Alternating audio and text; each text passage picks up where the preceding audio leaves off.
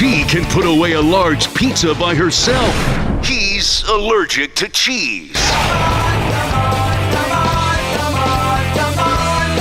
They are Maggie and Perloff on CBS Sports Radio. And we have our first coach fired in the NFL. Good morning. It is Maggie and Perloff, brand new morning show right here on CBS Sports Radio. Perloff, this one was not that big of a shock. Josh McDaniels gets the hook late last night. He and the general manager of the Las Vegas Raiders are both out. And for McDaniels, when you're supposed to be this offensive guy and you've got two all-pros on your offense in Davanta Adams and Josh Jacobs, to score only 16 points per game, not going to get it done. Yeah, I've been watching Brian Hoyer since I was a teenager. I've never seen him play worse than he did against the Chicago Bears. Yeah. That was the worst game in his 28-year NFL career. And then Jimmy G, that was the worst quarterbacking game I've probably seen in 5 years. So is it these quarterbacks or is it Josh McDaniels' offense? Yes. I think Mark Davis should have run down the field and fired him in the third quarter against the Lions. That was such a humiliating game. So I totally understand getting rid of him. But I wonder, when you look at Josh McDaniels, you look at any coach, the problem is obviously something, this franchise, it's cursed. Listen, you have the types of franchises that become these sort of revolving doors of coaches who never seem to be able to find the right guy. And I think you would put the Raiders under Mark Davis has not been something you point to and say, now that's a well-run organization. No. I mean, the front office, like on the business side, is constantly turning over as well, if you pay attention to those kinds of headlines. And there's just a lot of turmoil with the Raiders. They've always been that kind of team that's sort of living on the edge a little bit. They've won that way in years past, and now they're losing that way. So you had McDaniels for a 6-year deal. Yeah. He lasted a year and a half. So he gets paid the rest of it. So he's fine. So thankfully, we don't get to see Josh McDaniels for a while. He can just go away and get paid. And the rest of us as fans, just he can kind of go away. Is he allowed to go right back to New England? Probably. Oh, I'm sure. But they might offset the salary. Yes, sure. Yes, go back to New England. But the problem with New England is that's not a safe haven because who knows how long Belichick's going to be there. So he's another failed Belichick assistant. That's true. And this is just a disaster. The fact that a team could have 10 wins when you fire Gruden for racist and homophobic emails a couple years ago, you promote the special teams coordinator, and you still go on to the playoffs. And quite frankly, we're a drive away. And maybe, Derek Carr kind of messed up a drive at the end of the game. They could have beaten the Bengals in the wild card round the year the Bengals went on to the Super Bowl. They were close in that game. Anyway, it's been downhill since then. And considering they have some top-end talent, listen, Antonio Pierce is taking over, the former linebacker. He's going to take over as the interim head coach. A guy named Champ Kelly is going to take over as the interim general manager. Besides the new coach bump that you get from just getting the old guy out, and he was so terrible, how's Antonio Pierce going to fix the offense? Like, the one thing that was wrong, for sure, was the offense. So now you're going to bring in a former linebacker and linebackers coach, and now the offense is going to take off? I don't get it. But I don't even know what you're talking about. What do you fix for what? They don't want to win another game. I mean, they love to ride out the stretch and go. They're 3-5 now. To go 3-14 is the ideal scenario here, right? They can't win their way out of a top 5 pick, I would hope. I mean, who can they? Maybe they beat the Giants because the Giants are also in the same boat. Yeah. But they're not going to have a chance against legit teams anymore, are they? I don't know. Because honestly, if you wanted to keep losing, and if the goal was just lose to get the highest draft pick possible, then keep McDaniels there. This guy stinks. He could be in the running for one of the worst coaches of all time in terms of head coaches. And if you want to just keep the losing and the bad vibes and all that stuff, then you fire him. You might get a new coach bump. I mean, it's possible they go on to win a couple games now. They might win a couple, but okay, they have the Giants, the Jets. Those are 2 winnable games. Then the Dolphins, the Chiefs, the Vikings, Chargers, Chiefs. There's a lot of losable games, too. I just think Jimmy G with that back, it was so bad on Monday night. Is there any chance that fixes itself? And they can't go to their backup, so Their offense was just awful. But here's the problem. If you get past Max Crosby on the line, then you're just basically walking into the end zone because their defensive players have completely given up on the season. You can see it. There's just that energy of, we suck. So what's again, you did the right thing, I guess, in getting rid of McDaniels. But I think you only do that if you think the season is somewhat salvageable. Again, you want to keep losing. You had the guy in there to lose. You had figured out the losing formula. Now you got to try to figure out the winning formula. And I think you're probably trying to evaluate guys on the roster. If you're not trying to actually turn this around and be competitive, why did you make a change? Well, I mean, it was because it was just embarrassing. For the sake of it was just you gotta do something. You have to be active. I don't think that usually firing a head coach is not like, we got to win this year with the interim. Maybe we view interims differently. An interim is just like, okay, we had to make a move here to satisfy our fan base because we're as upset as you are, and we want to show you that. I don't think it's like, we want to make a move here to try to win this year because they're not. It's just not going to happen. They're not that close. I don't remember the situation where Rich Bisaccia came in and you had the famous Bisaccia bump where they were all playing. I feel like that was a talented team. Here's the other problem. Let's talk about the GM for a second. Look at their last few first-round picks. This year, Tyree Wilson out of Texas Tech. Have you heard his name once all year? No, but he was also, wasn't he injured? Did he have injury issues he's going actually, into the draft? That's always dicey. They took him at number 7. They didn't have a pick because of Davanta Adams last year. They took Alex Leatherwood, who everybody at the time, I've never seen a draft pick that people hated in real time more than Clellan Ferrell. Yes, the year before that. That was Mayock, a few years, and then Henry Ruggs obviously did not work out. They took that guy, Damon Arnett, who is one of the... bad guy. Yeah, he was a bad guy. Garyon Conley, it was a first round. They had all these surprise first round picks. I was like, I don't know about that. And everyone was right, which usually doesn't happen. So there's got to be a lack of depth on this team, too. I know Max Crosby's awesome. I know Davanta Adams is awesome. But all those failed picks probably are accumulating and have affected where they are now. Okay, you're right. There's been a lot of bad draft picks. But if you just look on its face,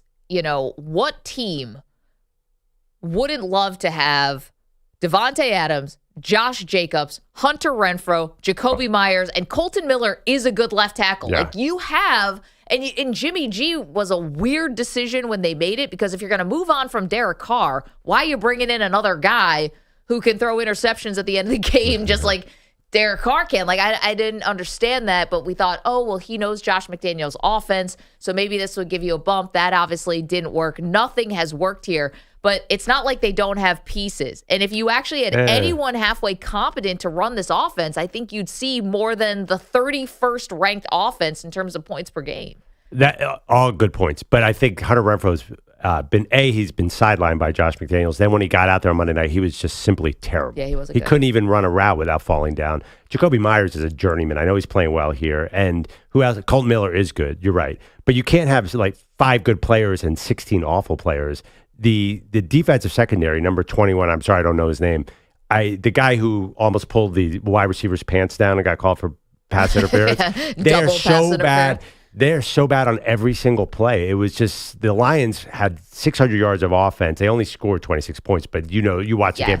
They could have scored 50. So it's a double problem here. And Josh Jacobs is good, but is there any value there?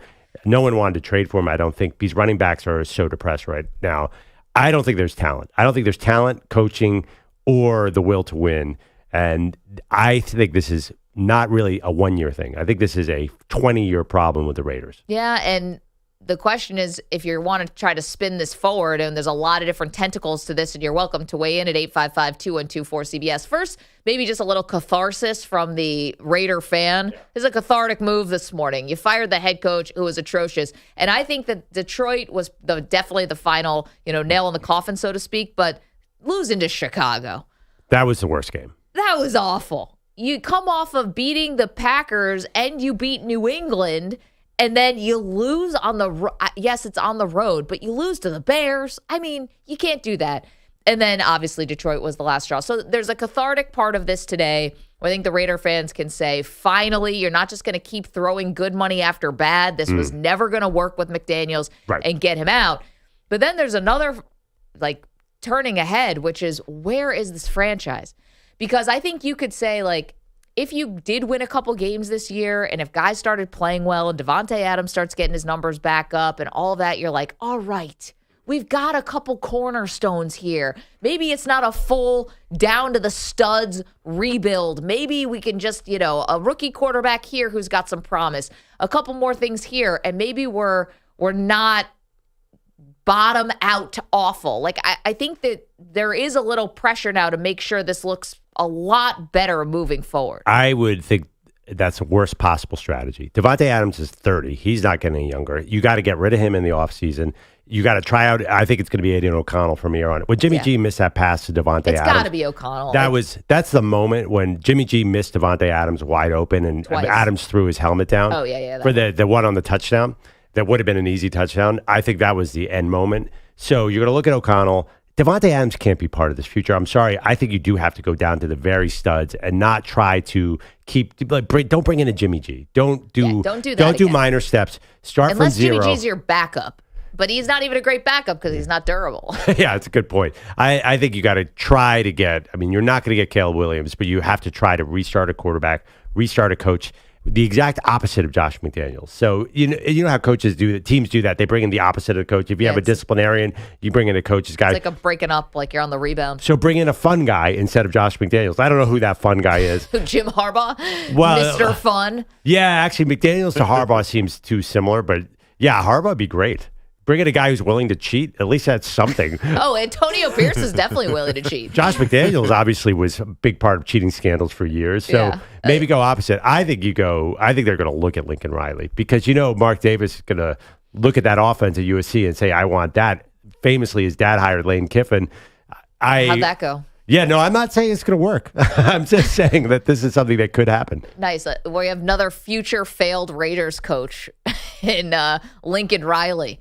I don't even know if Jim Harbaugh would be able to fix it. And I mentioned Antonio Pierce can cheat just because at Arizona State, he had to resign as the linebacker coach / defensive coordinator under Herm Edwards because of recruiting violations that happened during the pandemic. And it wasn't just recruiting violations, allegedly, that were part of it. Two juicy details out of it I found interesting. One, Jaden Daniels, you know him. He's the starting quarterback at LSU. Well, he was at Arizona State, and according to investigators, his mom was buying tickets for recruits and stuff to come to Arizona State and to fly places. That's a big no-no. The mom can't be doing it. And then they denied that. She said her email address was compromised. So let's get to the bottom of that, maybe. And then the second thing is, it wasn't just that Antonio Pierce allegedly was, trying to get recruits on campus and doing things against the rules. He was encouraging other coaches to do it too, which was fostering a negative environment. So I'm sure the pros are going to be a smash hit. So he was the bag man, basically. Is what you're that sounds so quaint as far as Scott. First of all, that sounds like a different era. So that was pre-NIL. That was 2020. Man. Yeah. By the way, Jaden Daniels, fire. He is. Big game this week an against amazing Alabama. quarterback. Let's not get sidetracked. This is about the Raiders. Anyway, this is about Antonio Pierce taking over.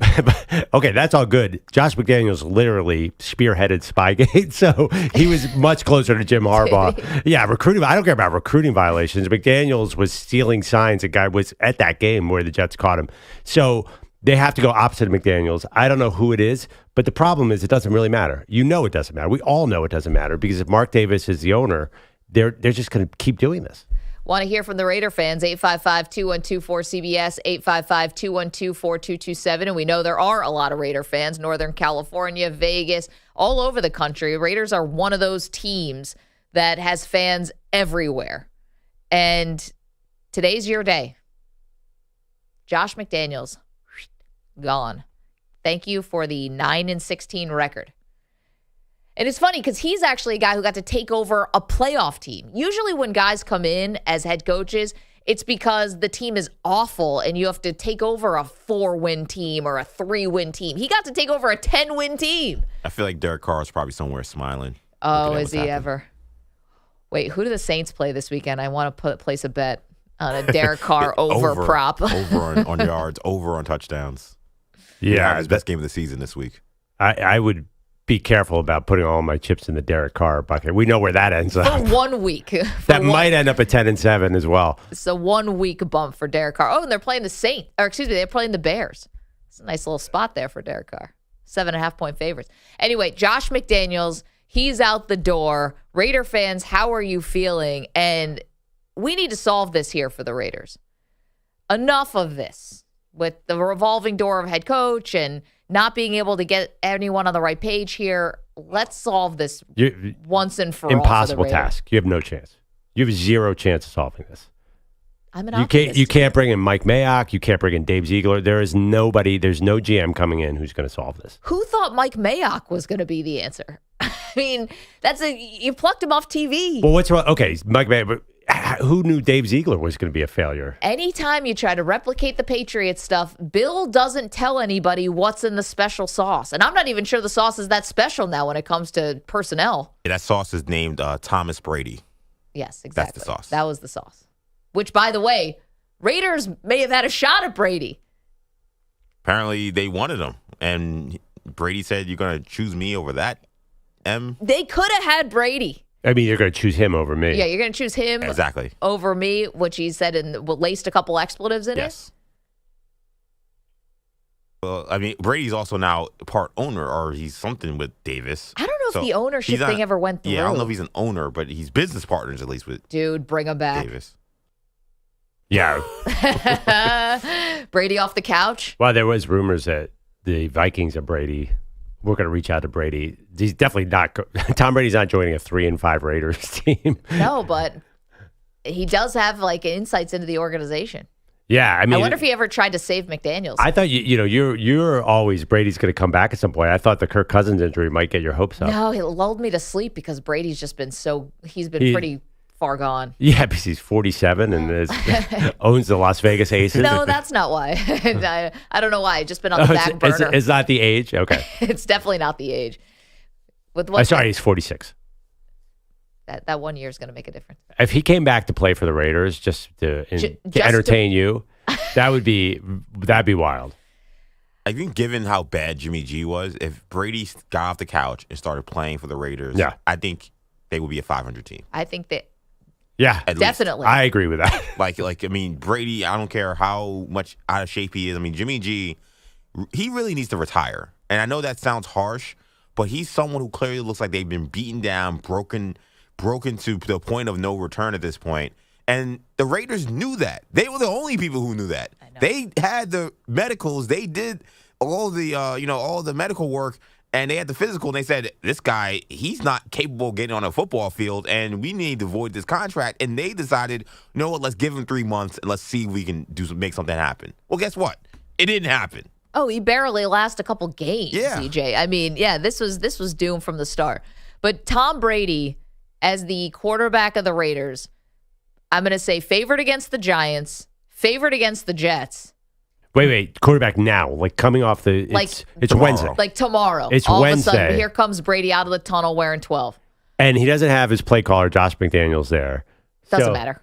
So you think, okay. Brady was clearly responsible for all the good things that happened in New England. Even Baker Mayfield got a whole week to prepare for that one, or didn't he? No, he got 24 hours. Okay, right.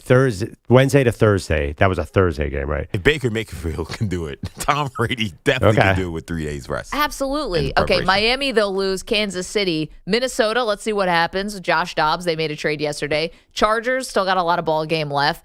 At Kansas City, at Indianapolis, I think Brady's favored in that game. And then you finish out with Denver. Did you see the Raiders try to tackle Detroit Lions running back Jahmyr Gibbs? I don't know if Brady gets the ball back. Try. I don't know. Yeah, really and Jahmyr Gibbs, by the way, has never had a game anything like that in his life. The Raiders can't tackle anybody. They can't block anybody. They can't do anything. Brady's not a moron. He's not going to go into this situation. Brady, let's go.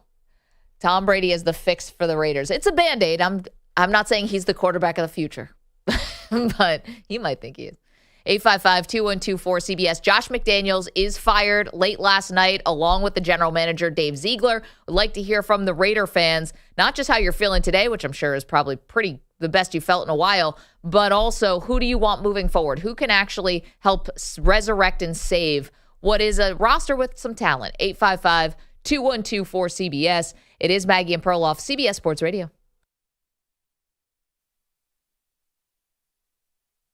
You're in a 5-minute break.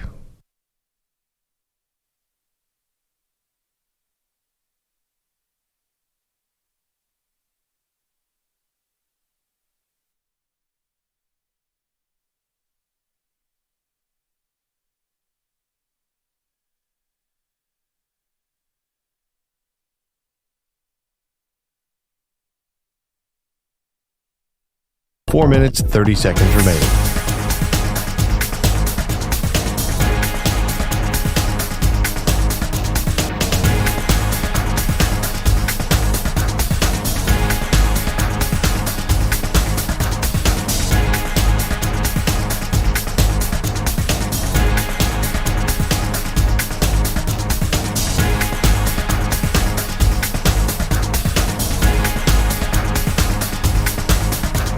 Four minutes remaining.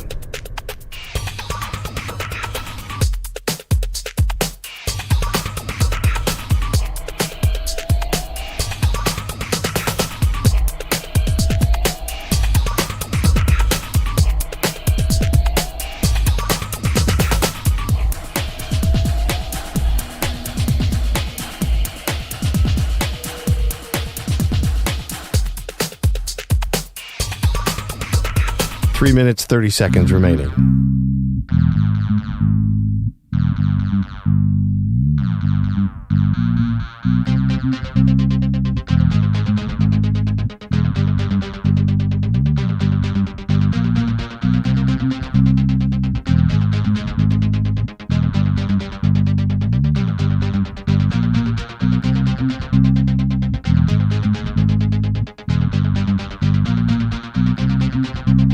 Three minutes remaining.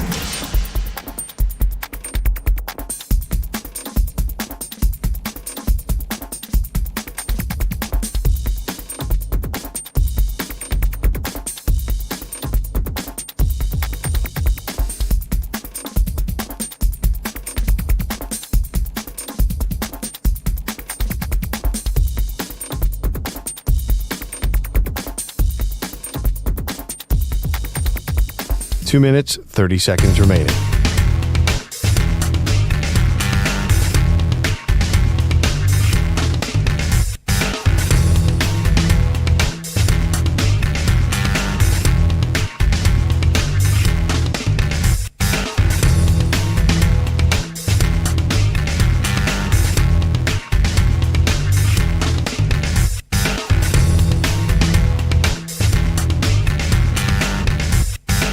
Two minutes remaining.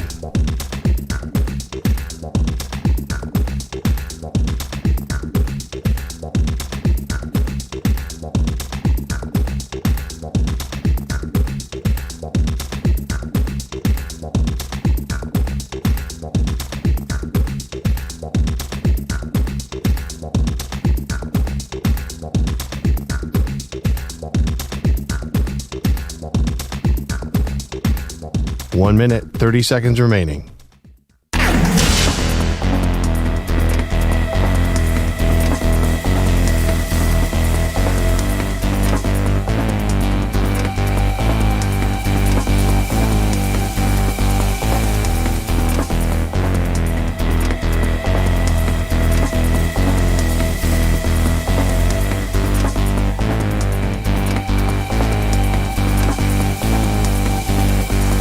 One minute remaining.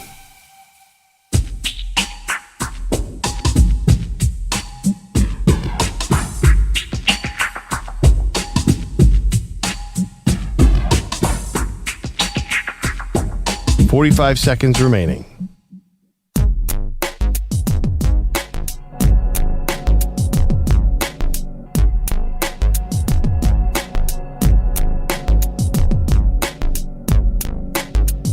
"30 seconds remaining.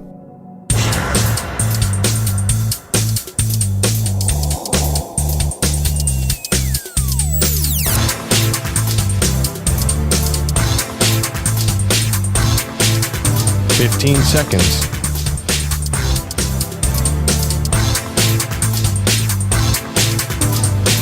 Break ends in 5 seconds.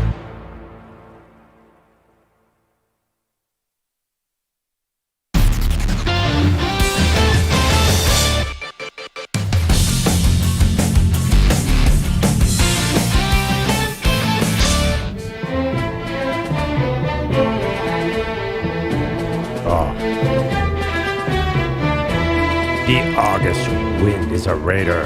There's so many Raiders fans in this world, Maggie and Perloff Show. And maybe it's my age group, more the old Raiders and all that mystique. Has Mark Davis and the new era of the Raiders just killed all of that? It's gone. It's long gone, right? I think the helmets are amazing still. The gear is great. It's still one of the best-selling merch in the NFL. But Yeah. I feel like the loyal Raiders fans are just holding on for dear life for something. I'm trying to pinpoint the moment where it really turned for the Raiders. Oh, I mean, probably think John I don't. Madden retiring, but I'll tell you. then they I traded think it was- Randy Moss for a 4th-round pick. No, I Super think it Bowl. was in a snowy night when they gave Tom Brady the ball back. I know they made the Super Bowl the next year, and then their center Barrett Robbins went on a huge bender. Yeah. But I think that they were really building a great team right around then. Charles Woodson, so many good players, and a few bad bounces here and there, and it all went south. Well, maybe also in that Super Bowl, they didn't change any of the play calls, right? Like Bill Callahan didn't change any of the play calls, and John Gruden knew everything they were doing, right? The Tampa, I don't remember the that detail. Tampa Raiders Super Bowl. That was original always sign stealing, but it wasn't actually sign stealing. No, it was just Gruden just had the not play changing sheet. any of the audibles or any of the. But also, verbiage. I just remember because your center is a no-show in Super Bowl weekend. That's a really bad sign. I'm trying to think. I think that's our last big Super Bowl week scandal that involved someone on the team actually. Not the showing Malcolm up. Butler thing, but we don't know. Yeah. We don't know what with that. happened though. Yeah, We just know he didn't play. he got benched, but we don't know why. He doesn't really say why. It's weird. Yeah, Oh. some kind of violation of a team rule. but You we don't missed know. this, EJ. We had a debate on the show. If you could ask Bill Belichick one question, what would it be? And you have the options of, does he know about Deflategate? Spygate, we all know he did. But Deflategate and Malcolm Butler was the debate. To me, would you rather know for sure what happened with Malcolm Butler? That's probably the one thing you need to know. Yeah, probably. I mean, if you give me a second, there's got to be way more. Well, There's got to be more cheating. I'm a Jets fan, so I'd say what's the deal with the fax dog?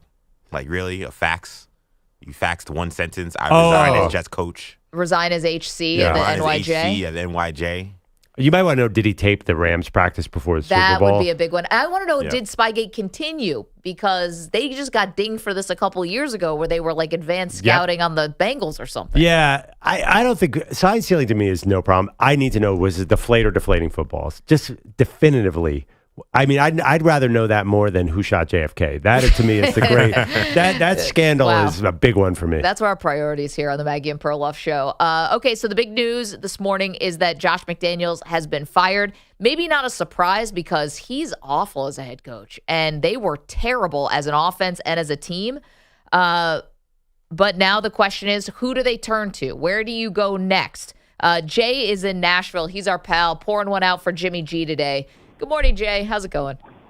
Man, EJ is the voice of reason over there. Jimmy G just needs to go ahead and retire, move back here to Nashville, you know what I mean, and come out with his own reality show instead of Flavor of Love. Just call it like Garoppolo Smokehouse, because they have just a house full of smoke shows, fighting over each other, over. Because that's what happened when he came to Nashville. Like, he had a whole bar of just smoke show females fighting over there to sneak them out the back. It's like, dude, I will be there with the camera, just, waiting to catch all the crumbs falling off the table. Like, hey, Jimmy, we supposed to be brothers, bro. Hook me up, man. Just let me get a crumb falling off the table over here. But Jay would do anything to be the 10th person in Jimmy G's entourage. You don't Oh, even my want to be the God. first person or the second. You want to be like a fringe person.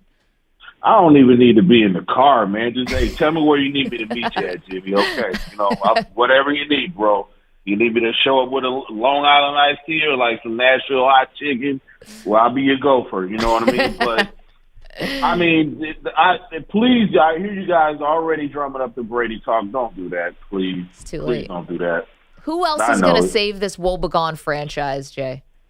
Nobody's gonna save them. Really, they mistake it. Look, if they're not in Oakland, they're not relevant to me. Like, I'm that type of like old school Raiders fan. If they're not in Oakland, like, what's the point?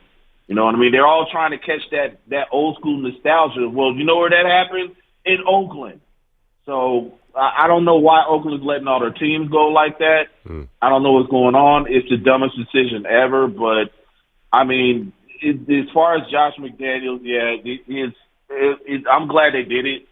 You know what I mean? And I'm not like Mr. Call for somebody's job and stuff like that. I'm really not like that. No, I but know it it's just like had to happen, job. Jay. You're right. And It listen, did. I hope that spot, Jay, you're the best. Thank you. I hope that spot in Jimmy G's entourage does open up for you because that would just be wild. And the reason why teams are leaving Oakland is because they can't get a stadium built. And they want to get a new stadium, and the Super Bowl is going to be in Las Vegas this year. They got this beautiful stadium, and, football is generally not about what we want it to be about, which is loyalty to fan bases and doing the right thing. Football is about money. So that's why I think the move to Vegas is one of the great moves. That's been a huge success. That stadium, again, you're going to let me do the stadium tour next time. Have at it. Honestly, I'll funny, be asleep. we're ripping Mark Davis. I think their transition to Vegas is probably one of the best moves we've seen by an owner because they're getting a Super Bowl. They've had other events. They have that big globe there thing going on now. That's not It the feels Raiders.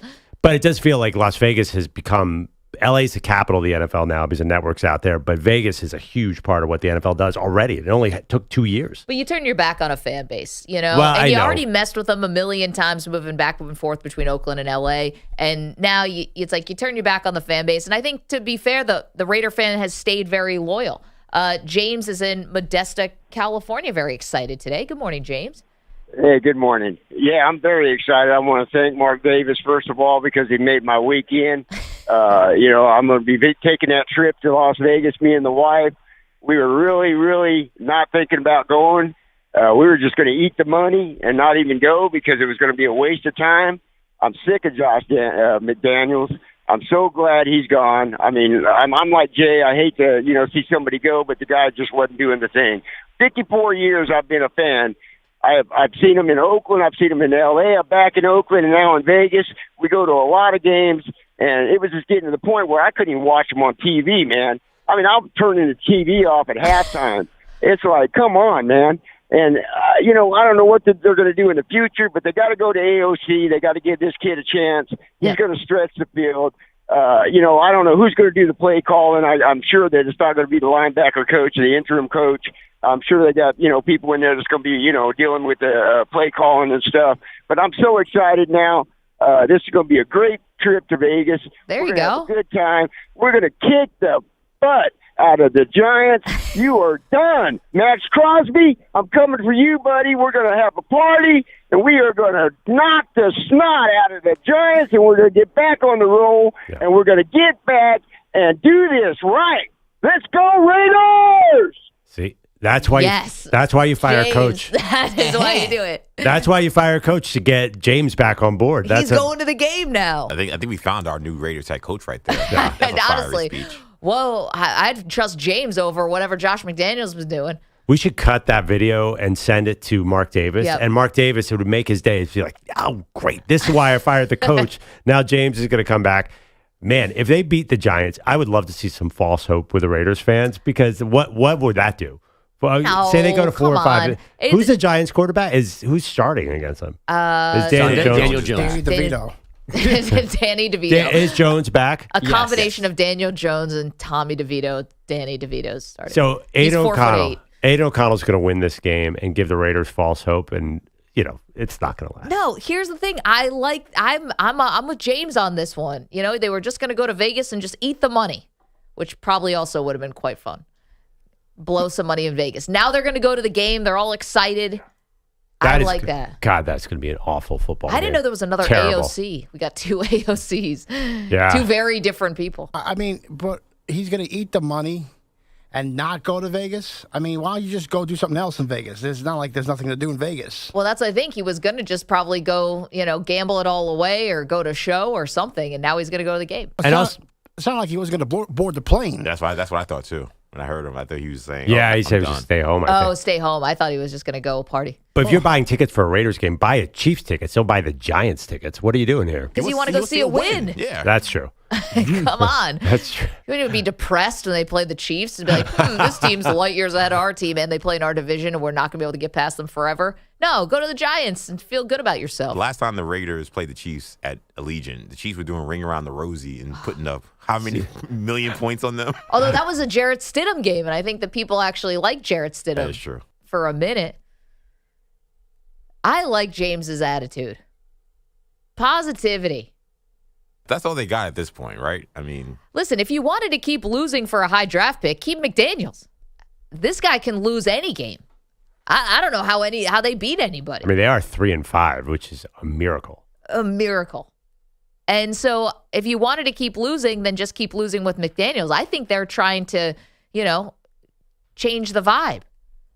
The question is, how do you do that when we still don't know who's going to be the offensive play caller? The offense is the issue here.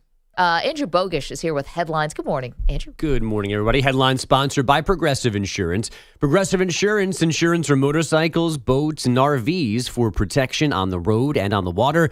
See how much you can save at 1-800-PROGRESSIVE and progressive.com.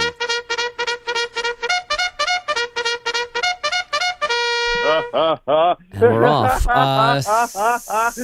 Second straight night with overnight breaking news. The Sixers trading James Harden. Now these Raiders firing Josh McDaniels and GM Dave Ziegler. That news coming at 10 Pacific. Just like Cleveland, McDaniels fails to finish a second season in Denver, right? 9-16 the first time around, 11-17 as well. So it's now confirmed he's not a good head coach. Linebackers coach Antonio Pierce is the interim head coach. The interim GM is Champ Kelly. Champ here. I'm all about having fun. Get a couple cocktails in me. Anyway, I become kind of famous for my signature catchphrase, whammy! It's possible that is the actual Raiders interim GM. We can only pray. Yesterday's trade deadline was fairly quiet. The Commanders did ship defensive end Montez Sweat to the Bears and DN Chase Young to the Niners. The Vikings acquire Cardinals QB Josh Dobbs, but rookie Jaron Hall will start this weekend against the Falcons. Ohio State, Georgia, Michigan, Florida State atop the initial college football playoff rankings.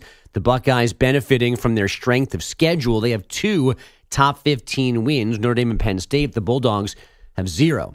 The Texas Rangers lost ALCS MVP Adolis Garcia to a strained oblique, still scored 11 runs in Game 4 of the World Series last night. So lefty-on-lefty matchup here. Seager flying out to deep left center his first time, and he drives this one deep out into right center field, sailing out of here. Corey Seager with yet another home run. His 3rd here in the World Series, his 6th this postseason. Texas 5, Arizona nothing. As heard on Rangers radio, 5 in the second, 5 in the third. They won 11-7. They have a 3-1 lead in the series. Seager said a lot of obvious things post-game on Fox. We miss him. He's been a big part of what we do. We're trying to go out there and win this one for him. So we're just hoping he gets better this offseason, but we're going to continue to keep going forward. The Rangers can win the first title in team history in Game 5 tonight. Has the bullpen game, is that effective in the World Series? It wasn't last night for the Diamondbacks. No, I mean, I would argue that you should be disqualified if you have to have one of those. Like, you should have a 4th starter that you can trust. You made trust. it this far. Yeah, now the Rangers got things out of whack with Scherzer going out early, and then so Gray had to pitch. So, I understand. He got hurt. Yeah, I'd understand if that was the cause. But the Diamondbacks don't have a 4th starter after Gallen, Kelly, and Fott that they trust. I mean, Fott's not really a starter either, is he? Yeah, he's a starting pitcher. He had a 5.80 ERA in the season. He was 3-9. He was a starting pitcher. His job was to pitch multiple innings. It's not like we have the all-time Yankees team going against the all-time Dodgers teams. These are medium baseball. The fact that they're going on a relief game is not a surprise at all. It's not a surprise, but if you're going to do the bullpen game, then you've really got to stick to the script here, because you can't allow this guy, Mantiply? What's his name? You can't allow him to stay in the game to face the leadoff hitter for the second inning. That's not the plan.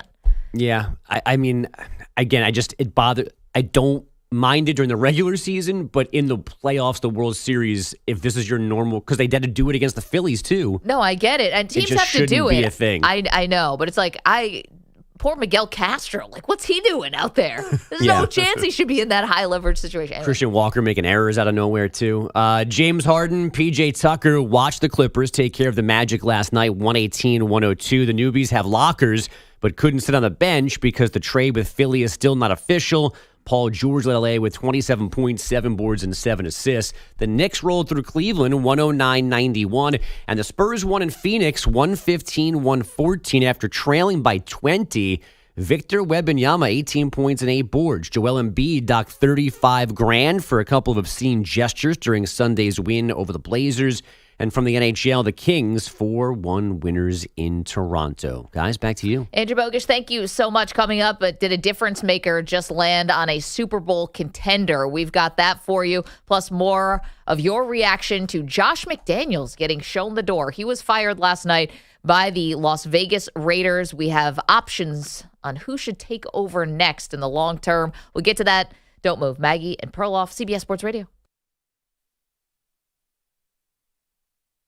You're in a 5-minute break.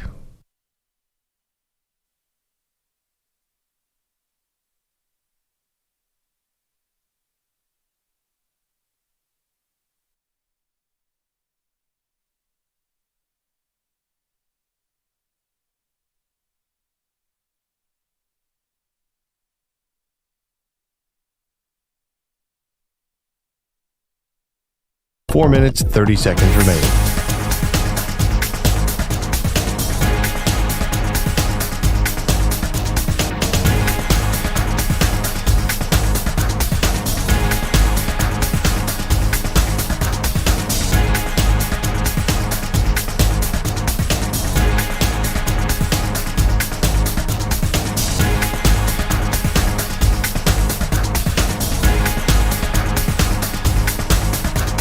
Four minutes remaining.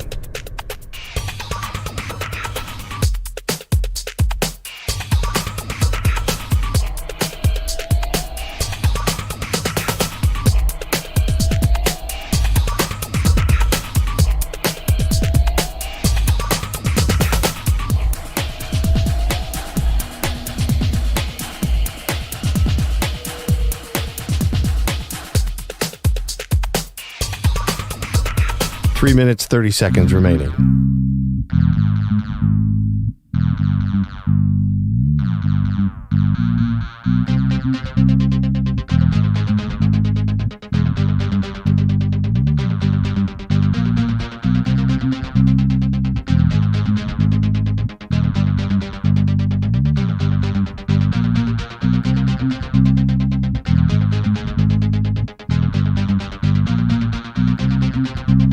Three minutes remaining.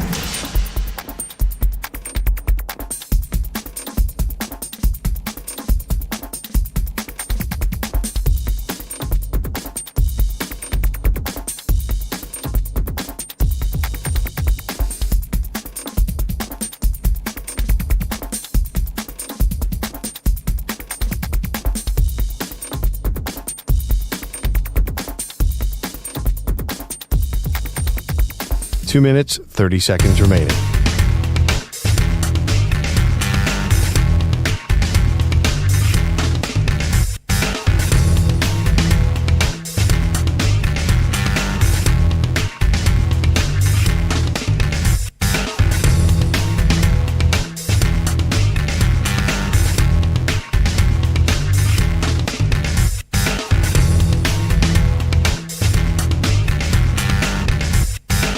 Two minutes remaining.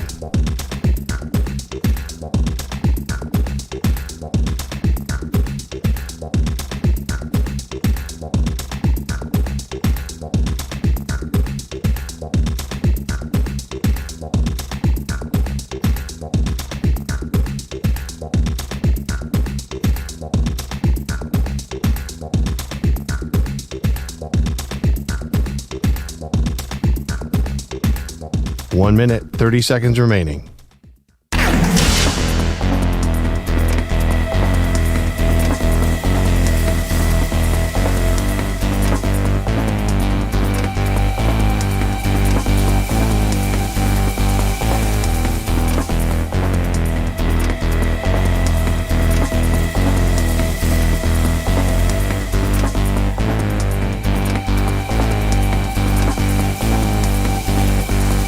One minute remaining.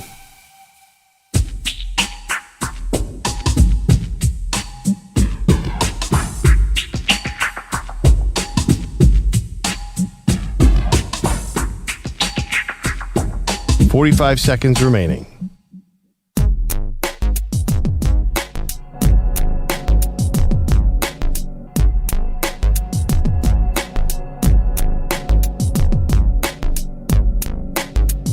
Thirty seconds remaining.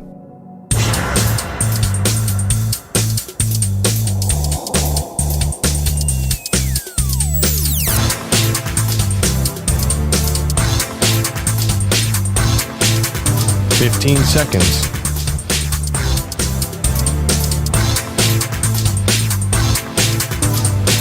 Break ends in 5 seconds.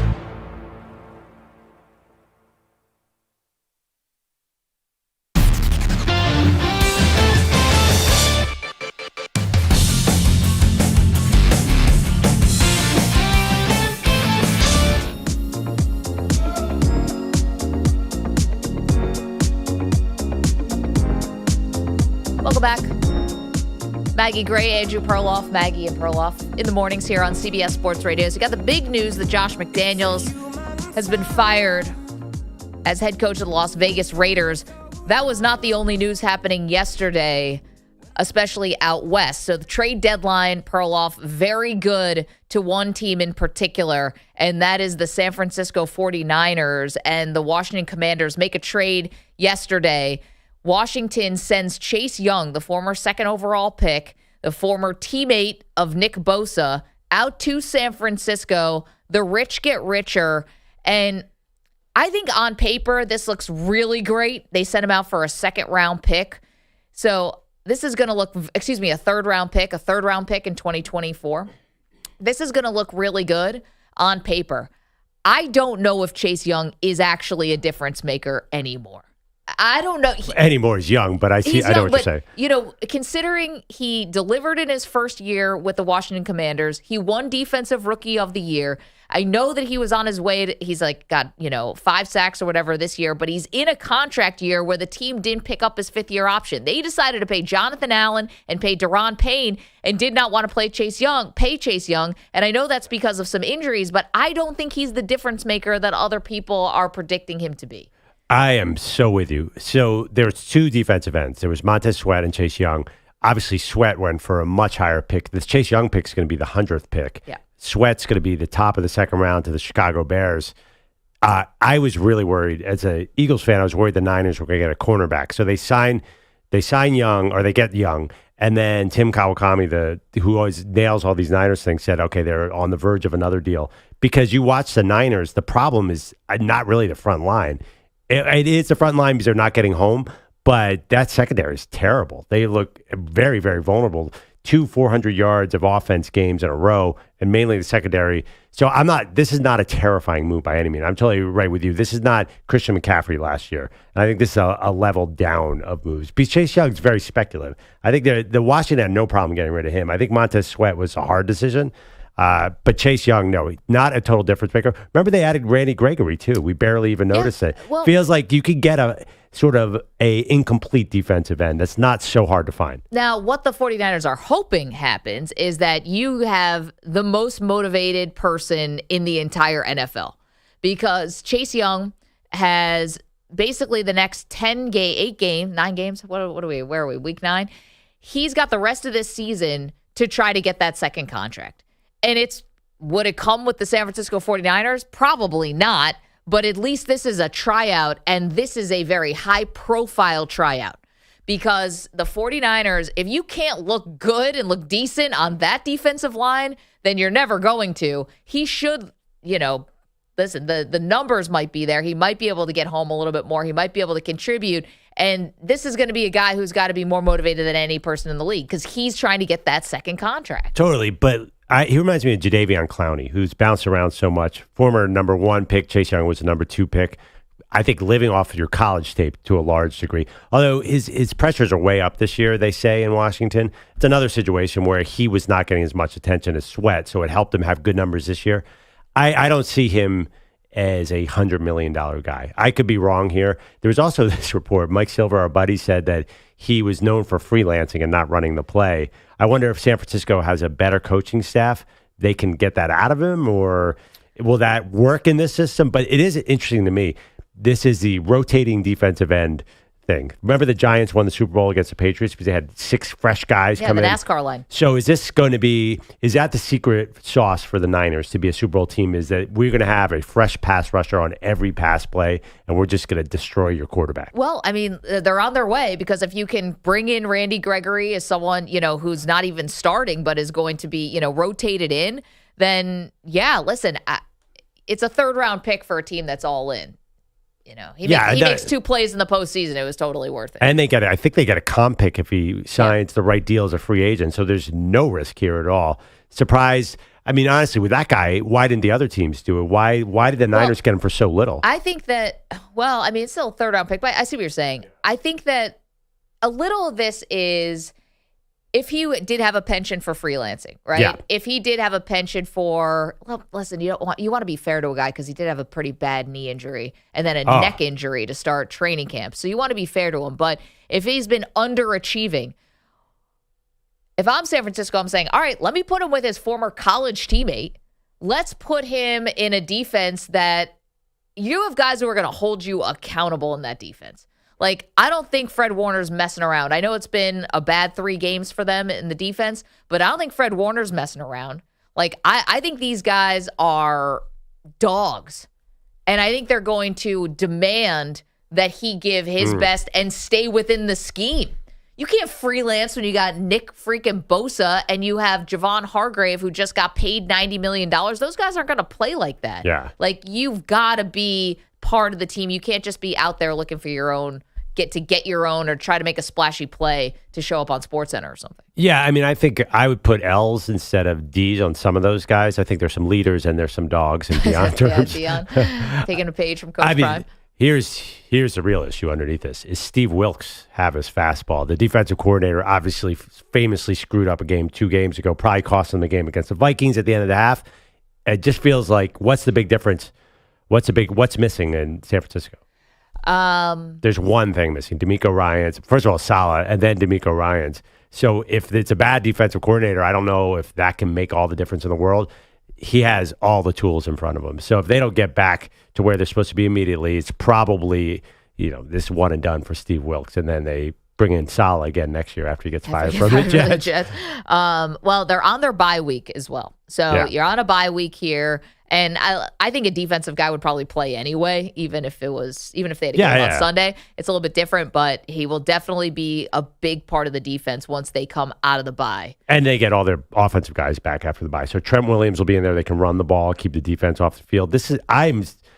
Niners are fine. They're going to be right there. There's a reason they're the Vegas favorite in the NFC. They're going to be elite. 855-212-4CBS, 855-212-4227. Maggie and Perloff. Okay, so you got a lot of news coming out of California in terms of the 49ers. I'd love to know, how excited were the 49er fans that they did make this pretty big trade? I mean, this is the marquee name. We'll talk about Montez Sweat in a little bit, but this was the number 1 guy, I thought, Chase Young, just because of the pedigree. I know Sweat went for a higher draft pick. Oh, really? I don't even think it's close. I think Sweat is way better. As an Eagles fan, Sweat is a problem. Chase Young he never scared me much. Well, we'll see. I mean, there is something that made him the 2nd overall pick. I know Sweat was also a first-round pick, but, this could be one of those guys who you watch him at college, you watch him his rookie year in the NFL, and you're thinking, here's one of the next great pass rushers. Yeah. And then the knee injury happened, and it all went sideways. Well, the big prize did not go. So Jalen Johnson, this 24-year-old Bears quarterback, your team, the Bills, and the Niners were reportedly desperately after him. The Niners not getting that cornerback, that is another takeaway from this. Chase Young is a bit of a throwaway for them. They have 19 defensive ends. So I don't think they overwhelmingly won this trade deadline. I think they took this player because he was presented to them. And your Bills did not get Jalen Johnson either. Defensive end you can get. Cornerback is so desperate. These teams are so desperate for him that the market, they wanted 2 first-round picks or something for Jalen Johnson. The Niners couldn't get rich. So I don't think the other teams, I don't think the Seahawks are panicking right now, or the Eagles or the Lions. Do you think the NFC just went all the way to San Francisco with this move? Well, it was definitely a splash. You definitely did the little iron on iron, like the strength on strength. And if you can't get somebody in the secondary, you short up your defensive line. Like, here you go. Jalen Hurts, all the other, quarterbacks you're going to have to face in the NFC. 855-212-4CBS, 855-212-4227. Maggie and Perloff coming up. We've got, of course, Raiders news for you with Josh McDaniels being fired. What will fix this team? Do that next.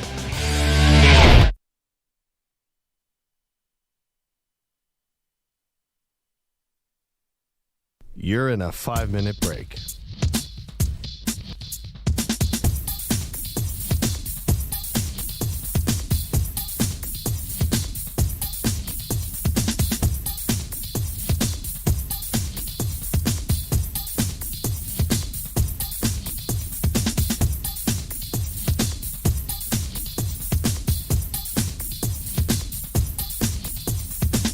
Four minutes, 30 seconds remaining.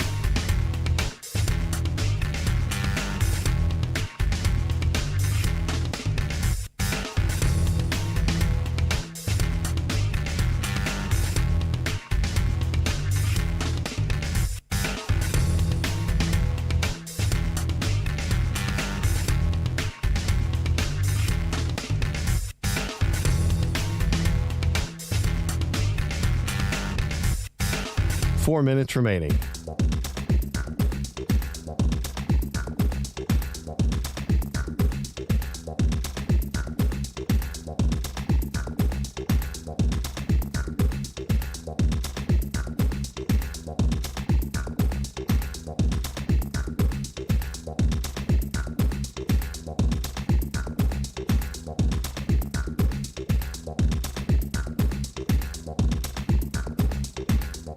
Three minutes, 30 seconds remaining.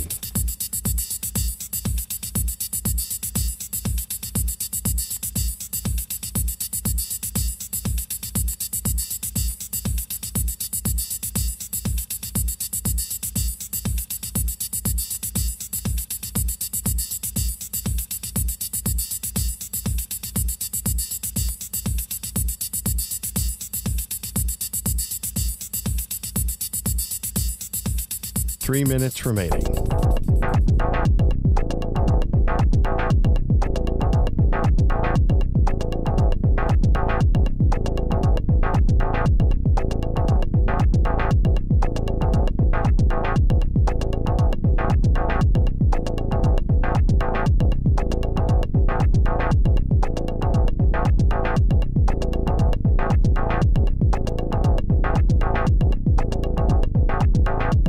Two minutes, 30 seconds remaining.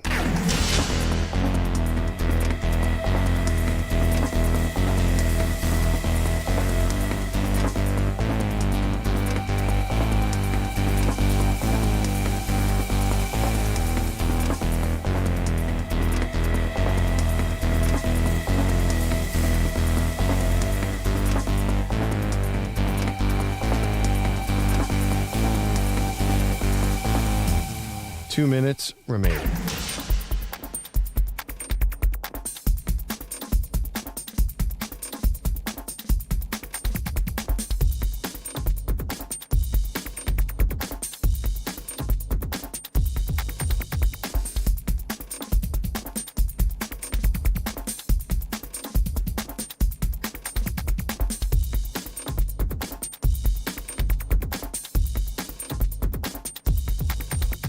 One minute, 30 seconds remaining.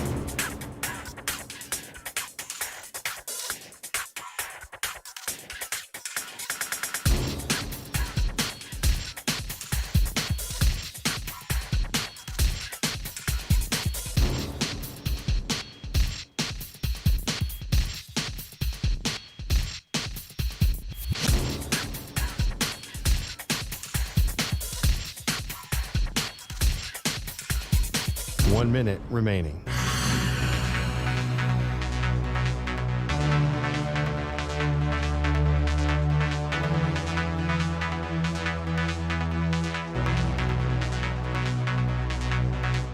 Forty-five seconds remaining.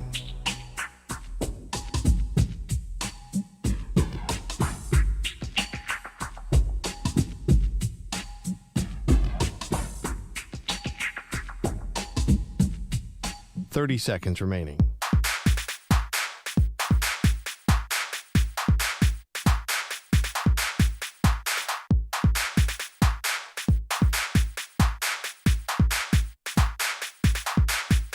15 seconds.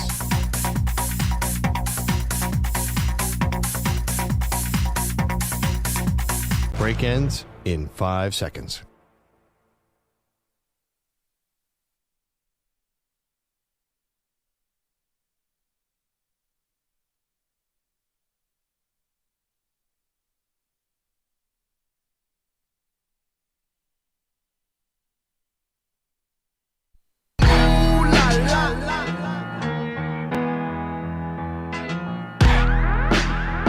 She once fell off a ski lift. He was called in for questioning. They are Maggie and Perloff on CBS Sports Radio. Oh, the news is coming in fast and furious overnight. The Raiders make a huge move. Josh McDaniels, bye-bye. Thank you for the 9-16 record. You are now fired, sir. This is the second time that Josh McDaniels gets a head coaching job, Perloff, and doesn't make it through his second year. Yeah, who saw that coming? Well, that was one of those moves. The fans were right. Everyone was skeptical about Josh McDaniels. I think it's his body language on the sideline. Fans generally think, oh, man, this looks like no fun. So he's gone, but again, not a huge surprise after what we saw on Monday night was embarrassing. I would say back-to-back, that Bears loss was really embarrassing. To lose to the Bears on the road when Tyson Bagent is coming into the game, you lose to him, and then you lose to the Lions. I mean, the offense was awful. And how do you have a terrible offense when you have Davanta Adams and Josh Jacobs? And you have a good left tackle in Colton Miller. It's wild they would be that bad. And McDaniels is supposed to be this offensive, I hate to use the word, but guru. But clearly, Brady was covering up for a lot of that. And listen, McDaniels had a fine first season with Mac Jones, but that clearly was also fool's gold because Mac Jones isn't very good. So, the Raiders make a move they needed to make. Now Antonio Pierce takes over, the former linebacker. Great career, Antonio Pierce. Now has gotten into coaching. I don't know how that solves any of the offensive problems. We have no idea who the play caller is going to be on offense. We have no idea if Jimmy G is going to start this week or whether they'll go to the rookie and Aiden O'Connell. All this is TBD. Lose, lose, lose, baby, as Al Davis used to say. They have to get into high in this draft for a quarterback. I assume they still have their pick. I think they do. They do. Yeah, they have to be all in on losers. 3 and 5 is a problem. If they were 1 and 6, then they would go all backups because this is a team that really needs to start over. Caleb Williams would be so perfect as a Raiders quarterback. If you just didn't have these 3 wins, then you could really start over with the best player in the draft. Okay, now the Raiders are probably delusional here, thinking they can maybe turn this thing around, but you fire your coach right when you're about to play the New York Giants and the New York Jets, right? 2 games that are, in theory, extremely winnable. If you just wanted to keep losing to get the highest draft pick possible, stick with McDaniels.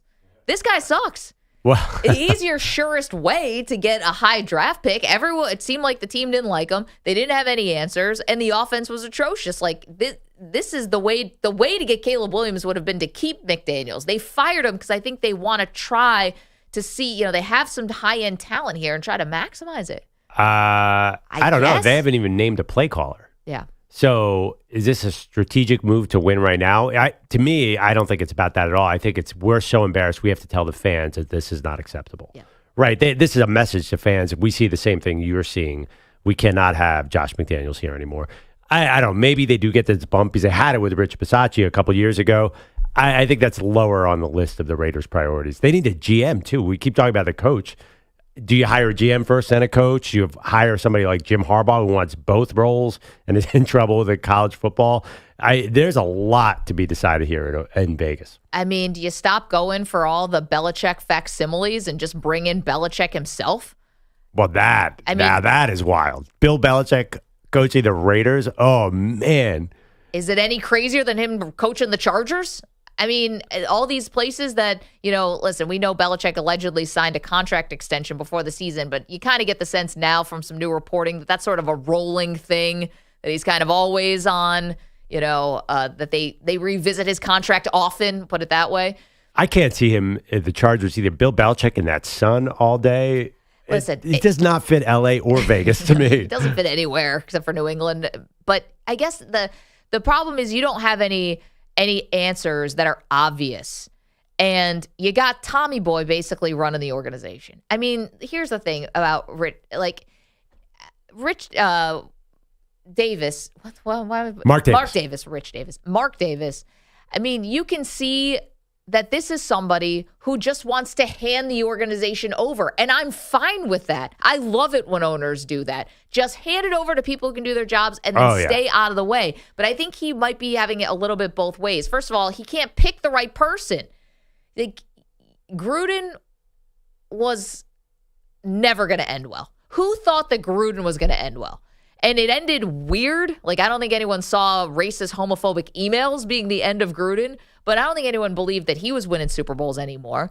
And he wanted, that their draft picks with Gruden and Mayock, to them together, were terrible. I think you might be Monday morning quarterbacking that a little. I don't remember when Gruden got hired. We all knew. Well, first of all, you're right. We had no idea it was going to end like that. But I don't think we knew the game had passed by John Gruden so much when he first got hired. They had that crazy 10-year deal. 10 years, $100 million. I mean, Mark Davis is begging for somebody to come and take over the organization so he doesn't have to. And he can't find that person. Now you got Tom Brady in the building. To be honest, I'd turn it all over to him maybe, if Tom even wants to do it. I know he's got that, Fox deal. I know other superstars have not been great running teams, but maybe I'd give Tom a shot. Does he want to be the GM? Does he want? He's probably not going to be the coach. Does he want to have a say in some front office stuff? Does he have any desire to do that? Would probably be the first call I would make. It's funny. I feel like he'd bring in a bunch of Josh McDaniels types. It'd be the same, repeat the same thing that we're doing now. I don't see Tom Brady great in that role. I don't know why. I feel like he'd be like Jeter in Miami, because we know being a great player and a competitive player doesn't make you savvy in that way, because Tom Brady's looking at say he's looking at the draft. Is he going to see himself? Because there's no other Tom Brady. That's what I always worry with these great players. Now, maybe Deion's an exception as a coach, but if you're that good, there's no way your players can emulate you. Like, you can't. Tom Brady can't go in a locker room and say, "Be like me." No, and that's why I don't think he would coach. But man, he's got all that experience. He's seen. I mean, he's the one who might actually have the Belichick secret sauce. Not all these other, Romeo Crennels and all the Josh McDaniels and all these dudes. They don't have it. Come on, this is so obvious. It's got to be Harbaugh. It's got to be Jim Harbaugh. Mark Davis taking the mantle from his father and giving a middle finger to the NFL, just like his dad always did. This would be perfect. You have a guy who wants total control, a guy who's willing to cheat, which fits with the Raiders' sort of personality. This is the perfect hire. It's sitting out there. But I mean, Belichick fits all those categories as well. Yeah, he's more of a cheater. I mean, they got to bring in some big personality like that, and it's probably not going to work, because the problem is the owner, and he's not going anywhere. 855-212-4CBS. We've been talking about the Raiders situation, in which you're welcome, of course, to weigh in on. We've also been talking about the trade deadline from yesterday, the big headliner in terms of Super Bowl contender getting a big name was the San Francisco 49ers landing Chase Young. Boz is in the Bay Area. Big fan of this. Hey, good morning, Boz. Good morning. Good morning. How you guys doing? We're doing awesome. How are you? Awesome. I'm great. Blessed. Woke up on my 2 feet this morning. Thanks for taking my call. Just, another day where the San Francisco 49ers are putting the league on notice. We're here to play chess, and we're going to force you to adjust. This was a big move. Niner fans have been complaining about defensively. We've been playing a zone for quite some time. It helped us out tremendously in the past, and now I'm noticing that we're going to more of a man defense. We're seeing a lot of ball hawks out there. And I think right now what the Niners are going to be doing is forcing teams to adjust, where from an analytical standpoint, you've always been looking at are teams running away from Bosa? Right. Or are they planning away from Bosa or from Hargrave? Now you just add another tool to that, another weapon to that arsenal. But along with that, you still got guys like Kinlaw, Armstead, and I'm not even including the rest of the linebacker core. We're now, in my humble opinion, and I hope it works out in our favor in this game of inches, that adding this much more pressure, another player making teams to adjust, we're gonna see an uptick in takeaways going forward this season. Well, that'd be something. Exactly, and this is the you must win all season, in my opinion, for the 49ers. And they're going with a splash. They want to make some noise, and they're going to want with, they have that mindset with defense wins championships. Hey, Baz, Let me ask you, isn't the big problem, though, that Javon Hargrave's a great pass rusher, but he can't stop the run at all? I've heard that criticism. So two teams in a row have been running on the Niners, and how is Chase Young going to help that? Man, again, there's 11 men on that football field, right? And it's going back to what you were saying earlier, is are athletes going to be freelancing on this, or are they going to stick to the plan? And as long as the plan, if you stick to the plan, everything will work. I mean, everything's specifically designed. That's why they're going through these, practices on a daily basis to perfect these plays. And this is to assist with that.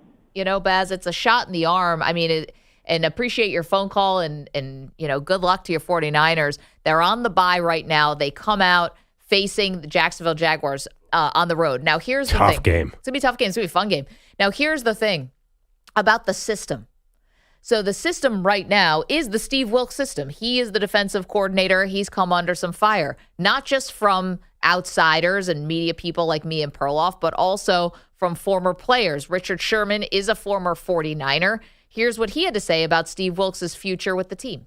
We're going back to the fundamentals. We're going back to the things we do well. We're not running man on first and second down like they've been doing. I'm not a big fan of it. I don't think they're sound. We're going to mix it up. We're going to play fast. Our D-line is going to have to get hot like they've been doing. And for you to take them out of that, for you to sit there and run games and stunts and do all these other things instead of just ears back, go get to the quarterback like these guys have specialized in for the last, 3-4 years, is weird. It's weird, and I think Kyle Shanahan has had enough. I think this is the straw that's going to break the camel's back. There's going to be changes next week.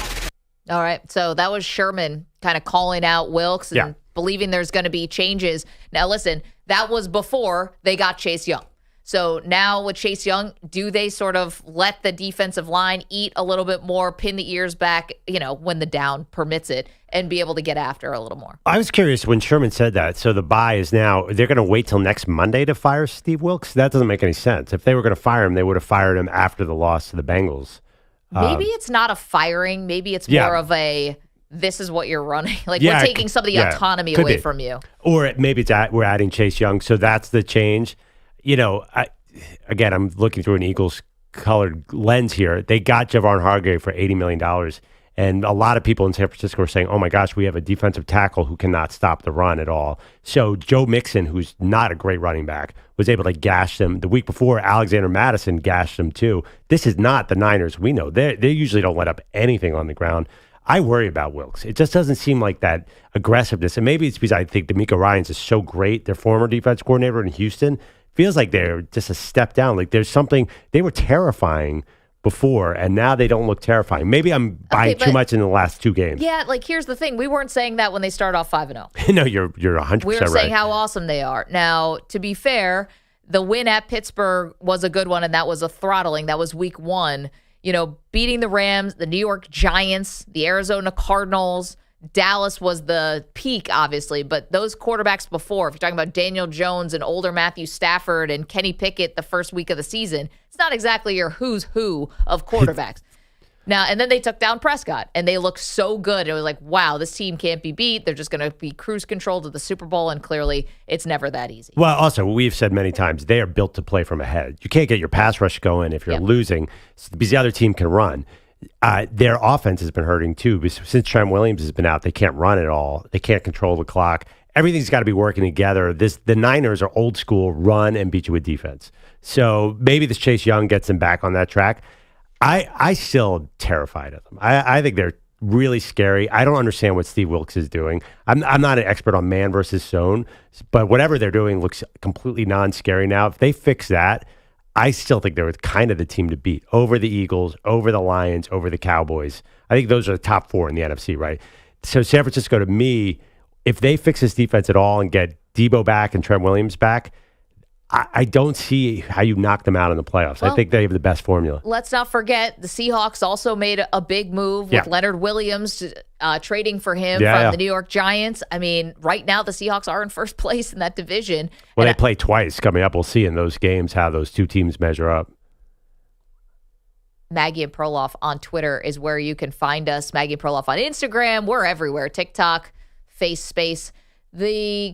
We need a Twitter question here, a poll, and I'd love to know, going back to the Raiders, who should take over this team? Like, who's the person to fix this? It kind of feels like they need like a guru, or not a guru. They need like one big person. I don't know if by committee is going to do this thing. So maybe some options are Tom Brady, Jim Harbaugh. In the chat, there's been a suggestion, and it comes from Pine Needle. What about Bruce Arians? I don't know what his health situation is right now, but do you pull Bruce Arians out of retirement for the third time and make him your head coach? Talk about someone guys like to play for. I think Bruce Arians fits that. If you're doing the breakup, like you're on the rebound, so you're just dating the person who's totally opposite from the last person you dated, it feels like Arians is very different than McDaniels. He's 71. That's your. So is Belichick. That's your. Yeah, I know. Belichick would be another one, EJ. Put Lincoln Riley on there. Lincoln Riley. I only have 4 options on this Twitter. All right. I don't think I think Bruce Arians seems like a stretch. If you're starting over, Bruce Arians, if you have a good team and you want to come in and win immediately, that for me feels like Bruce Arians. I think they could trade for a coach. Who? Which one? John Harbaugh. Interesting. If you're Baltimore, you gonna do that? Do you want to give up on John Harbaugh? Well, if the Raiders are nuts, which they are, they might give up enough in terms of picks to get him. How funny would that be if the Raiders end up with a top 5 pick and they're like, you know what, we're trading it. Or how funny would be if John Harbaugh. How funny would be if John Harbaugh, takes a job from his brother Jim Harbaugh, a job he probably thought he would get. Jim only desperately would want to get back to the NFL. We think if this NCAA unless it was like a investigation. long game and like John went to the Raiders so that Jim could then coach the Ravens. Oh, they're just putting each other. Yeah. This is like what agents do. They try to make sure that all their clients have a place to land. I feel like a Game of Thrones episode of Game of Thrones. Wow. Is there another Tom Brady like outside choice? Somebody who is, I don't know, Aaron Rodgers. I'm just thinking, who is a one man? Somebody who's not currently coaching, who maybe a former player. Do you have someone in mind? No, I'm just trying to look. Because if you're going to put here? Tom Brady, if you're going big with Tom Brady. If you're going to go that big and that outside the box, I feel like we can do better than these current coaches. Listen, Brady's already in the building. I don't know if he's outside the box. I don't know exactly where his status is as owner, but he's in the building because he owns part of the Aces, right? Yeah, and I think he's And supposed to be there. owning part of the team, but the other owners got upset because Mark Davis was giving Brady some kind of discount. Right. Yeah. I think the other owners are still mad because Tom Brady beat them for years, too. I mean, one guy has to be named in any coaching situation. Deion Sanders. Deion. Oh, put that guy. The lead. There you go. It's got to be Deion, EJ, you right? just figured it out. I mean, How much money, if Mark Davis gave John Gruden $100 million, how much does Deion get to come run the Raiders? And bring Shador. I don't think Deion even needs money. He just says, let me market my sunglasses in Vegas, and I'm fine. I'm voting for Deion. Who's not voting? I love Brady as a coach, but Yeah, it's got to be Deion. And Deion is not Raiders gear. Something to give to them. It's got to be Deion with Shador. They need a quarterback, obviously. That works out perfectly. And now then Shador doesn't have to stay at Colorado for another year just because Dad's there. Yeah. He can actually go to the NFL.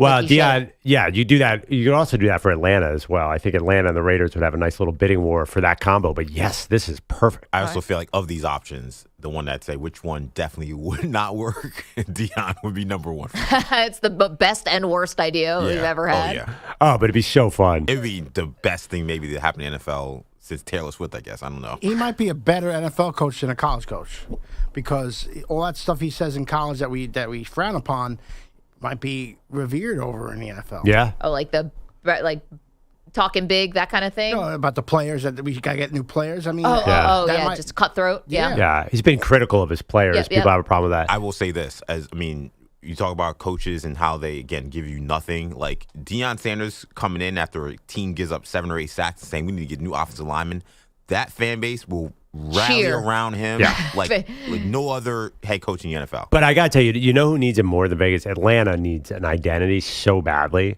No, I like this. I like this for Deion in Vegas. Deion loves Atlanta. Let's not ruin the dream with the Atlanta Falcons. I mean, Deion loves that city more than anything. He loves Atlanta. I think Deion would choose Atlanta, believe it or not.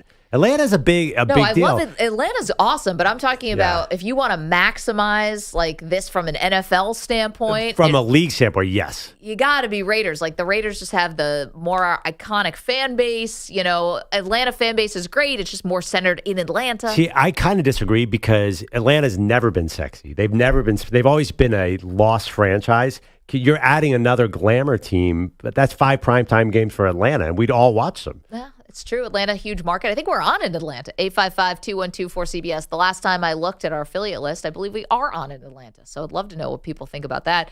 855-212-4227. All right, there, we solved it. Deion's going to win this poll. Hey, better. Maggie and Perloff, a lot more to do. We got a fun package in the mail today. Absolutely love that you guys have been sending us in some fun stuff. So we'll get to that. What arrived in the mail? Spoiler, not a human head. Something a lot different than that. Tomorrow. Never That know. was yesterday, Halloween. What is it, Wednesday? Still got a lot of days left. Lot more to do, including coming up, the team we're most disappointed in from yesterday. The team that sat on their hands and watched everyone else get better. Who is that? We'll tell you next. Don't move. Maggie and Perloff, CBS Sports Radio.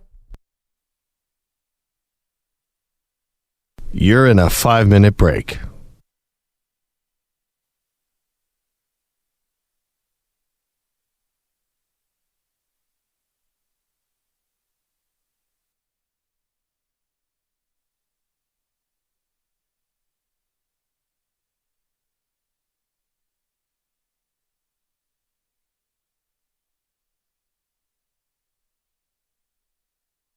Four minutes, 30 seconds remaining.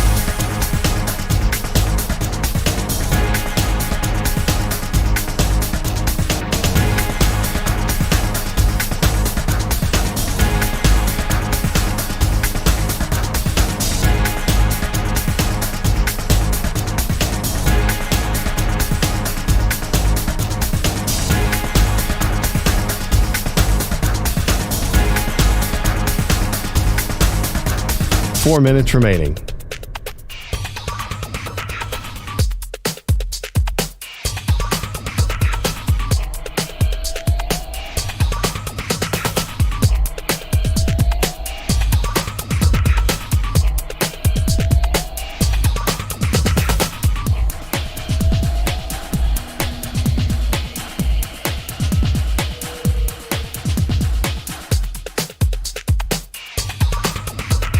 Three minutes, 30 seconds remaining.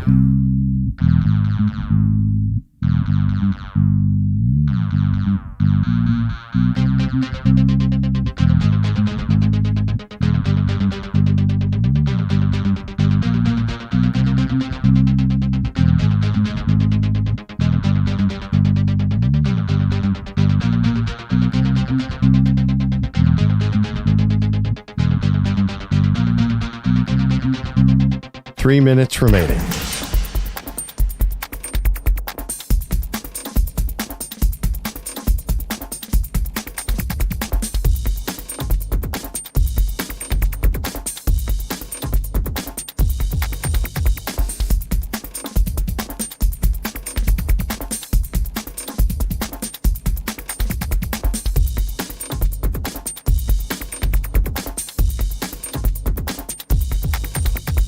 Two minutes, 30 seconds remaining.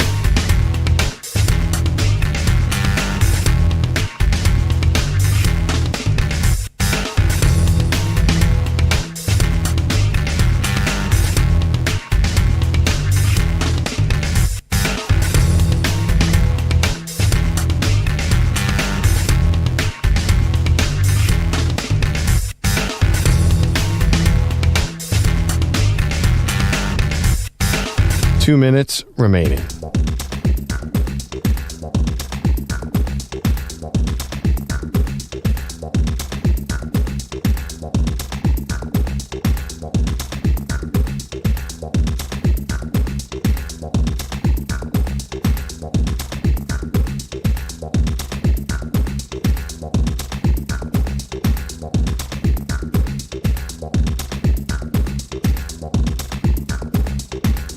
One minute, 30 seconds remaining.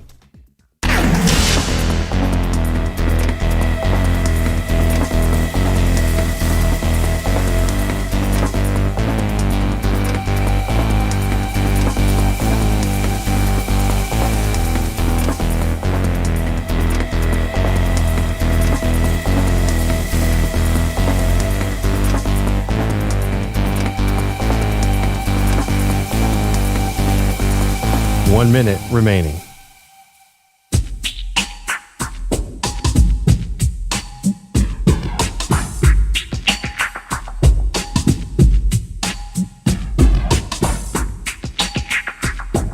"45 seconds remaining.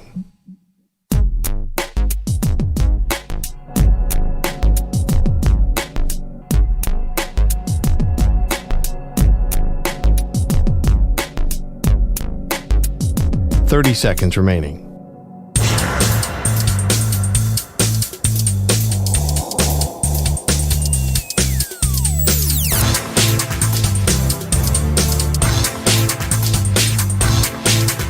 "15 seconds.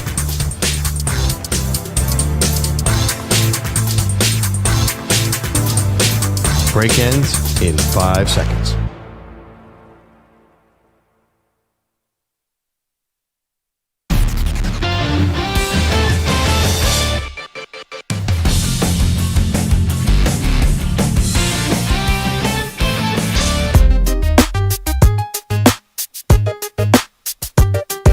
Back on Maggie and Perloff.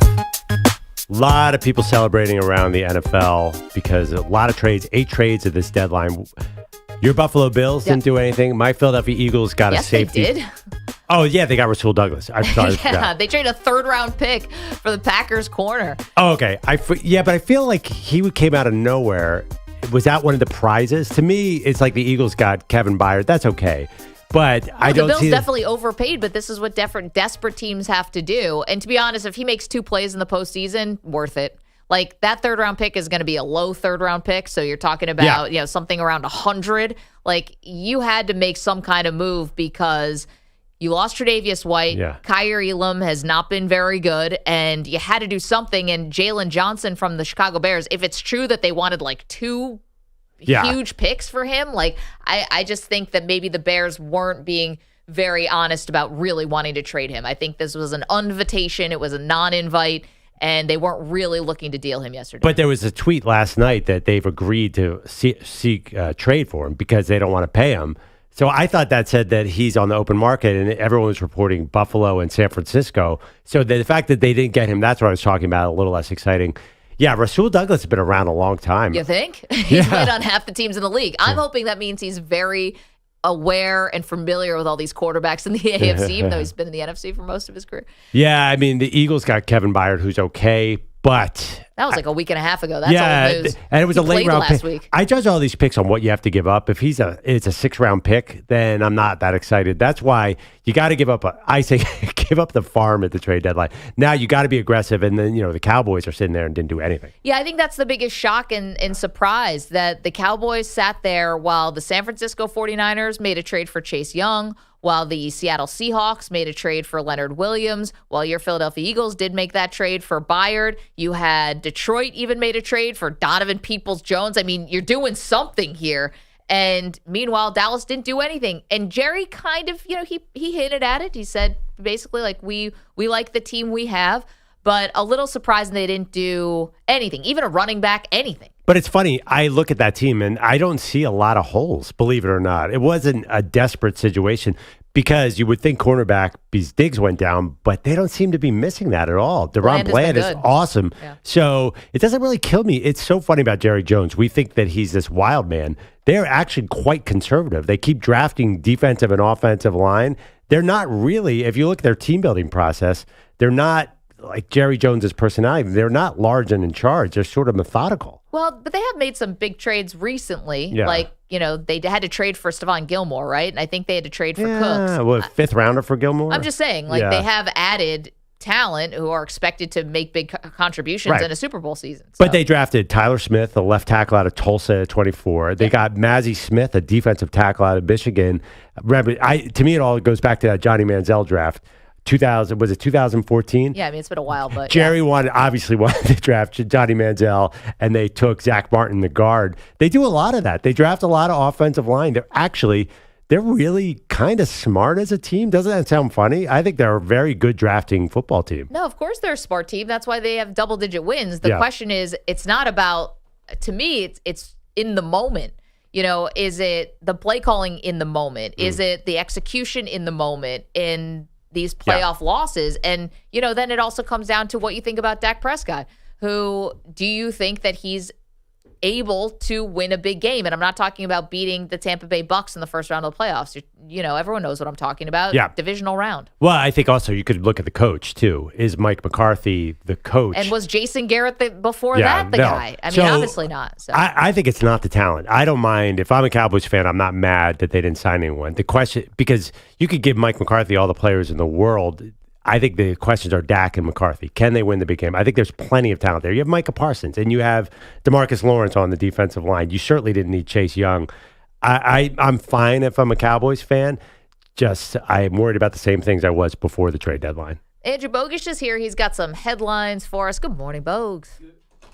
Good morning, everybody. As I throw my mouse at my not working microphone. Sick Halloween party last night. I'm still at it. I know. I was going to say, look at you. Are you this a Reese's Pieces hangover? My neighborhood is lit, as the kids say, on Halloween, and it went to a whole other level yesterday because we stumbled upon a backyard party. This family they were like the end location of trick or treating, and there was a DJ, there was a smoke machine. There was a fully stocked bar. There was pizza, heroes. Whoa. It was intense. You stumbled onto that. I thought it was a party you were invited to. Well, so broke in. My son comes home from school and he's 9. He goes, Peyton invited us to her house when we're done trick or treating. Now, 9-year-olds are not reliable. We said that's nice of Peyton, but I don't know if Peyton's allowed to invite us, and we don't know her family, so they didn't directly. So we were like, I don't know if we're gonna go, bud.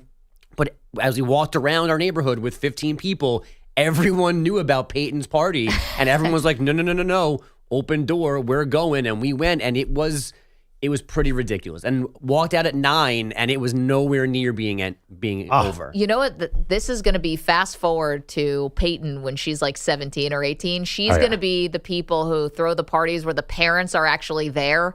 And they're like, we'd rather you just, drink in the house, like with us, as opposed to throwing a party behind our back where the cops come and someone's, car ends up in the pool. So I didn't know it at the time, but we came across Peyton during the trick or treating, and she was Gene Simmons in full Kiss gear. Nice. Oh, nice. And my buddy had a speaker with him, so he puts on a Kiss song, and she starts singing and rocking out to it at 9 years old. So that family needs to be my friend now. You just found the coolest people agreed. In suburban history. Yeah, I know. That's a good trajectory. To start a Kiss at 9 years old. So you lasted all the way till 9 o'clock, huh? Yeah. Party animal. 9 o'clock in our world. This sounds like going to midnight. Maggie, how late did you last out there on the trick-or-treating trail? What are you crazy? I didn't even do it. My kid's 4. No way.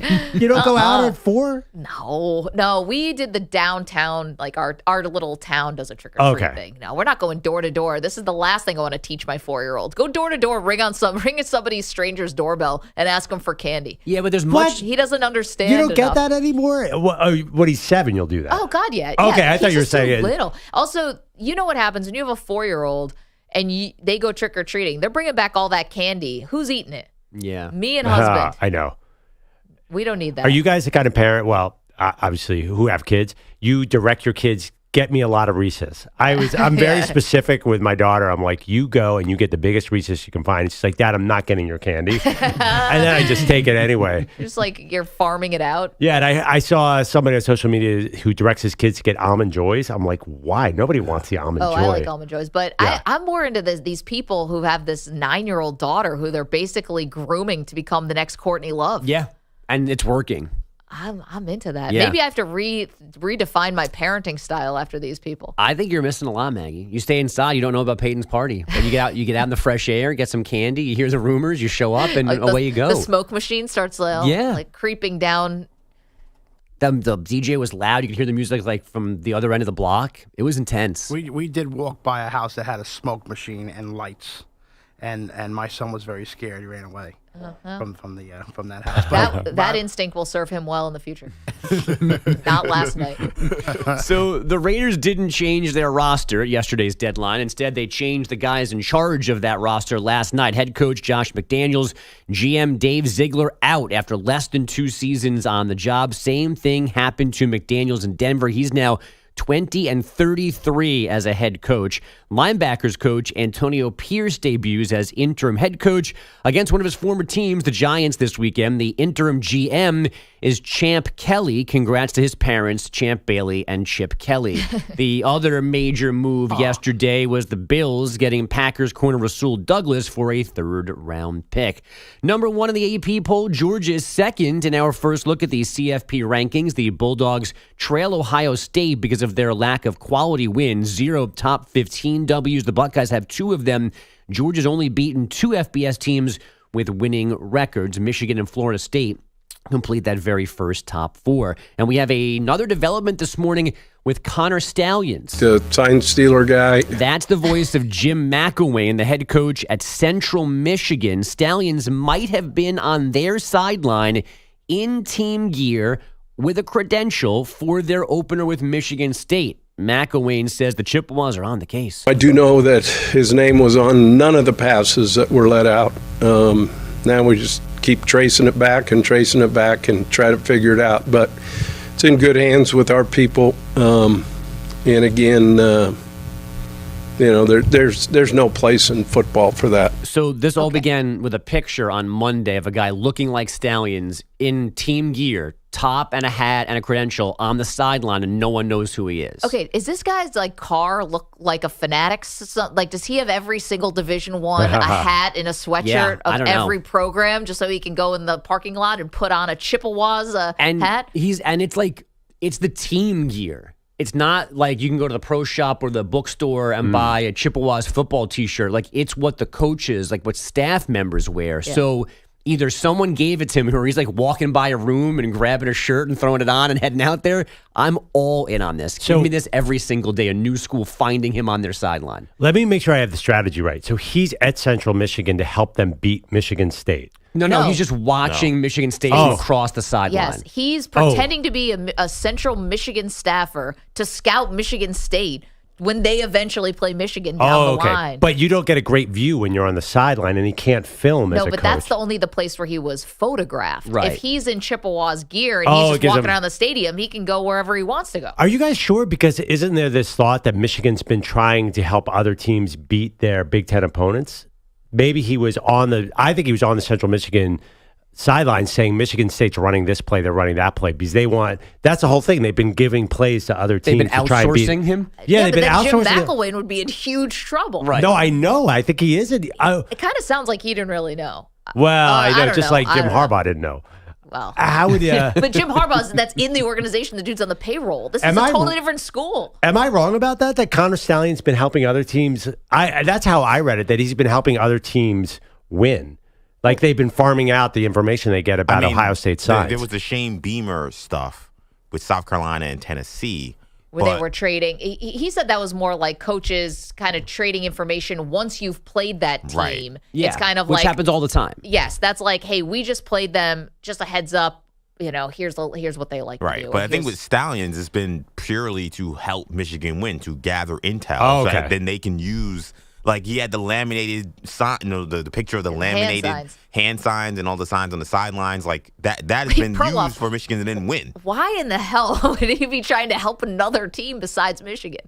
Oh, I thought I read that because they want Ohio State to lose so they can get the number 1 seed in the conference. They want their opponents to lose, so after they play them, they give those signs to the other teams. I'm not sure that's not happening. That part might happen, but if you're alleging that during the game, because he wants Michigan. He doesn't care if Central Michigan wins. He wants Michigan State to lose, so they have that loss on their resume. But it doesn't matter though, because that's a non-conference game. So in the conference, they would. Yeah, it was also week 1, so there was no information to have to give to anybody. Got it. That's why I was asking. But I thought he was giving out. I thought they were giving out plays to other teams a lot. I mean, I'm signing me up for that too. That this is now like a consulting service. I won't believe about Connor Stallings at this point. Okay, did you happen to see it? Now this might have been doctored, so I totally want to.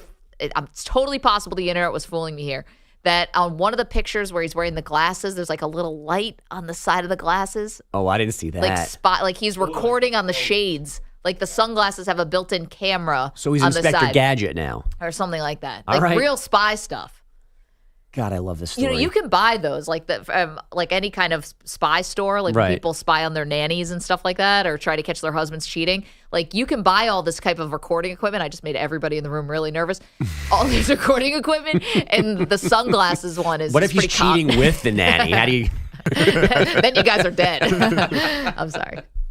Just kidding. To baseball. It's now 10 road playoff games and 10 road playoff wins for the Rangers after an offensive explosion in Game 4 of the World Series in Arizona. And here's a drive high into the air, deep into left field. Gurriel going back to the wall. He leaps, and it is gone. A home run for Marcus Semien. It's a 3-run shot, and the Rangers are in double figures at 10-0. Courtesy of Rangers Radio, the 10-0 lead after scoring 5 in the second and then 5 in the third, something never done before in World Series history, back-to-back 5-run frames. Semien drove in 5 as Rangers held on for an 11-7 win and a 3-1 series lead. Bruce Bochy moseys on over with some advice on being this close to a title. You don't look where you're at and focus. Has to be on tomorrow's game, going out there and doing all you can to win a ball game. And that's where we have to be thinking. That's where our minds have to be. They did all of that last night after Can't wait losing. for him to write a country song about them winning. It's going to be so great. And have beef for dinner. Yeah. With a banjo just playing. He's sitting on a rocking chair, lemonade next to him, strumming a banjo. You guys go the country route. I go the Stone Cold Steve Austin route. I'm thinking like he's like cracking, Steve Weisers and giving out stunners. Just jean shorts. Yeah. You think Bruce Bochy's a physical man? His voice. Talking about his voice. He sounds like Stone Cold Steve Austin. That would be an awesome turn. If all of a sudden he's just breaking glass, just busted through. That would be. I would. That's a mild-mannered older man. Okay, he makes leather goods. He makes his own beef jerky. Yeah, exactly. Cowboy hats. Yeah. Right. He's got a thing of wheat in his mouth. He's not stone colding anybody. Look, Stone Cold Steve Austin once was, stunning Steve. I think that Bochy could make a turn. Wait, is Bochy really mild-mannered? I don't know. I mean, he's not suplexing anybody. He's buying a John Deere. He's not suplexing anyone. Wasn't he? I figure all catchers are secretly pro wrestlers in disguise. Like catchers are tough guys. He does have that huge head too. Wait, and you made up leather goods on this? He's not really. I'm so gullible, obviously. Here. I thought he was actually. I'm like, wow, I didn't know Bruce Bochy had a hobby of making leather goods. That's really interesting. He brings them to town every Saturday and sells them at the store. I mean, because baseball leather gloves. I guess he could have found his interest in leather through the sport. Oh, definitely, he has a store in Dallas. You got a whole backstory on him now. Actually, my head is. I'm so gullible, I guess, that I pictured a wallet with a sort of insignia on it that Bruce Bochy made. Dude likes to do leather goods. That's awesome. Yeah, it's called Bochy's. Yeah, there's a steer outside every Saturday. He's sewing them up himself. Deion Sanders selling sunglasses. Bochy's selling leather. The Spurs got a Wemby dunk, a steal, and a Keldon Johnson hoop to stun the Suns in Phoenix 115-114. San Antonio down as many as 20. Wembanyama had 18 points and 8 boards. The Clippers handled the Magic 118-102 with James Harden watching from a sweep. And the Knicks were 109-91 winners in Cleveland. The Cavs have lost their first 3 home games. Guys, back to you. Andrew Bogusch, thank you so much. And let's get Bogusch a little coffee, a little Red Bull, something like that. Still shaking off Peyton's party from last night. I'm wide awake now on Connor Stallion's rumors and Bruce Bochy's leather goods. Yeah, we've got more on that. We've got more on the Raiders' big move from last night, which is firing the head coach and the general manager. So much to do. It's Maggie and Perloff, CBS Sports Radio. You're in a 5-minute break.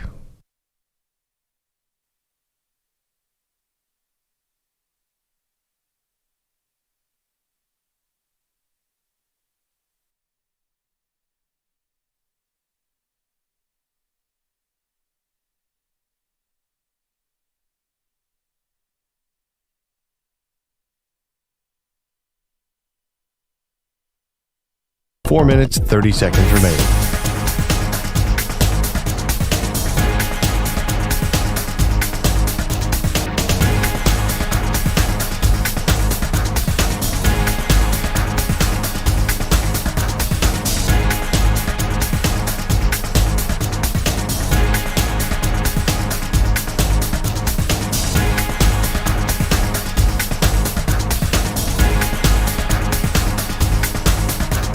4 minutes remaining.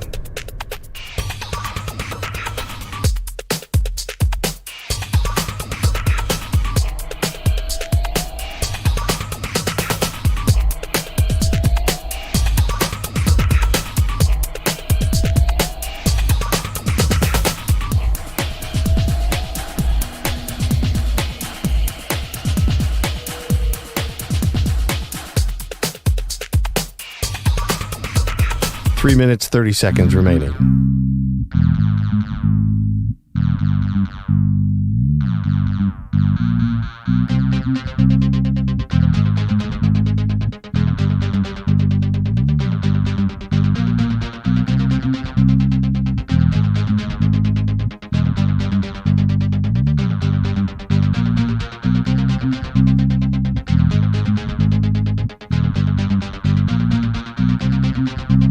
Three minutes remaining.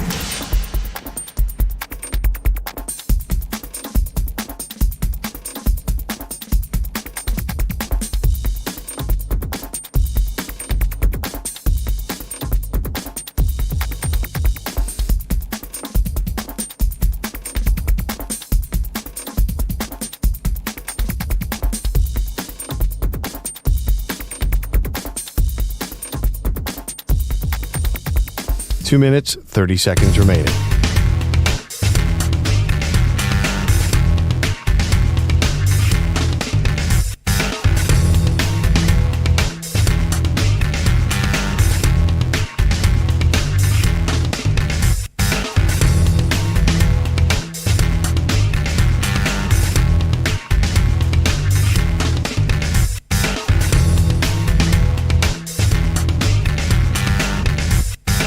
Two minutes remaining.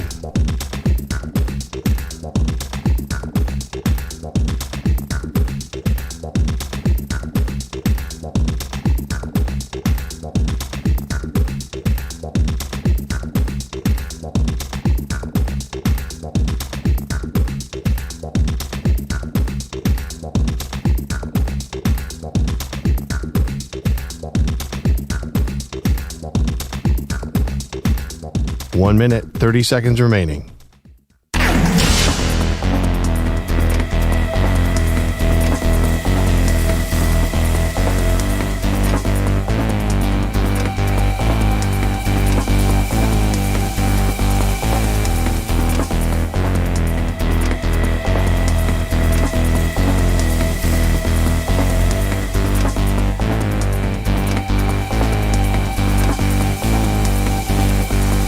One minute remaining.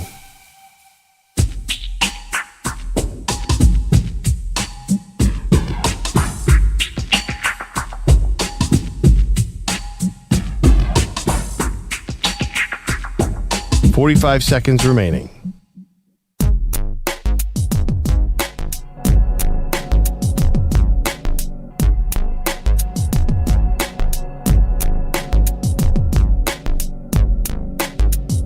.30 seconds remaining.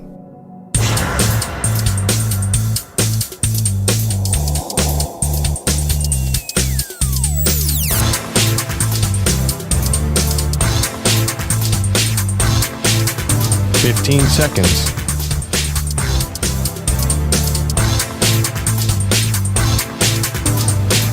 Break ends in 5 seconds.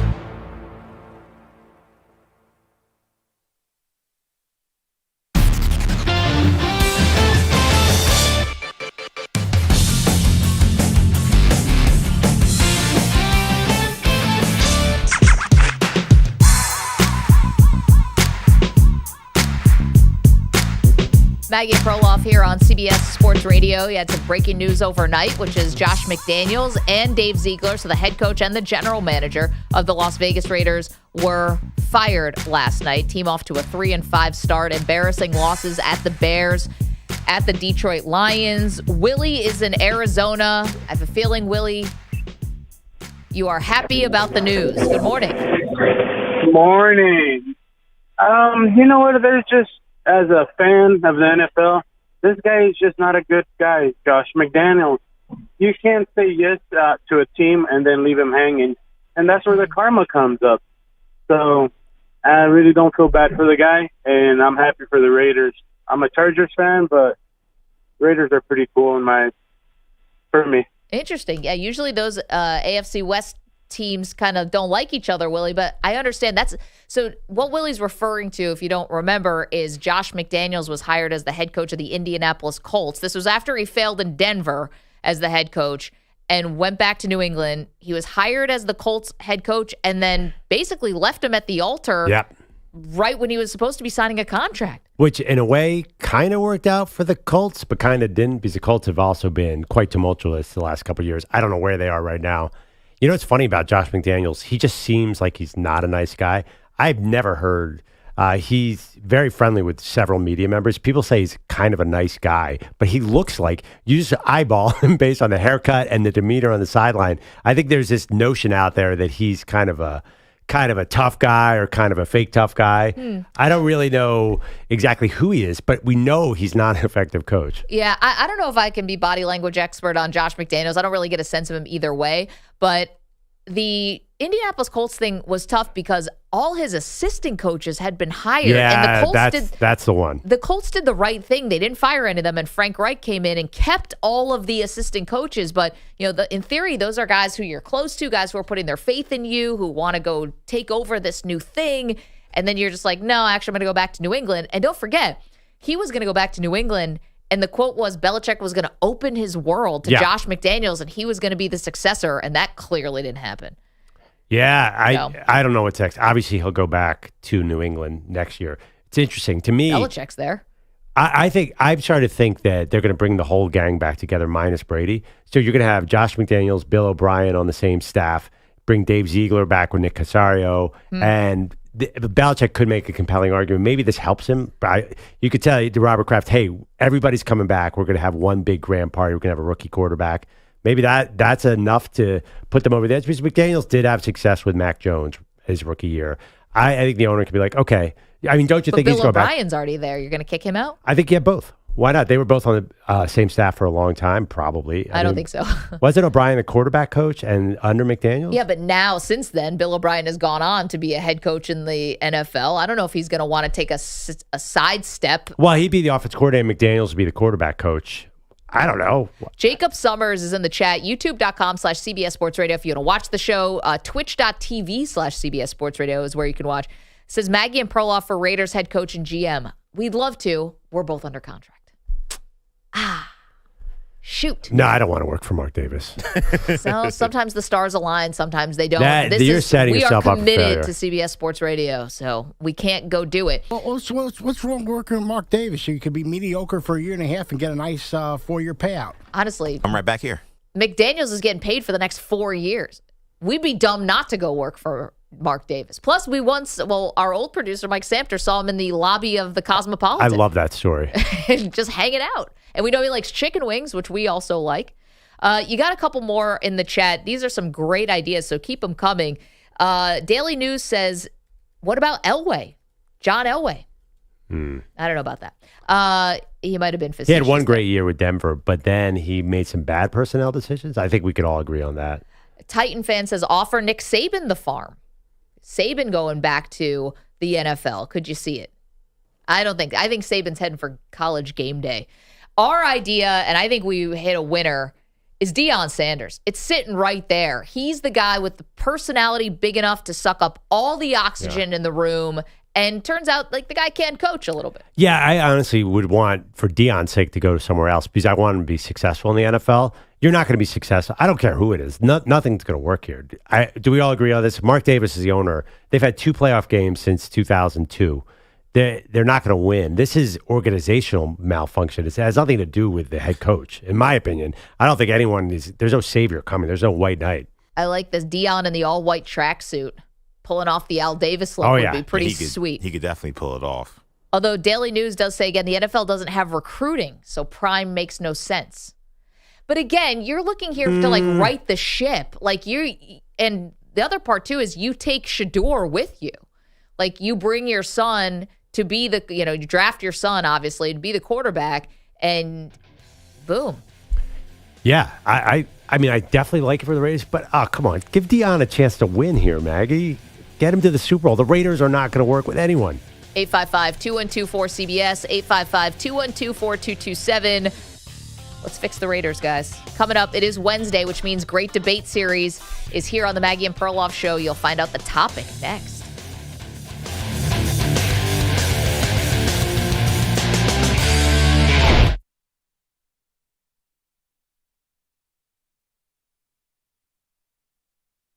You're in a 5-minute break.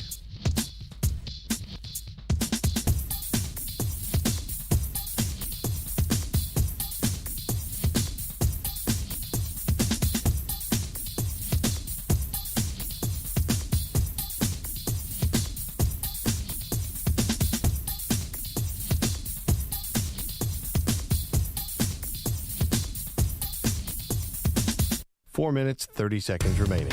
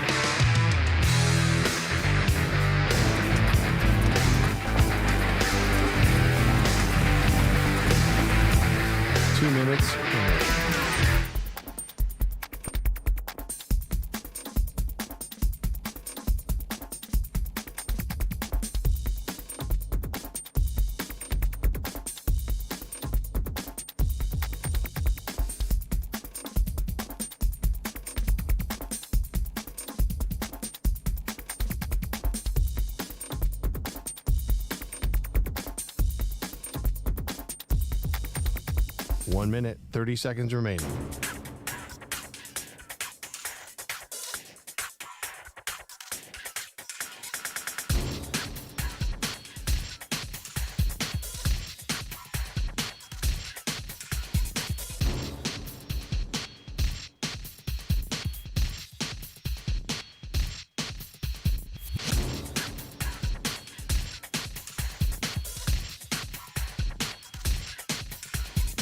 One minute remaining.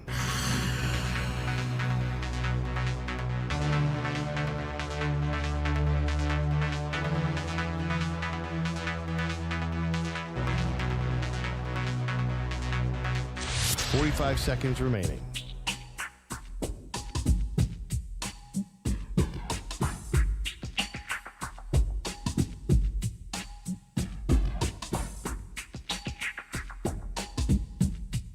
Thirty seconds remaining.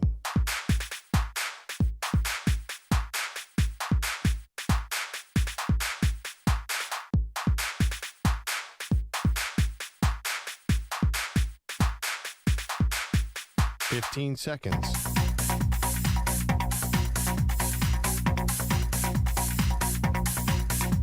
Break ends in 5 seconds.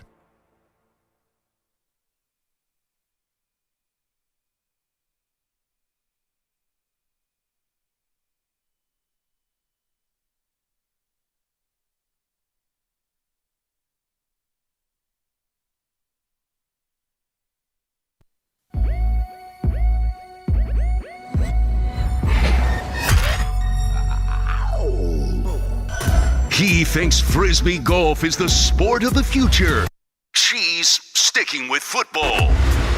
They are Maggie and Perloff on CBS Sports Radio. Welcome to the show. Lots of news happening this morning, including the Raiders making a change at head coach and general manager. When you fire the GM too midseason, you know it's bad news. Josh McDaniels out the door, Perloff. It was a 3-5 season. It was a 9-16 record overall for the Raiders head coach. Another failed spot for Josh McDaniels as a head coach. I mean, it was all bad. He was supposed to come in and be the mastermind behind an offense that have weapons like Davanta Adams and Josh Jacobs and Hunter Renfrow and have a left tackle like Colton Miller. And it was bad. It was second worst in the league bad in terms of averaging 16 points per game. The offense didn't score more than 19 points in any game this season. And it was dreadful. Jimmy Garoppolo was leading the league in interceptions with 9. He hasn't even played a full season. Like, all around bad. And Josh McDaniels, it felt like only a matter of time, and it turns out that was last night. I mean, I think losing on Monday Night Football in front of everybody had to be so embarrassing for the owner. And the way they lost, too, because the Lions had some strange turnovers that kept them in the game, and they said, nope, we're good. We don't want to even be in this game. And they didn't want to tackle. It looked like one of those games where Alabama is playing Troy State, and Troy State's defensive backs can't tackle the Alabama running back. That was so embarrassing. I think they had no choice. The GM is not surprising either because they've made terrible draft picks. Mike Mayock made some really bad ones, the former GM. But Tyree Wilson, number 7, is already showing that was a risky move that has not paid off at all. We're not surprised. I don't think anything's going to happen this year. Here's what I worry about. I think they're going to do the same thing. They have these big names here, and they're going to hire a big name coach like Josh McDaniels, is a pretty big name. Yeah. And the problem seems to be the organization. It seems to be the owner. Yeah, I mean, listen, anytime you have this kind of turnover, you're having this kind of bad product on the field where you had an interim head coach who took over, and you actually won 10 games that season. You think you bring Davanta Adams in, who handpicks your franchise to come play with Derek Carr. You think you're going to be getting better, and you've gotten so much worse. I mean, that part of it is just incredibly embarrassing, not the way you want to be going. And so, yeah, the ownership has to wear this to a certain extent. And, this Mark Davis, like I've called him Tommy Boy, he's a guy who even he would admit, just like being Al Davis's son for most of his life, and then was sort of forced to take over the team. I don't think he was jonesing to take over the team. And to be honest, I think he's always trying to hire somebody who's just going to take it off his hands. And, maybe he is involved. We hear about these meetings that he has after games, but ultimately I think he wants someone to come in and run the team. And that's not a bad thing. He just keeps picking the wrong guy. Well, this is obvious, and I think it's a shallow way to look at it, but can anyone with that haircut win a Super Bowl? And I was going to say the same thing. Yeah, I mean, we all think that. Can I just say it? That just the way he carries himself is not like an NFL owner. He's so different. I don't trust anybody with a bad lineup.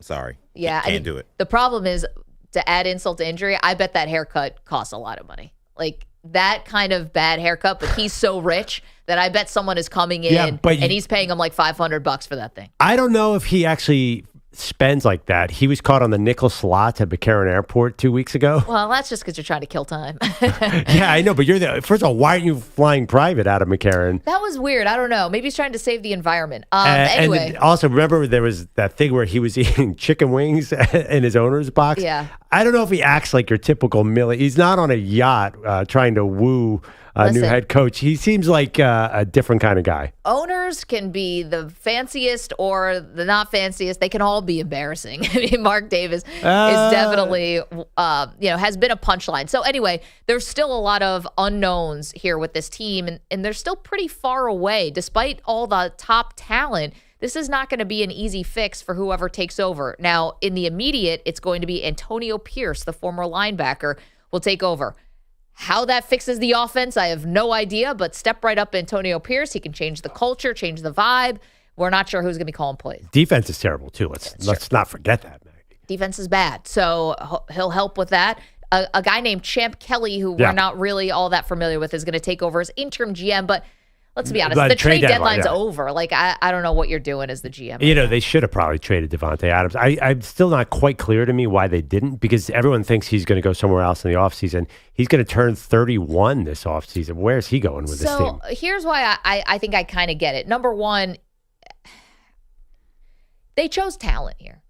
And I think that's kind of smart because you actually have some good pieces and everyone knows that Josh McDaniels is the reason. Like you're going to trade Davanta Adams. You've got this guy who's amazing, who's going to be a future Hall of Famer. Mm-hmm. Don't just trade him away. See if maybe, possibly, you have a vision for the future. Same with Max Crosby. Like I'm not so sure I want to totally, give up on those guys yet, number one. And number two, if I am going to trade him in the offseason. You'll have more bidders because. But can't you put a contender over the barrel and get a high first-round pick who you might not get in the offseason? He's older. I don't know. Maybe that wasn't there. And I will almost like an off-season trade there because, again, you can have every team in the NFL is going to think they have hope. And, at the trade deadline, it's usually a small group of people who are buyers. I also think there's an opportunity for these guys to perhaps increase their value. They've been playing with Josh McDaniels where, I'm watching Davanta Adams drop passes every week. Like maybe with a different coach, different attitude, maybe he feels a little better. Maybe they tell him, hey, look, we didn't trade you now, but after the season, we'll get you out of here. But go out there, get us, 100 yards a game, and, you'll be worth a lot. Maybe these guys go out there, they play okay, and then by the time you get to the offseason, you can get a lot for these guys, a lot more than you did when we were watching Davanta Adams drop passes on Monday Night Football. Well, Davanta Adams only got a low first-round pick going from the Packers to the Raiders, so I don't think he's definitely not getting a first-round pick in the future because the age for wide receivers really start to go downhill in 30s. I also thought that was a little more of this wasn't open bidding for Davanta Adams. Well, he specifically wanted to go to the Raiders. It's like in the NBA, it's harder to get max capital back on a trade when the player's saying I only want to play for this one team because he wanted to go play with Derek Carr, his former college teammate. Yeah, I don't think he has that much value. So he turns 31 this season actually. That's tough, and he's expensive, and he's definitely playing significantly worse this year. So maybe he gets better with Aiden O'Connell, and he's definitely not going to stick around. The Raiders are going to go with a rookie next year, presumably. They got a top 10 pick. I don't think Davanta Adams, he obviously didn't want to be in a rebuild in Green Bay. I don't think he'll stick around for a rebuild here either. We have a poll question out at Maggie and Pearl on Twitter, which is who should take over the Raiders? I'm going to go vote on this right now because I have my vote, and it's not even close. EJ, read the results, please. Okay, so before Maggie votes the results here, who should run the Raiders? We have Tom Brady, Deion Sanders, and Jim Harbaugh as the option. So at 27%, you had Tom Brady. At 22%, you had Deion Sanders. And at 50%, you had Jim Harbaugh. So Jim Harbaugh taking the lion's share. I also asked in the Twitch chat which people would you want to see run the Raiders. And we got one answer from Moist Pork. He put in Jim Harbaugh. He also put in Lincoln Riley as options as well. I mean, Lincoln Riley sounds like a Raiders coach. Right. Offensive guru in college football who has no chance of winning. It's going to last a year and a half before they leave him at the airport or whatever. Yeah, I'm sorry, that was Lane Kiffin at USC. I mean, the connections are pretty obvious there. There's also B Ward 78 put in Peyton Manning as an option. Oh, interesting. But Brady kind of already planted his flag a little bit with the Raiders. Can Peyton come in on Brady's territory? You want to talk about a media firestorm like the Brady Manning union of trying to run an NFL team. It's like the Avengers. Yeah, I mean that would be the biggest story in the NFL. Well, how about you break? Can they work together? Do you think Batman and Superman working together, which does happen? I was going to say that usually ends up working out well for humanity. Yeah. This is a bit sillier, but I like it. Why not bring Deion into that mix too? Just have all the super friends, bring them together. Deion will run the secondary. Peyton and Brady will split the offense. Yeah. What will Jim Harbaugh do in this model? Can we bring him in just to Spy on the Chiefs. He's in charge of advanced scouting. Then again, Josh McDaniels was their last coach. He knows how to advance scout. That's true, but clearly not doing it well enough. Again, another thing that Belichick should probably get some more credit for, but didn't. Okay, so. Sorry, we also have, of course, our guy Cap in the chat as well, and he threw out a name that I think is interesting. Brian Flores. Oh, definitely. What if he's an option? He's, it took him a month, but he's got Minnesota playing pretty well. Yeah, and I know Kevin O'Connell was giving him a lot of credit for the defense really keeping them in this season, and now the offense is starting to catch up. Of course, they lost Kirk Cousins this past week, but Flores doing a pretty good job with a defense that was horrendous last season. Okay. And he's crazy aggressive, too. He blitzes on every play. That feels to fit the Raiders' mystique. Okay, but here's the problem. Brian Flores didn't have a good relationship with Tua. Tua's clearly a good quarterback. I mean, I know he was young in his career then. And Brian Flores, I think, changed offensive coordinators every single year he was with the Miami Dolphins. Like, the offense has to get fixed here, and you're going to have a young quarterback. I don't know if Brian Flores is my guy with a rookie QB. We just saw how that happened in Miami, and it didn't go well. That would be my devil's advocate on Brian Flores. Yeah. Listen, I don't think that you necessarily have to bring in, like, the offensive guru. Like, yes, Lincoln Riley, this has got failure all over it if he goes to the Raiders. But I think you do need somebody who's been proven that they can develop a rookie quarterback. That I understand what you're saying. I think Brian Flores will get you to 10 wins, though. He can at least make you tough. To me, it's not just the offense. It's a lack of effort that you see on the field. And it's the really lack of competitiveness. Flores will at least give you that. You're right. I mean, the way to get to the Super Bowl seems to be bringing it off the next Sean McVay. Everyone wants the next Sean McVay. The problem, it doesn't matter. Mark Davis is going to get the biggest name out there, and it's going to end the same way. I think we're almost wasting our time. I don't want Deion to go there. I know you think the aesthetic is amazing, Deion, but it's just like I want Deion to be set up for success, and this is not that, Maggie. I want Deion to come because he's also got Shador. It's like you solve two problems in one. You got to. When does this happen? You got a head coach and you get a quarterback who can come together as like a package deal. I'd rather have, they're not going to be able to get Caleb Williams. I don't think they're going to be bad enough to get Caleb Williams, but like the Caleb Williams and Lincoln Riley, those rumors that were out there. I actually like Deion and Shador better. At least Deion played in the NFL for many years. He has any idea what he's walking into. I'd be a little scared about the coach-son thing in the NFL. Like we saw even with the NBA, Doc Rivers and his son, Austin Rivers, who's not nearly as good a player as Shador, or at least maybe not as heralded. Like, even that caused rifts within the Clippers locker room. And some Clippers said that it kind of fractured the Clippers locker room. They felt like he wouldn't trade his son. And then he did. Yeah, and then he eventually did, maybe to kind of show them who's boss. But, like, I think that would be a little bit of a concern for me, would be how does this thing work? We've already seen a weird dynamic with Shador and the rest of the players on Colorado and how Deion talks about them. Right. I don't know how that flies in the NFL. So it's a fair point, but give me the head coach who, say you have like a high draft pick, quarterback in there. They're not going to criticize that guy publicly. So like Deion won't criticize his son publicly. Neither would Lincoln Riley if he was in there with a young quarterback. None of these guys do.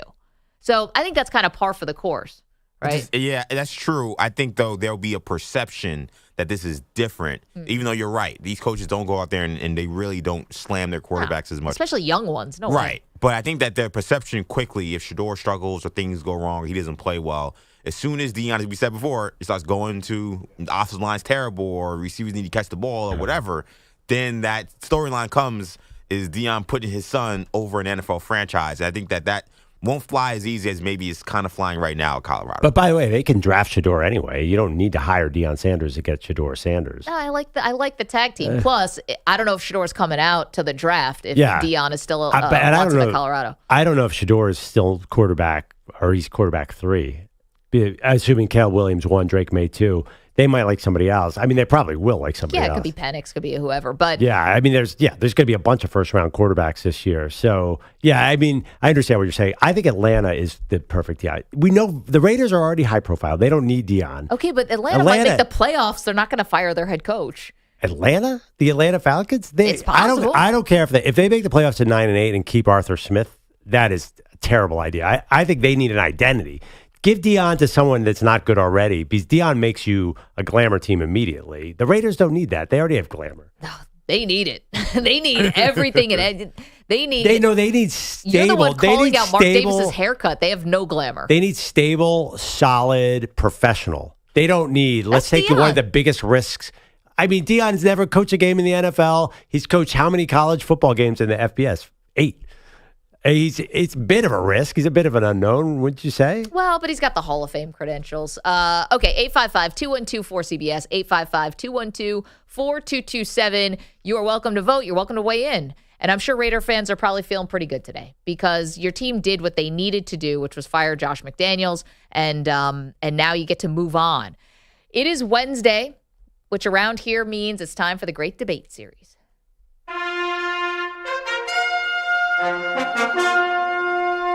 The Great Debate Series.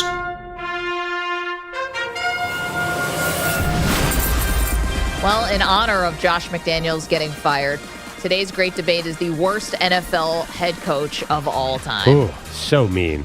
This is so mean. It's always inspired by the news. It was...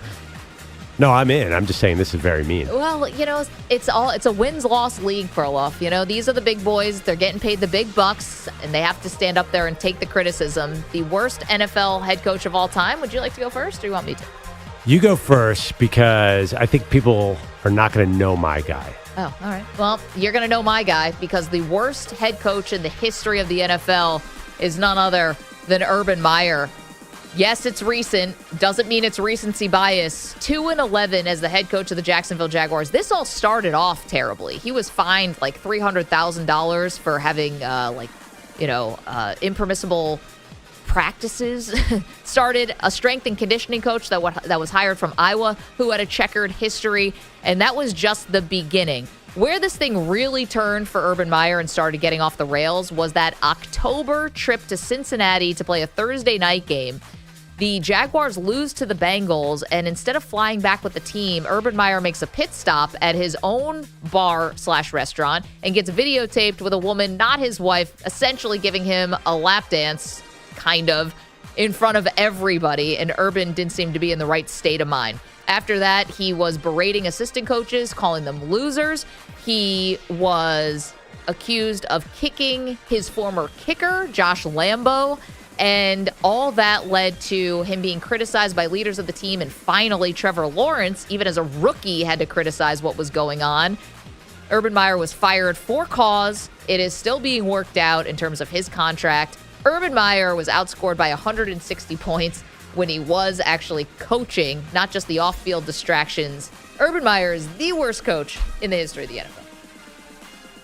Wow, that's strong. The one thing about Urban Meyer was he was not around long enough. I think that's the only downside is he didn't get to do even more damage, which would have been fun to watch. Kicking the kicker, I still would have loved to see video of that. I'm sorry. I understand it's a serious thing, but I hope that really happened. Like, what kind of coach gets so mad he kicks a special teams player? That's awesome. The worst coach in the NFL does that. Okay. I'm going a little more old school, and it's personal. Now, EJ, I'm sure you wanted to take this guy too, but I think I had him first. In the 90s was my peak NFL fandom for the Philadelphia Eagles. Randall Cunningham was my favorite player. They had Reggie White. They had Jerome Brown. They had so much talent. And they had a coach named Buddy Ryan who was a madman. Anyway, he got fired, and they brought in Rich Kotite. I don't know if you remember the name. He hasn't coached since 96. He took a Super Bowl roster and completely gutted it in Philadelphia almost immediately. He had one playoff season, but then he went to the New York Jets, and the owner at the time, Leon Hess, says, I'm bringing in this guy because he won in Philadelphia. I'm older. I want to win a Super Bowl, and Rich Kotite is going to be my man. First season, 3-13, very bad. The next season was 1-15 in 1996, and this is before teams went 0-16. This was the worst football team I've ever seen in my life. So I'm going to Rich Kotite, and I feel bad because he seems like a very nice man, and he's actually been completely class act his entire career. But he killed my Eagles, and he was, again, one of the worst Jets coaches. Again, I don't know if that's a Jets fault because Jets seem to make everyone bad, but Rich Kotite is my pick. I mean, pretty good options there. We want to hear from you. 855-212-4CBS, 855-212-4227. We'll also put it out on social media. The worst NFL head coach of all time. That is the debate today. Perloff says Rich Kotite. I say Urban Meyer. Let's hear it. Raider fans, you're welcome to weigh in as well with the firing of Josh McDaniels, who also may have been a candidate for this list. Yeah, he's actually 8 wins and he won a playoff game. So won a playoff game. Can't do it. You must have had a hard debate between Urban Meyer and Bobby Petrino. Had a similar vibe going. Similar trajectory, but Bobby Petrino didn't have a generational talent as their quarterback when he came in, and the torpedoing of Trevor Lawrence's rookie season is part of what Urban Meyer over the top. That's pretty good. Although Bobby Petrino leaving a note for his players and basically scurrying off in the middle of the night, good candidate. Very solid resume for worst NFL head coach of all time. Pardon me. 855-212-4CBS. Let's hear from you. Of course, you can go to @Maggie and Pearl, youtube.com/CBS Sports Radio. If you want to hang in the chat, say hi to us and all the Weedos, of course, the coffee drinkers, twitch.tv/CBS Sports Radio. We would never forget you. We are on the absolutely free to download Odyssey app and SiriusXM channel 158. Worst NFL head coach of all time. Tell us who you got next.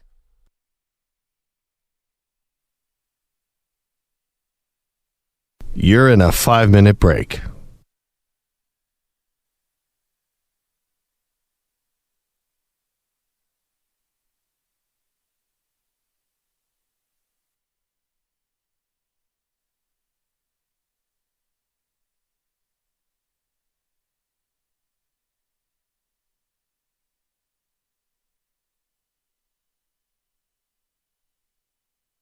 Four minutes, 30 seconds remaining.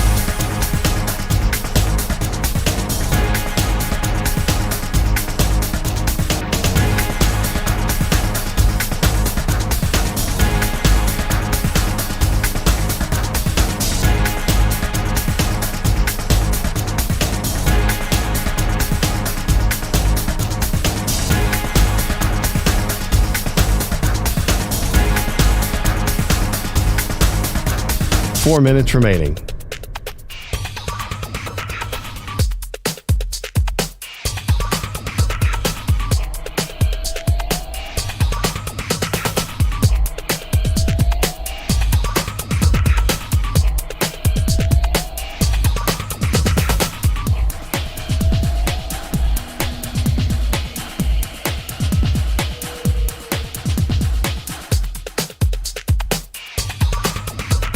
Three minutes, 30 seconds remaining.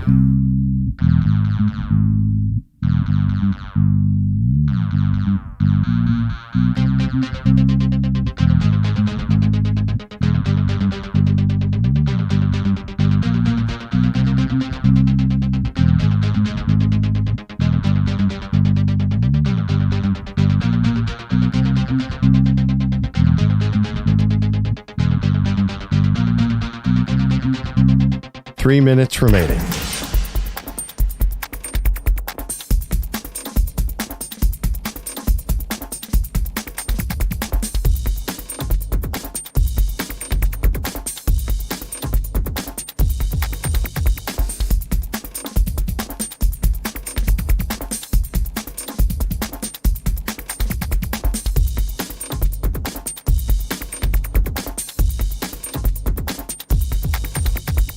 Two minutes, 30 seconds remaining.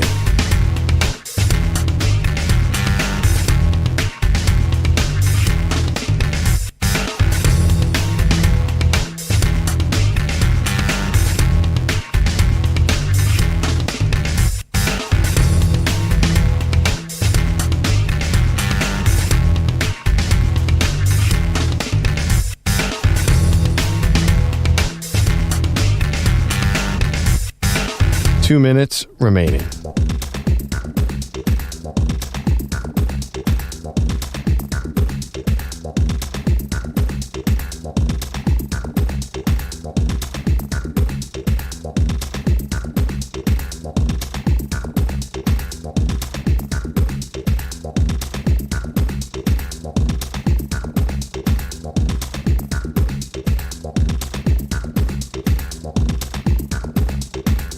One minute, 30 seconds remaining.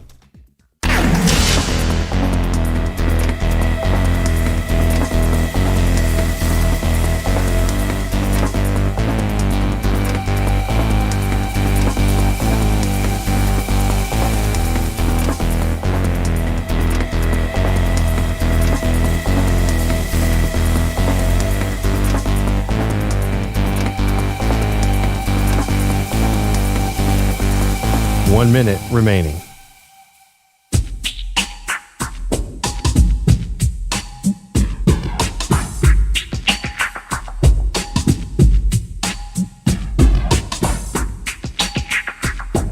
"45 seconds remaining.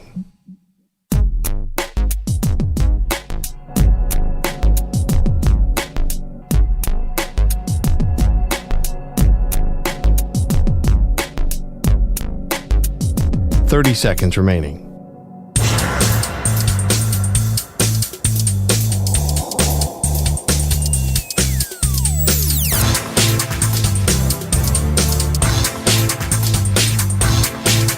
"15 seconds.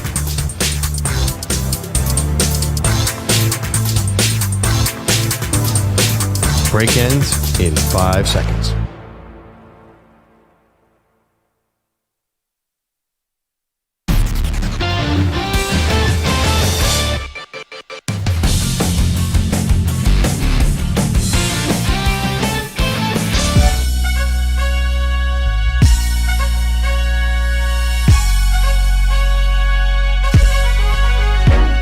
Welcome back to Maggie and Perloff.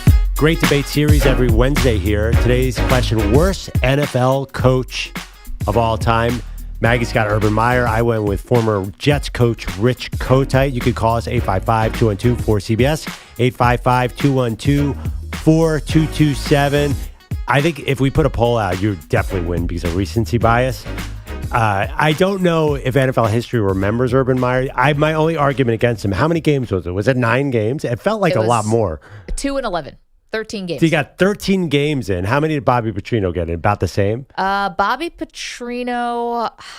I know he left before. Was it 13 also? Yeah, he left before the season. How can you be the worst coach of all time if you don't even last a season? Well, that's part of it. I think what sets Urban Meyer apart from Petrino, I know Petrino did end up having embarrassing off-the-field stuff, the motorcycle accident with the woman he was having an affair with, but that happened at Louisville. The Urban Meyer video of him getting the sexy dance from some mystery blonde, that happened while he was the freaking coach of the team and should have been flying home with his own team after a loss. That's all bad. But if they were 8-2 and he got a dance, I don't think being disloyal to your wife, if you're a good football coach, what do the fans care? No, it's just getting caught. Like you're losing and it got caught on film. Yeah. Right. Yeah. I'm sure if you're 11-3, then heck, people found out that like Bill Belichick was some rabid, cheater.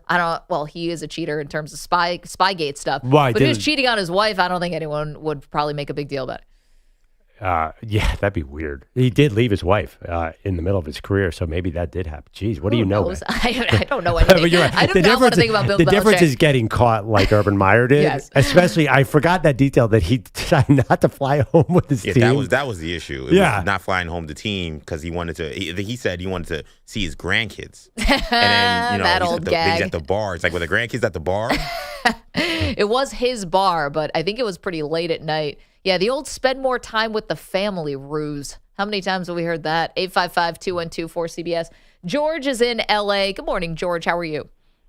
Good morning, Maggie. Good morning, Perloff. But I had to agree with Maggie with Urban Meyer because the man was a great college coach, but as usual, an arrogant NFL coach. And just, my gosh, he was an embarrassment to the team. And they had to do what they had to do. It was just a joke almost. And it's sad because his legacy kind of gets tarnished a little bit. But then also in college, he had Tim Tebow at Florida, so that helped him a lot. Right. Yeah, listen, on the college ranks, George, and thank you for the call.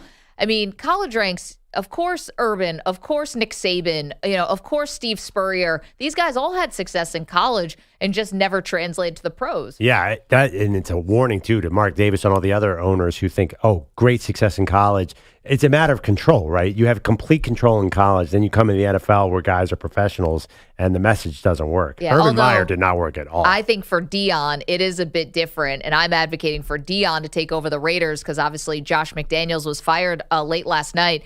I want Deion to take over. Yes, he's a college coach, so there would be, an element of an obstacle there. But Deion is still so revered, even by the pros of today. Wait, you want Deion to take over because you think he's going to win, or you just want him to take over because you think it'd be so much more fun? Yes and yes. Adrian is in Maryland. Good morning, Adrian. Hey, good morning, guys. Hey, Maggie, I just got to say one thing. You got to slow down on this Deion thing. This Deion, the hottest coach in the league and in the country and all this other stuff. He hasn't won it, so we got to win games. We don't got to be flashy here. Okay, who do you think should take over then? Who do you want? Jim Harbaugh? That's flashy. Jim Harbaugh, he's a good coach. He's consistent and he's won in the league already. Deion had he's won 4 games, and everybody acts like he's a contender in here. Don't forget, they just got blown out by UT, blown out by Oregon. Stanford came back from 29-0. We got to find. I know, but the other thing too, Adrian, is that to back up Deion hasn't been coaching for all that long. Jim Harbaugh has been in the game for he's been a coach now longer than he was a player. That's more of a reason not to hire him, Maggie. Well, listen, if you want Jim Harbaugh, listen, you can take him. He will give you a bump in the beginning, that's for sure. But you're not going to have him for long. Jim Harbaugh wears out his welcome. I don't want Jim Harbaugh. I got to hire a competent coach. Who do you have for the worst NFL head coach of all time? Okay, man. I got Steve Spurrier. Yeah. I live in the D.C. area, and he had the famous quotes. We didn't do that well today, and he was on the golf course and won game like after the game and things like that. So I'm going to say Steve Spurrier. Spurrier is a good one, Adrian. Thank you so much for the call, and have a great day. He's right in that same wheelhouse of great college coaches, just did not work in the pros. And also, he was like Deion going to Vegas. No one's going to win in Washington. So Steve Spurrier at least has an excuse. I think it was Daniel Snyder, right? He was with Snyder. So that's an impossible spot. This was right after Snyder bought the team, actually, and he brought in Spurrier, and it was so desperate. I'm just trying to remember who was it Rex Grossman who was the quarterback? He brought in all Patrick his Ramsey. Florida guys. Danny Werfel. Nobody knew Spurrier was going to fail at the time, by the way. This is a little bit looking back. Everyone was excited about that hire. 7-9 and then 5-11. And Adrian's right. I remember I was going to college in D.C. at the time, and a lot was made about Spurrier being on the golf course. He was definitely like, oh, this is an NFL, so this is a part-time job. I no longer have to recruit. Zach is in California, has got one. Good morning, Zach. Hey, Mike Singletary. Oof, it's a good one. What about the famous story when they were losing at halftime and he pulled his pants down and showed the team his butt? Yep. That would be the one. And that is also, Zach, a good one because, Singletary, all-time great player.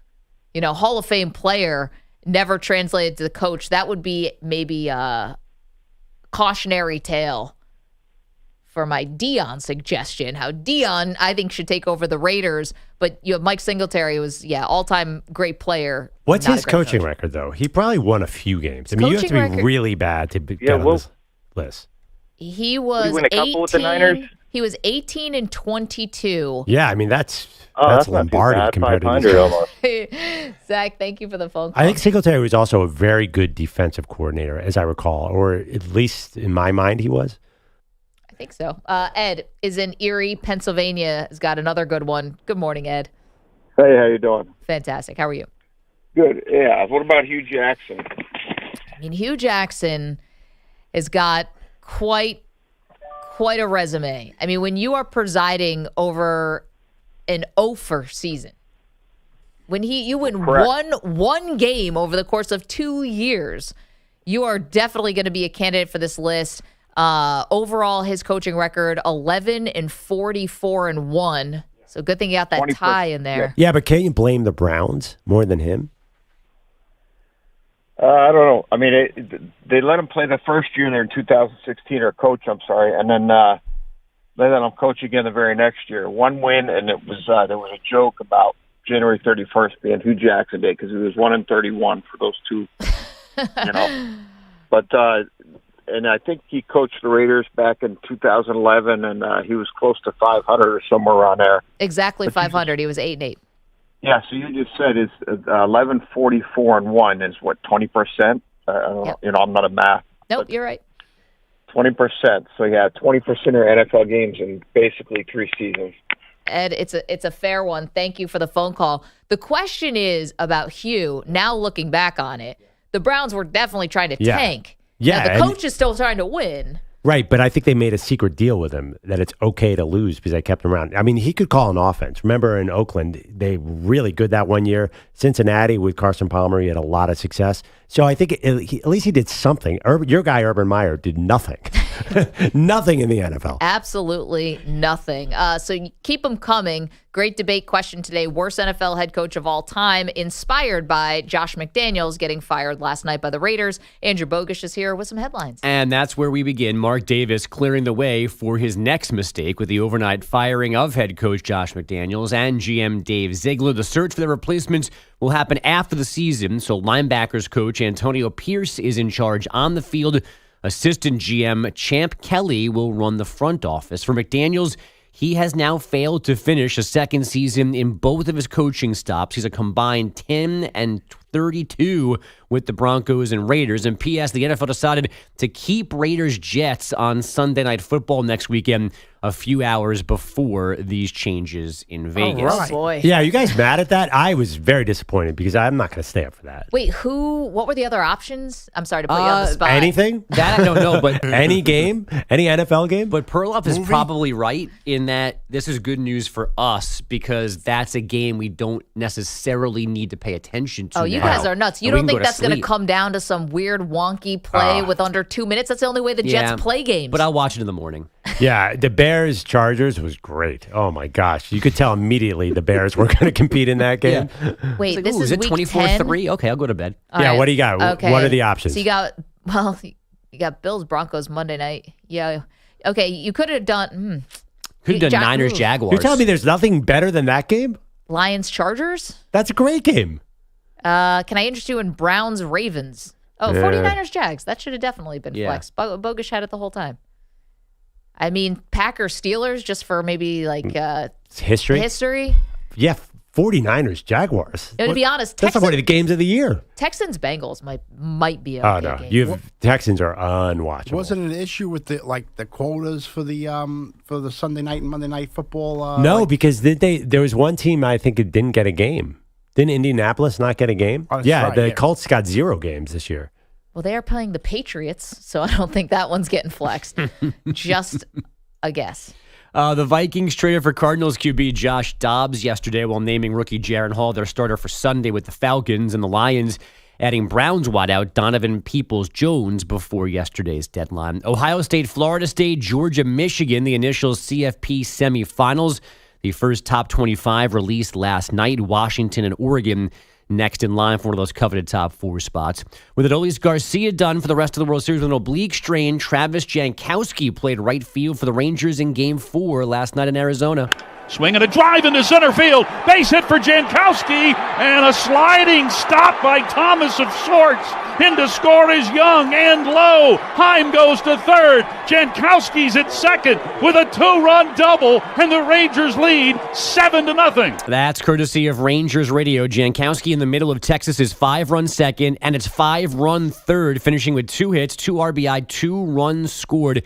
They win 11-7 for a 3-1 Fall Classic lead. Game 5 is tonight, still in the desert. The Rangers can win their first title. Nathan Eovaldi, Zach Gallen on the mound in a Game 1 rematch. I'm glad Jankowski is there to continue the tradition of having at least one Major League Baseball player that looks like a professional wrestler.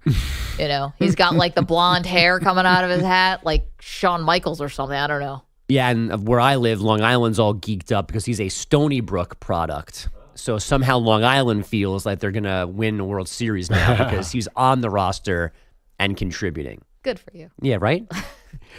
Just take him over to Peyton's house for a little Halloween surprise.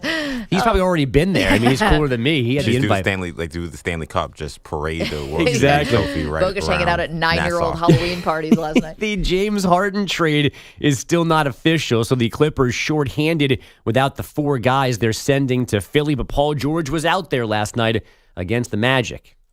All with 24 today. Into the paint he goes. Throws it all the way left corner. Powell open for 3. Rattles in and out. George offensive rebound. In the left corner. He wants the triple himself. He gets it. Paul George all towards 106-89, Clippers lead. 4 minutes to go in the fourth. As heard on Clippers Radio, George, 27 points, 7 rebounds, 7 assists in the 118-102 win. Harden was in the building, so was P.J. Tucker. They were in the locker room pregame. They have lockers, but since they are not officially Clippers yet, they could not be on the bench. They watched the game last night from a suite. Hope Paul George enjoyed that because he ain't getting 27 points a game in a game. That is, oh my God, the trade. Did you see some of the guys who were like, oh no, Harden's here? Terrence Mann video is amazing. Yeah, I mean, the train wreck has begun, and I don't think it's going to take long for it to go off the rails here. Did you see the awkward reunion between Harden and Westbrook in that locker room? Yep. Oh, yeah. Oh, I was cringing. I mean, honestly, Two frenemies. That Paul George is such a great player, and nothing can gut a great player like James Harden holding the ball. This is going to be the biggest disaster, and they're 5th in NBA title odds. Can you short a bet? Because I'm shorting this team 1,000%. So somebody in the newsroom told me yesterday that actually their odds dropped yesterday after the trade. Oh, they did? Oh, yeah, okay. They got worse adding Harden. That squares. Yeah, it tracks. Yeah. Victor Wembanyama and the Spurs turned an early 20-point hole into a 115-114 win in Phoenix last night. Keldon Johnson scored the game-winning hoop with 1.2 seconds left. The final score is the only time San Antonio led that game. The Knicks gave the Cavs their third straight loss, 109-91 in Cleveland, 19 points apiece for Julius Randle and Jalen Brunson. And Dominique Wilkins' son, Jacob, will play at Georgia just like his dad. Jacob, 6'8" forward, is a top 60 recruit in the class of 2025. He will likely wear his dad's retired number 21. Guys, back to you. Oh, that's pretty cool. Thank you, Andrew Bogish, for those latest headlines. Our great debate series today is the worst NFL head coach of all time. This is inspired by Josh McDaniels getting fired last night. We still have college football we have to get to. The college football playoff, those rankings came out for the first time last night. We'll tell you what the committee got right and wrong. We'll do that next. Don't move. Maggie and Perloff, CBS Sports Radio. You're in a 5-minute break.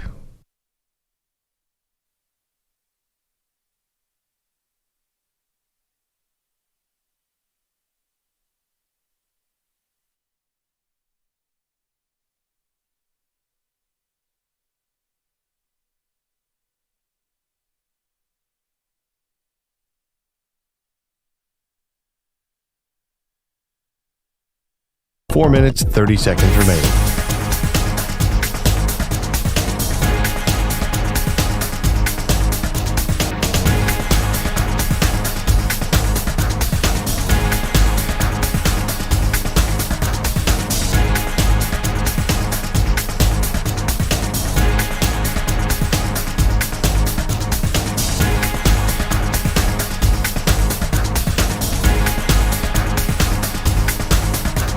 Four minutes remaining.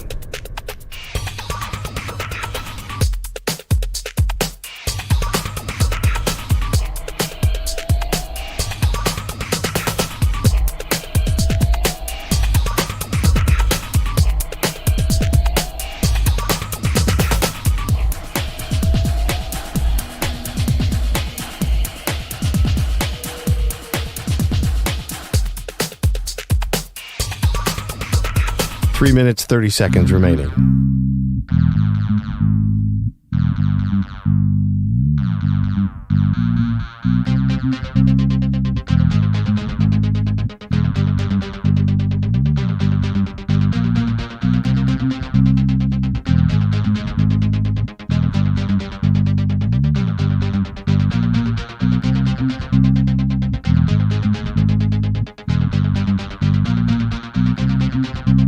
Three minutes remaining.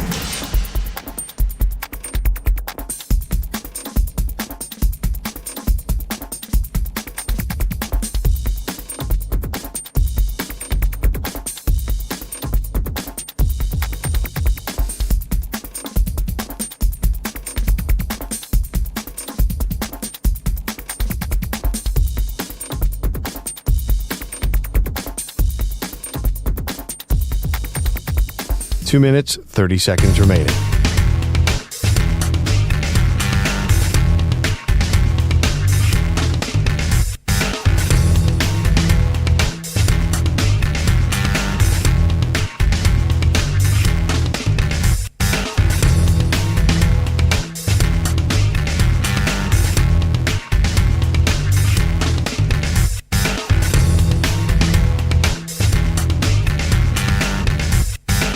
2 minutes remaining.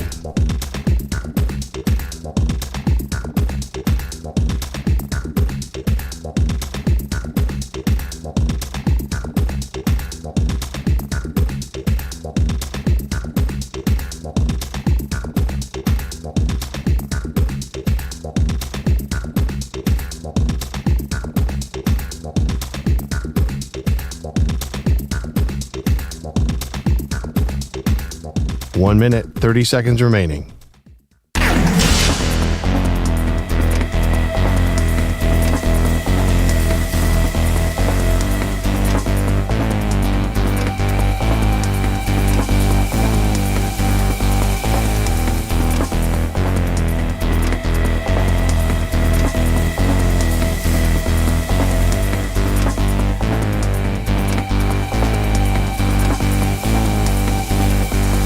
One minute remaining.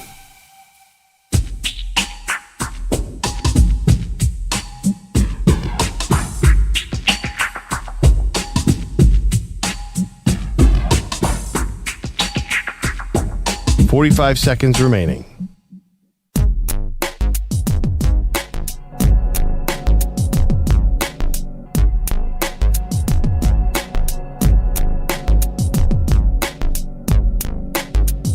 "30 seconds remaining.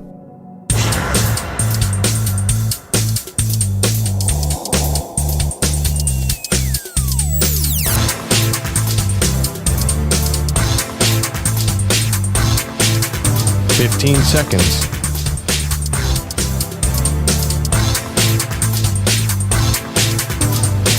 Break ends in 5 seconds.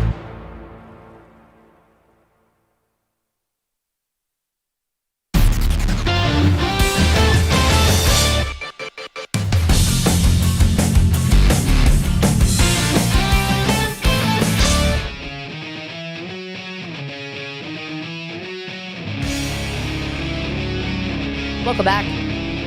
Maggie Gray, Andrew Perloff. It is Maggie and Perloff right here on CBS Sports Radio. A lot of news last night, including Josh McDaniels getting fired by the Raiders. So if you're just waking up and hearing that did happen.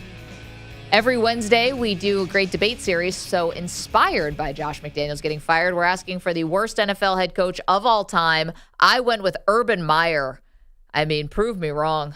On the field, it was terrible. Off the field, it was embarrassing. Perloff decided to go with Rich Kotite, because Urban Meyer didn't have enough time to do the damage that Rich Kotite did to two franchises. We got a lot of fun ones in the chat. EJ, what are people weighing in with? Yeah, so on the YouTube chat, a couple interesting suggestions. So one, we had L Boogie wrote Lou Holtz only won 3 games with the Jets. I think one of the more underrated picks. A lot of people forget that he actually was an NFL head coach. It's true. For one season. When you barely remember it and it was terrible, that is a good combo. Yes, and then there was a Joseph Placidi who wrote, what about Pete McCulley for worst coach of all time? He's obscure, but the 78 49ers were an epic disaster, trading for a washed-up O.J. Simpson. He lasted just 9 games. There were several other 49ers suggestions. Tyler McCann wrote Jim Tom Sula. That was quite infamous there. Definitely. And then one of my other favorite ones was Daily News wrote, how about all the Giants coaches? McAdoo, Shermer, Judge, is that trio. It's quite a lineage right there. I mean, it was like 8 years of just terrible Giants head coaches. McAdoo did go to a playoff, but you'll remember Odell Beckham Jr. and most of the Giants went to Miami in the weekend off between the playoffs and then came back and played That's terrible. another one. Or were those coaches so bad, or was the organization so bad? Because Pat Shermer can call a play. That dude was a great offensive coordinator. I know they were. So these same franchises have the same. It's the Raiders. Like, is Josh McDaniels that bad, or is it the Raiders? Yes. I knew you were going to say that. Yeah. And that is the accurate answer. Hung is in Pennsylvania, has got one for us. Good morning, Hung. Good morning. Good morning. I want to shout out to Jim Brum Show and Harrison Show because they keep calling out Brandon Stanley. Just the idiot. He got to go. Because, the Charger got a Justin Herbert. He's a superstar. He's way better than Philip Rivers. And Philip Rivers made to the AFC Championship game, but because Tom Brady's so good, that's why he never win a Super Bowl. But this guy here, Brandon Stanley, he idiot. He lost, keep losing. How many opportunities he going to get? 2 years ago, all he got to do is just tie the game. Don't call the timeout. And all you got to do is don't call the timeout and get into the playoff. He either called it You know, the last year he got a huge lead over the Jaguar and lost the game again. Hung, I'm mad at this guy. It's I could tell. You're making great points here, and thank you for the phone call. Brandon Staley is terrible. Now, he did get to a playoff. Yeah, I don't think he belongs in this conversation. We're talking about Urban Meyer and these kind of guys. He got to the playoffs, but he epically blew a playoff game. Like, they probably should have been fired on the spot. I kind of like this suggestion because I think the idea that you can't have any kind of success means that you should automatically be like eliminated from this conversation. I think I disagree with that. It's about coaching.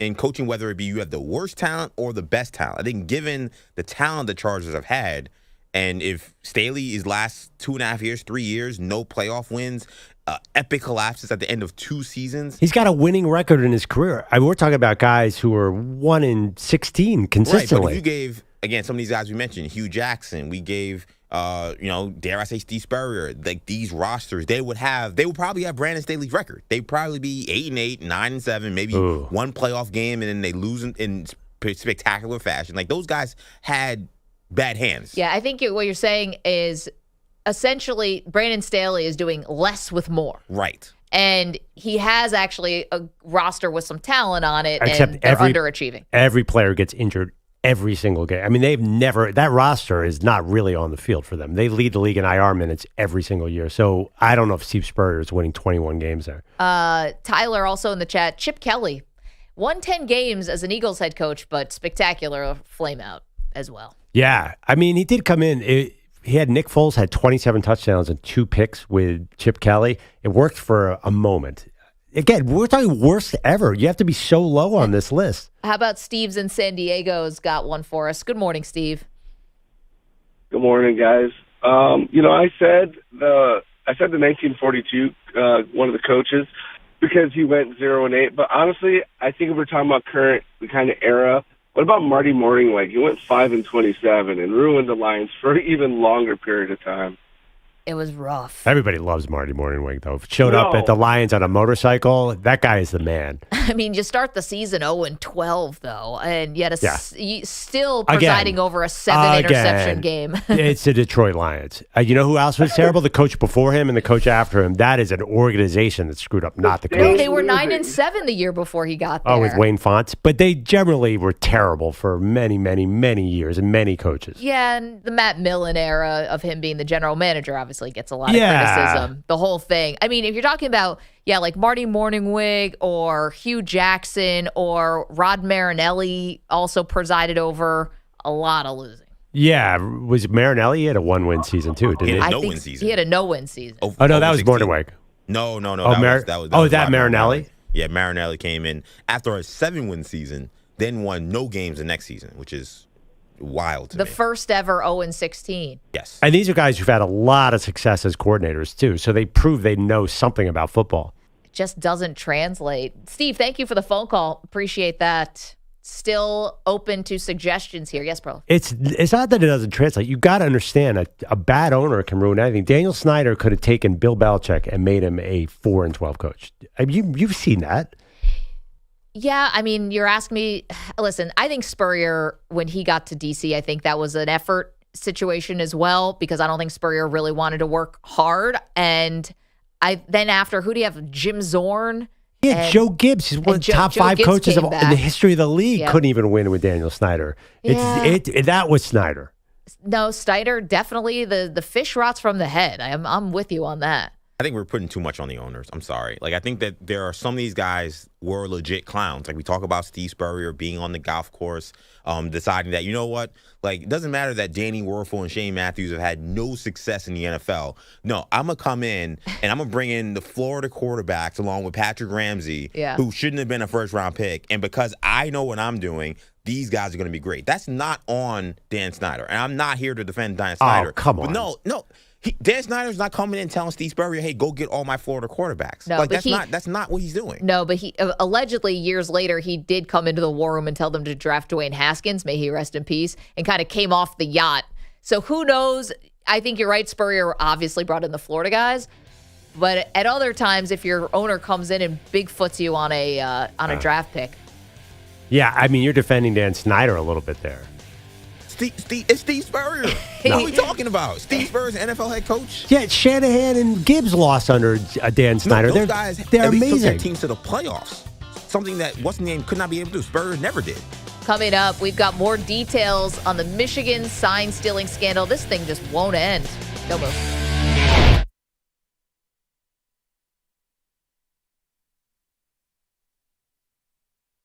You're in a 5-minute break.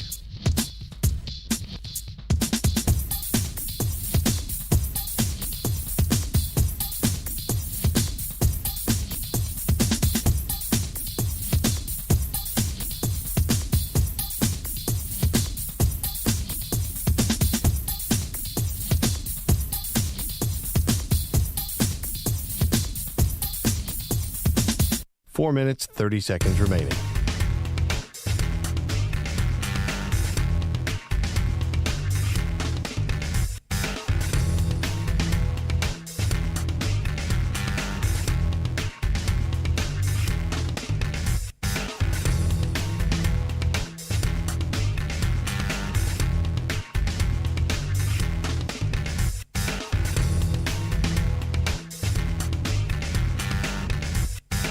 Four minutes remaining.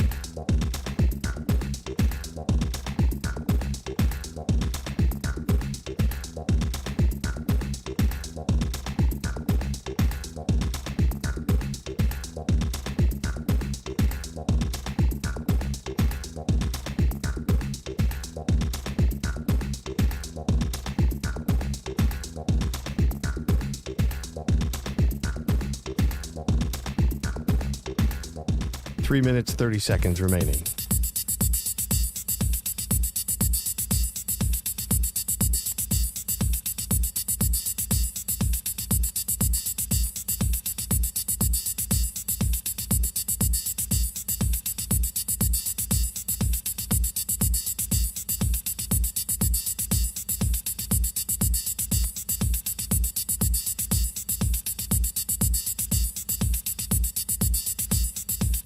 Three minutes remaining.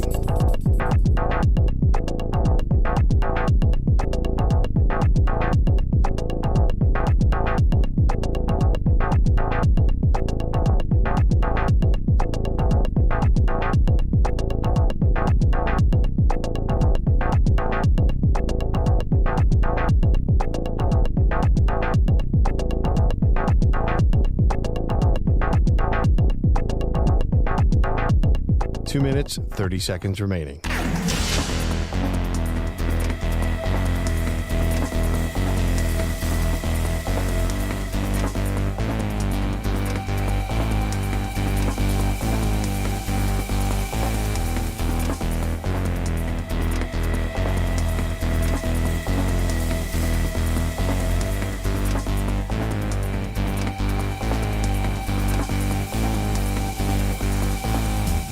Two minutes remaining.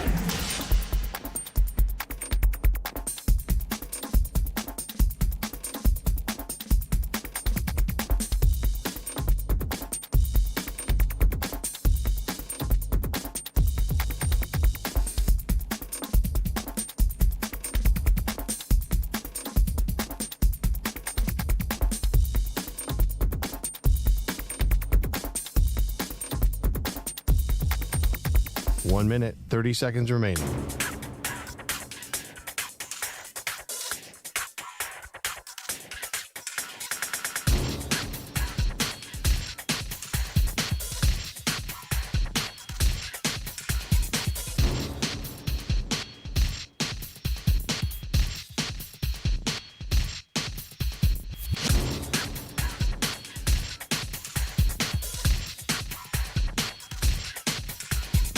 One minute remaining.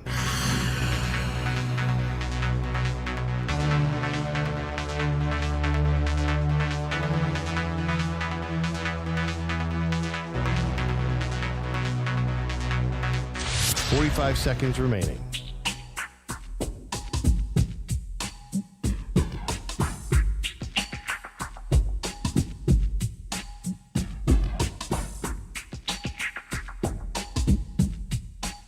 Seconds remaining.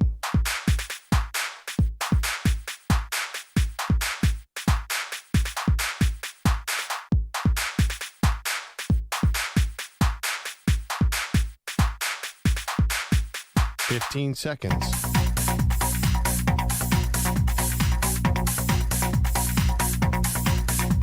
Break ends in 5 seconds.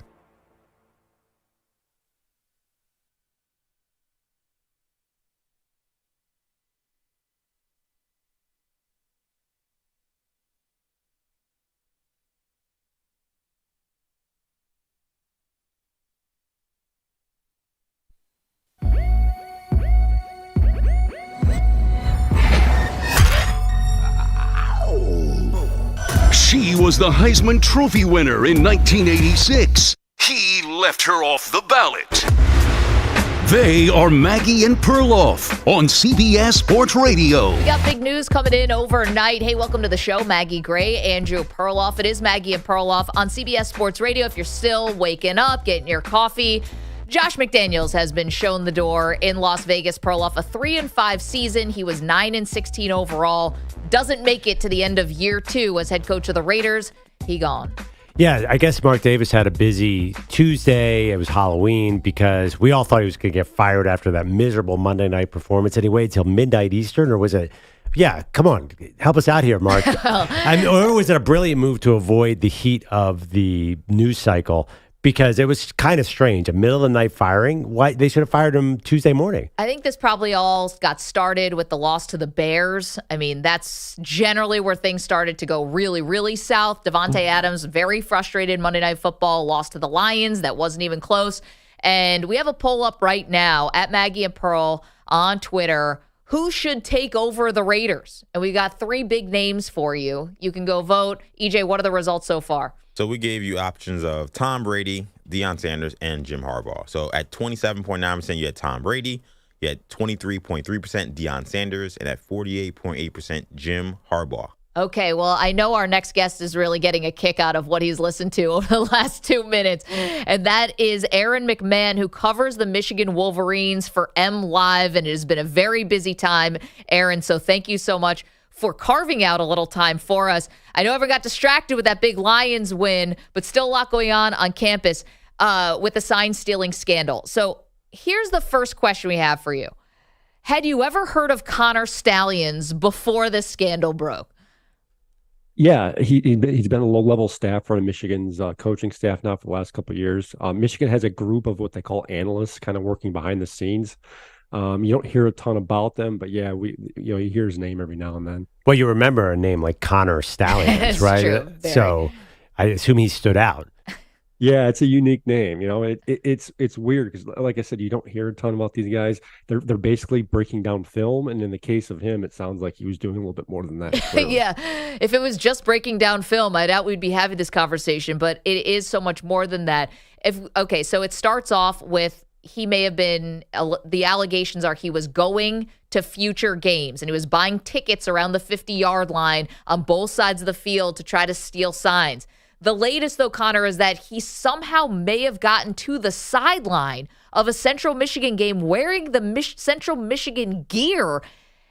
What can you tell us about the latest twist with Connor Stalions in this scandal? Yeah, this kind of came out originally Monday night. There were photos circulating on social media, Twitter, X, Facebook, the like, and folks thought that maybe it looked like him. If you look at a picture of Connor Stalions, he's a bald individual, doesn't have a ton of facial hair. The photo that was circulating shows dark hair. But interestingly enough, he had a hat on. He was wearing sunglasses during this game, which happened to be at night at Michigan State. So right away, there's some red flags. And it turns out Central Michigan announced Tuesday that they were opening an investigation into what exactly happened here. I have sources up there in Mount Pleasant, and none of them got back to me on Tuesday. I asked several folks to try and ID this guy because you'd like to think if CMU knew who this guy was, they'd come out right away and say, "Hey, this is X, this is our guy." No one's done that, so it signals to me right then and there something's off.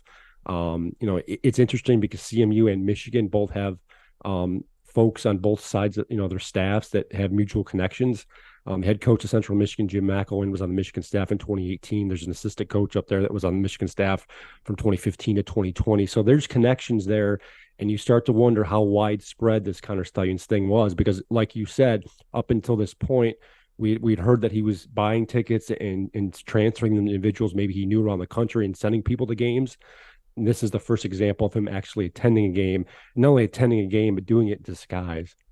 So did he do this? What's the point of this particular move to get access to the whole building? Was it just another way for him to steal signs if he was actually masquerading as a staff member of another team?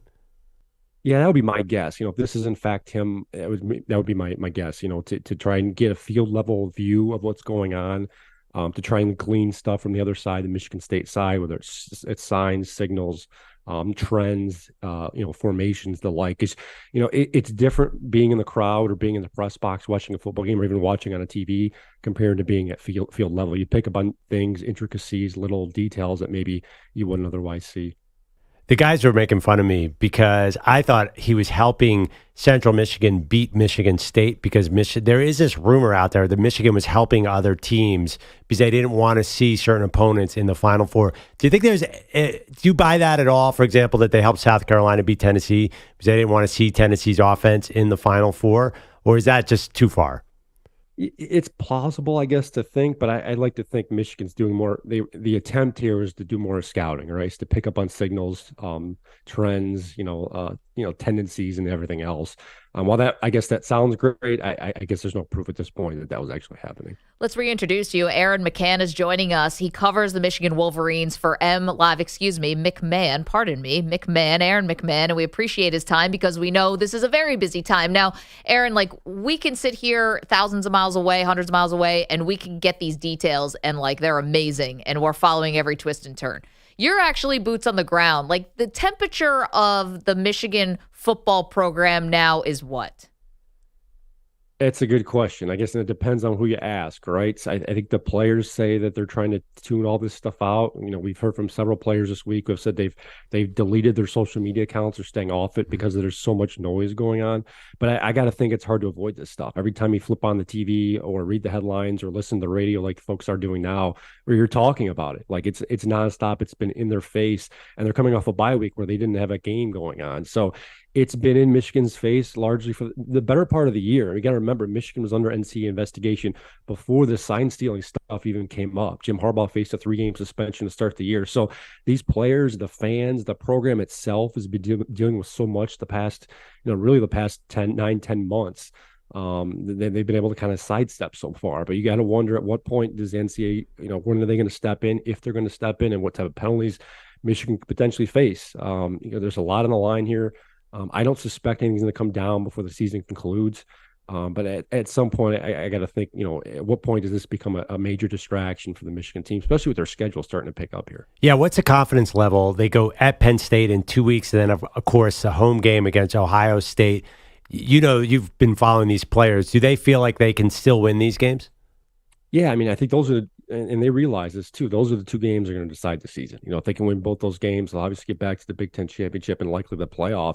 You lose one of them, it's going to be really difficult to do that type of stuff. So, and this is really what they've kind of all been building for. Michigan had several players come back this year that could have went to the NFL last year. They opted to return for their senior seasons in chase of a national title. They've gotten the playoff the last couple of years, and obviously that's not been enough. They want to go to the top here. So I think, a loss here would certainly damage a lot of that stuff and kind of, in a way, kind of ruin the season. So they realize they got to go in there and win. Penn State's a difficult place to play. They've had struggles there in the past. But at the same time, they've dominated Ohio State the last couple of years too. So they realize that all eyes will be on them now. The final 4 games, they have to win. But I got to wonder too, from a general college football fan, what that cloud looks like, with all these rumors and accusations swirling around the program. Aaron McMahon covers the Wolverines for MLIVE. Okay, a couple on Jim Harbaugh specifically. So I think the $65,000 question, whatever that term is did Jim Harbaugh know what Connor Stalions was doing? Aaron, what's your take? Yeah, he's denied all knowledge. He said that he wasn't involved. He didn't direct Connor Stalions to do any of this stuff. At this point, Michigan's kind of painted Connor Stalions as this rogue super fan who kind of went above and beyond what he was supposed to do. There's been no evidence to this point linking Jim Harbaugh or really any of the other major coordinators, staffers to this.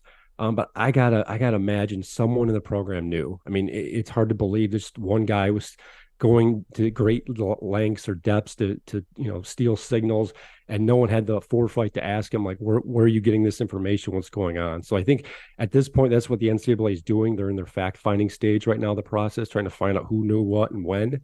It's hard to believe other folks didn't know. It's hard to believe Jim Harbaugh didn't know. But at the same time, too, I can tell you in the past, when you ask whether it's Jim Harbaugh or even some of the high-level assistants about some of these low-level staffers, a lot of times you get blank stares because, there isn't a ton of interaction. There's so many folks you got to pay attention to. There's so many folks on staff. I do think at the same time, some of these guys do go under the radar a lot of the times. Perloff made this point. I think it's a good one. Once you have laminated a sheet of paper, that means you have access to the building. There's a laminator around. It's very official. Last one for you.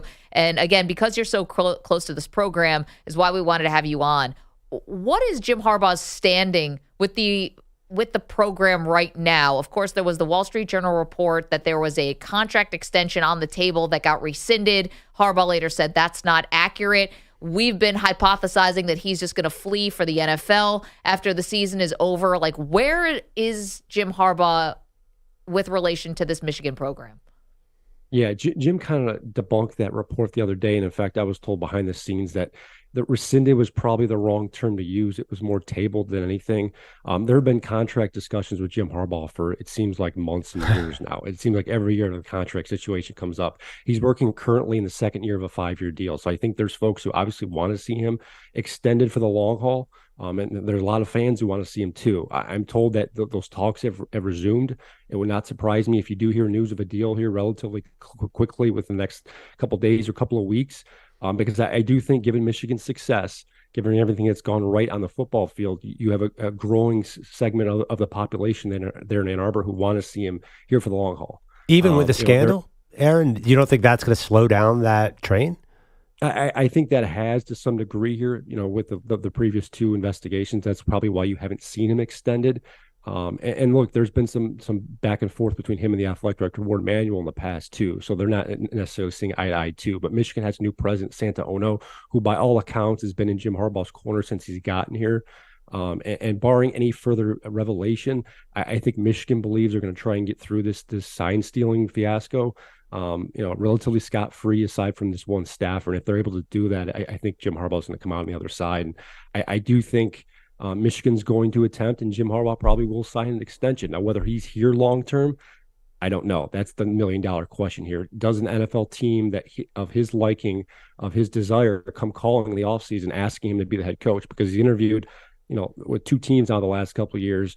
He's clear. He said he wants to get back to the NFL to win the Super Bowl. So I think if the right situation comes, and he's, there's enough cloud here in Ann Arbor that he may return to the NFL. Aaron McMahon covers the Wolverines for MLIVE. Aaron, thanks so much. Again, as we know, busy time of year. Who knows what tomorrow will bring? Appreciate your expertise. Thank you. Thank you. Appreciate that. I think I think I said this the other day. I think they signed Jim Harbaugh just to give a Michigan against the world vibe. Re-sign him. Right. Just more as a PR thing. A PR thing, and also I think he's the best coach they've ever had or going to have in this recent era. I mean, the guy's he beat Ohio State twice. He's been in the Final Four twice. That's not easy to replace. I know, but was it because he had Connor Stallions, getting the hand signals at the sidelines of the Michigan State Chippewa and Central Michigan game? I don't know.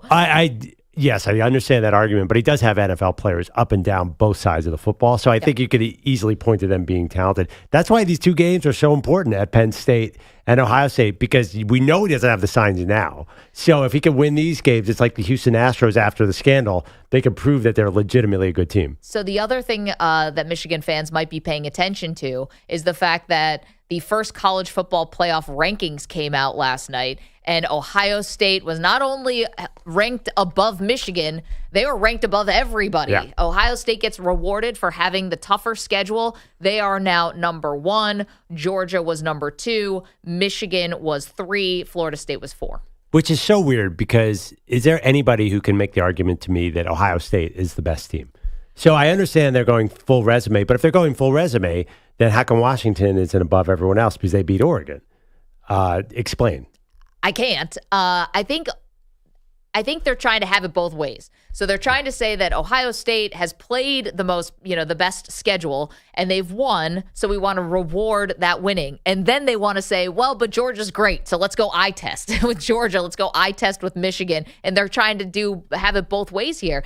And I think the biggest gripe might not be Washington, even though they've looked a little shaky the last Very shaky. 2 games, would probably be Oklahoma, who's ranked below Texas right now, 2 spots below Texas. Texas is 7 and Oklahoma is 9. And Oklahoma should be like, we beat Texas. And yes, I know we lost to Kansas, but we lost a game on the road. Like, shouldn't that be forgivable in the last literal second of the game? Well, I think the committee's being safe here. They want to make sure they get Texas into this Final Four. So because they like TV ratings. So I think that's a message. Hey, if they're one loss, Texas is getting in over you other teams.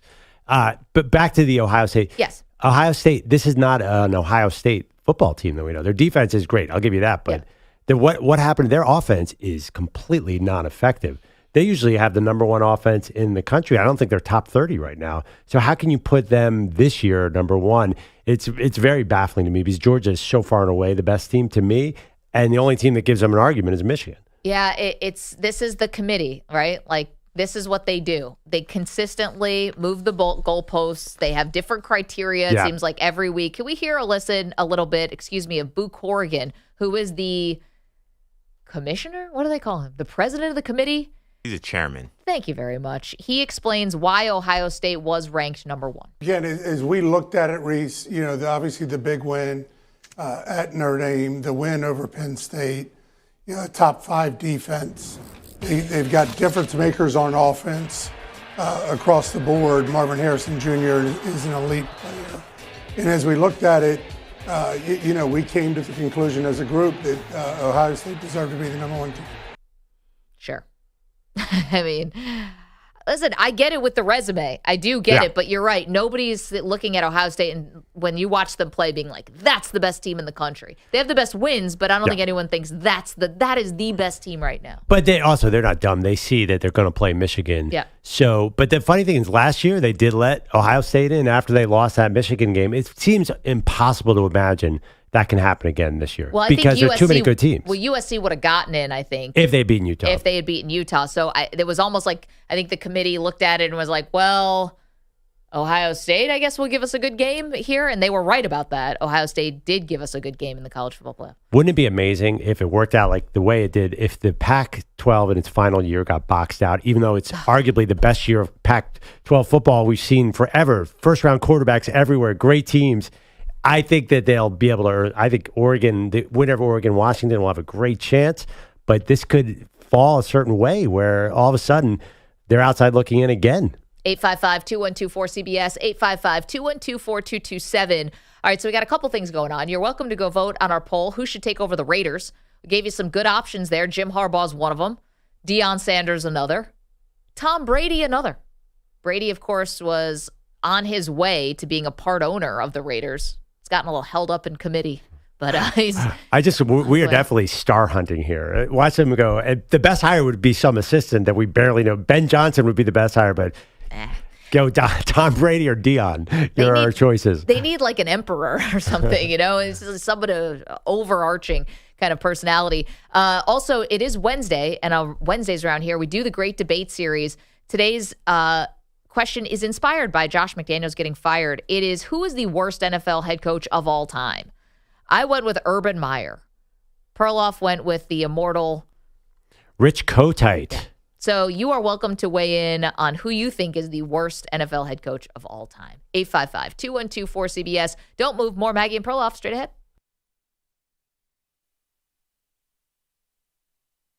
You're in a 5-minute break.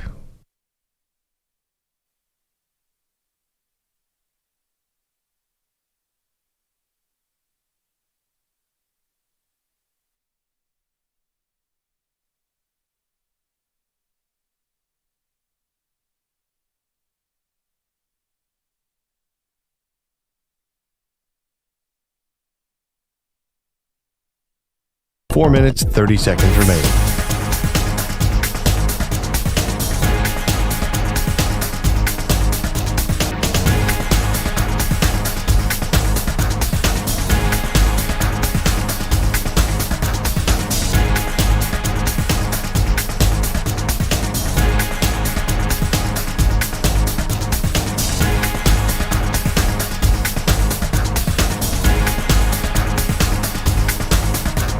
4 minutes remaining.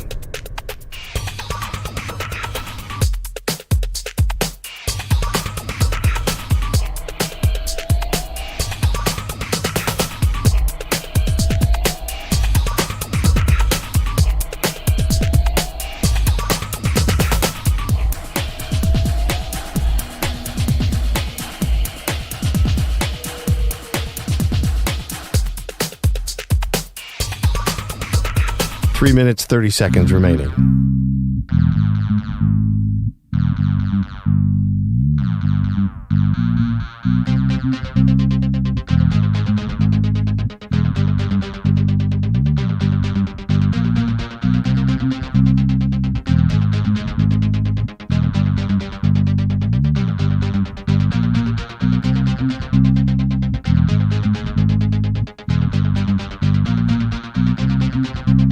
Three minutes remaining.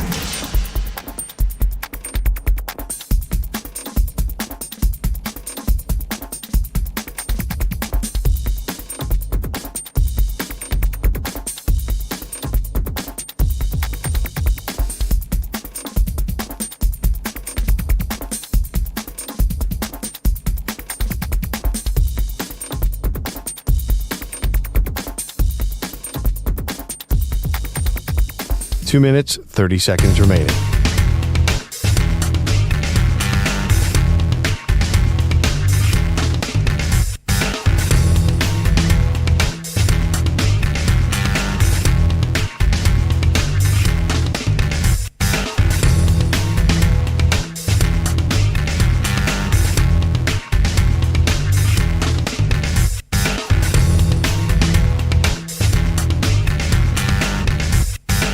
Two minutes remaining.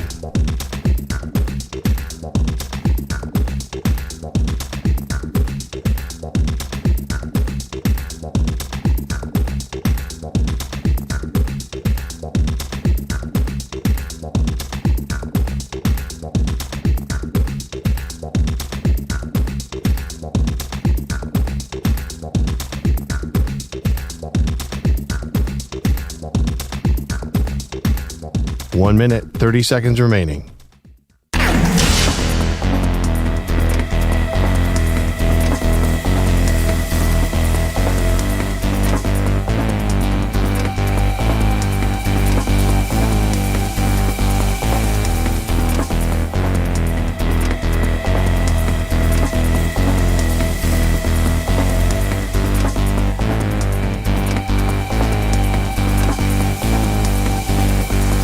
One minute remaining.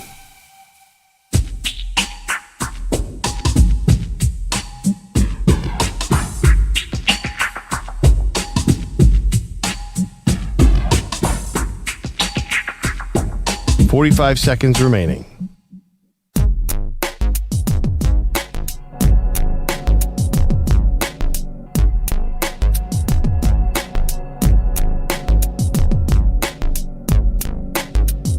.30 seconds remaining.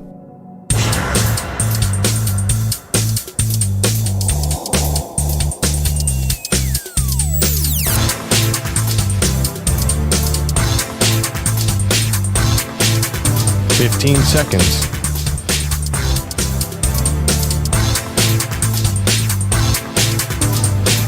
Break ends in 5 seconds.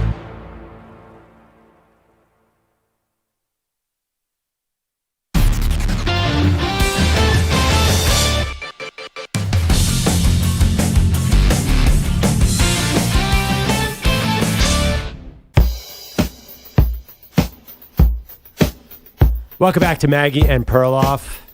I am trying to talk some sense into Maggie Gray, who is going big name hunting for the Raiders coach. She's debating Deion or Tom Brady. I say get the hot defensive coordinator from the Lions or something. I don't even know, but maybe do something different. Do something different than hiring a big name for Vegas. Maybe try a different approach. Maybe build from the ground up. Take your time. Hire smart people. Patient. Perloff, what organization are we talking about here? Come on. I'm saying Deion Sanders and Tom Brady and Jim Harbaugh because I know how the mind of this owner works, Mark Davis. He's definitely going big game hunting. Mike's in Minnesota has got a coaching candidate. Of course, if you're just waking up or just getting to it, Josh McDaniels was fired last night. Good morning, Mike. How are you? I'm doing good. I'm here in Byron, Minnesota with a balmy 26-degree commute. I'm wondering, Jim Harbaugh is a good choice, but I just wonder if they'll go rogue and go after Eric Bieniemy. Okay. Now we're talking. Mike, I like that one. So Bieniemy in Washington, I mean, it hasn't been a great season. Now they clearly are selling off with Montez Sweat and Chase Young both traded yesterday. Sam Howell's numbers are very, very good. I think Bieniemy's had a really successful season. Have you seen the sack numbers? That guy's going to leave this season in a body bag. I think Washington is going to eye Bieniemy. I think they fire Rivera after the next loss. Bieniemy gets the interim job. The offense has been really good. I mean, obviously, I'm biased because as an Eagles fan, they've torched the Eagles. Sam Howell's numbers, haven't you seen the graphic that he's doing as well as Patrick Mahomes? I think that Bieniemy's been a definite success. I think he's getting a job.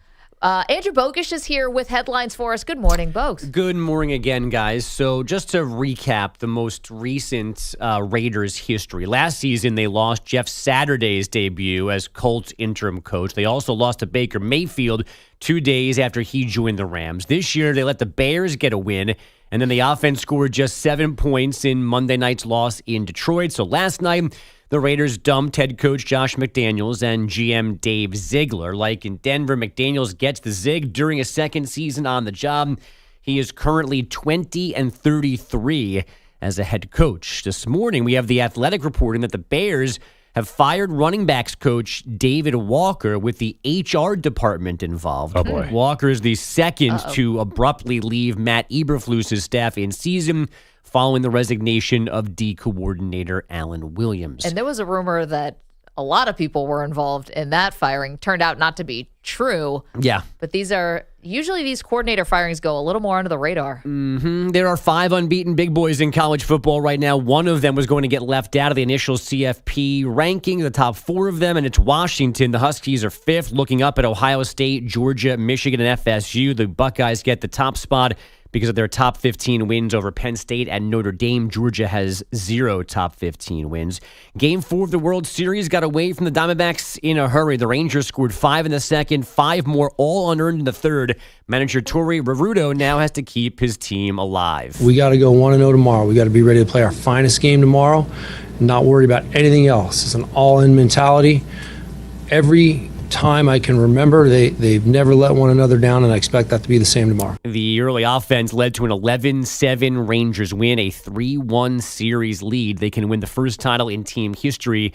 Game 5 tonight in Arizona. Victor Wembanyama helping the Spurs erase a 20-point deficit. They win in Phoenix, 115-114. James Harden watching from a suite. The Clippers took care of the Magic, 118-102. And guys, we love stories on the show. Before we had Taylor Swift and Travis Kelce, we had Marcus Jordan and Larsa Pippen. Michael's son said this week he hopes his dad will be his best man when he marries Scotty's ex-wife. What a story. Back to you. That was our friend Pablo Torre who had that exclusive, and Charlotte Wilder, who we're huge fans of and who we've known for a long time. We worked with both of them at Sports Illustrated. You know what? This is the one thing that got me about that story. They might be doing 2 weddings. Did you see that? I did not see that. They might do one just for the cameras because Larsa is a housewife of some city. Okay. Miami, maybe. And then they'll do a real one. And I'm wondering if you're Michael Jordan, like, can you ask him to do the televised wedding, or does he just do the behind the scenes wedding? Or neither. I mean, he has to be the best man. Why wouldn't he be? This is his kid. Marrying his former teammate's ex-wife? And the bigger question is whether Scotty gets invited. I mean, I think that's probably a no. You don't generally have your ex-husbands and wives at your second wedding. I don't think so. I don't think they ended on good terms either. So no, I don't think so. So Scotty won't be there. I think Michael's got to be there. This is his child. Then he won't be at the TV one. He will not be at the Bravo wedding. The Bravo wedding. No. They get a stand-in. Think Dennis Rodman will show up. Bogish, thank you so much. We appreciate that. Okay, let's turn our attention back to the NFL. We got the big news last night that Josh McDaniels has been fired along with Dave Ziegler. Mike Sando is a writer for The Athletic, got a new book out called The Football 100, which is the 100 best players in the history of the NFL. We'll get to that in a minute. Mike, thank you for joining us. How are you? I'm doing well. Thank you. Good to be here. Thanks for doing it. So obviously it's not too shocking that Josh McDaniels got fired last night, but you know this organization pretty well. Where do you think they're going to look next to try to fix this thing? Anybody's guess with Mark Davis. I mean, I think the timing of this is very surprising that you would do it on a short week after a Monday night game. We could all see where this was headed, but that you're going to put Antonio Pierce into the job. 5 years ago, he's a high school coach. He has about 2 years of NFL coaching experience, and we're going to put a game plan together starting on Wednesday. Good luck. It's going to be tough for them in the short term. I figured they would do it another week when they have a little bit more time, but here they are. They're scrambling. And look, they gave a 6-year deal to Josh McDaniels. Who was Mark Davis competing with for that 6-year deal? Great question. You think there was a lot of teams lining up to do a 7-year deal? So, they're all over the place. I will say that, Champ Kelly, the interim GM, I think gives them some stability just from a personality standpoint. He's not really from that New England, my way or the highway type place. He does know Josh McDaniels and Dave Ziegler, obviously, but that's not really where he comes from. And if you've ever been around him, I think he's a pretty calming influence. So that's probably good for them in the short term. They said they're going to have, a comprehensive search at the end of the year, which you are supposed to anyway under the rules. So I think it's way too early to say what direction they go in, but hopefully I think they need, sometimes you pivot away from what you had towards something a little differently. Sometimes it'll be offense to defense, defense to offense. I think they need to go from New England to a more personable approach as a head coach. Well, what about, let's throw out a name, Jim Harbaugh, because he's looking for a job where the head coach and the GM are gone maybe. Do you think Jim Harbaugh, it would be an option for the Raiders? And does he have any interest from the NFL right now? Yeah, he could be an option. I think he had less interest than probably anticipated the last time around. I thought Denver would be a place for him.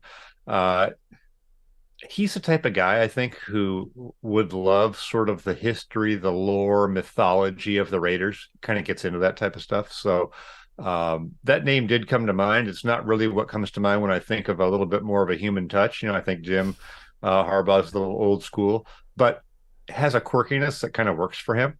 So that's not a bad name, I think, to keep in mind. We have to see, though, are they going to have a GM hired first? Are they going to give it all to the head coach? Because when they went and got John Gruden, it was a big name, and they gave him all the power. So just the way they set up that dynamic will probably tell a lot of that too. Mike, I noticed you didn't mention sign stealing in the report that the NFL would not be a safe haven for Jim Harbaugh. We had trouble believing that. Do you think that they could keep Harbaugh out of the league? That the sign stealing would be a deal breaker for him to get a job?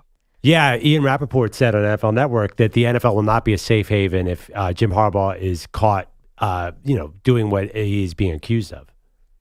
Meaning the NFL would not hire him, is what he's implying. Yeah. The teams would not be allowed to hire him because there'd be a big suspension coming, or that he would just be generally blackballed. That's hard to say. I don't know. I mean, maybe. How would you know what all the owners would be thinking about, Jim Harbaugh? It just takes one of them. I think it's a little early for that. I don't know all the details of that scandal, but some of that stuff that is coming out, definitely could be a factor. It could tarnish him, depending on the degree. We got reports of people, secretly on the wrong team's sidelines and in disguises, wearing badges for visiting sideline. If that thing does unravel, I think it could have an effect. Mike Sando is joining us, of course, the writer for The Athletic, got a new book out called The Football 100. Mike and Dan Pompei try to get the 100 greatest players in the NFL, so no small feat there. We'll get to it in just a moment, but trade deadline just passes. Mike, who do you think had the best move, or was there a head-scratching move on the flip side? Well, I think there were two head-scratchers to me coming out of the NFC North. I mean, the Packers trading Rasul Douglas, who's a good young corner, to Buffalo, certainly great for the Bills. They needed help at that position, but I was never under the impression this year that the Packers needed less good young talent on their team. I wasn't thinking, they're just getting rid of a quarterback away from turning this thing around, a cornerback. So I don't know what was going on there. And then the Bears, who've kind of been all over the place. Remember, they fired a defensive coordinator this year. Now a running back coach has been fired. For them to be giving, a second-round pick to Montez Sweat of Washington, who doesn't have a contract past this year, it's not like the Bears are any kind of a contender. They're not even a contender in their own to win their division. So there's a lot of risk involved when you bring in somebody who doesn't have to sign with you. They could franchise tag him or whatever, but I don't even think they know what's going to happen at the coaching position or anything. So that was a little weird to me. What about the Vikings bringing in Josh Dobbs? Are you surprised that they didn't go for a bigger name to replace Kirk Cousins? Well, no, because you just have to take what's available, right? I mean, it's hard. It's really, really hard to bring in somebody at a lot of positions in the middle of the season because you have to learn a system. So you're typically going to be tied to somebody who, has already had a history with you. Well, that's hard to do during the year too. Josh Dobbs is interesting. The reason it makes sense is he and Kirk Cousins have the same agent. So as you're kind of trying to put all this stuff together quickly, who can we get? Well, the agent, I'm sure, is involved in those conversations too, or at least available, can help smooth this thing. And then also Josh Dobbs is a graduate in aerospace engineering with a 4.0 GPA from Tennessee. So if anyone's going to come in on a short amount of time, which he already just did in Arizona, although he did know the system there better, it's probably him. So a combination of availability, very short list, ability to get to speed quick. Not everyone can do that. Maybe he can, and just pure desperation. And then really they're not going for probably a long-term solution, right? They're going to have to regroup at the end of the year. You're not going to be able to get somebody now that probably factors in as a long-term answer when you really had 2 days. I mean, Kirk Cousins just got hurt Sunday. They had no planning for this, right? You wouldn't be thinking of it at all until Sunday night. Mike Sando, our guest. New book is called Football 100, 100 Greatest Players in the NFL. Now, Perloff and I have tried to put some lists together.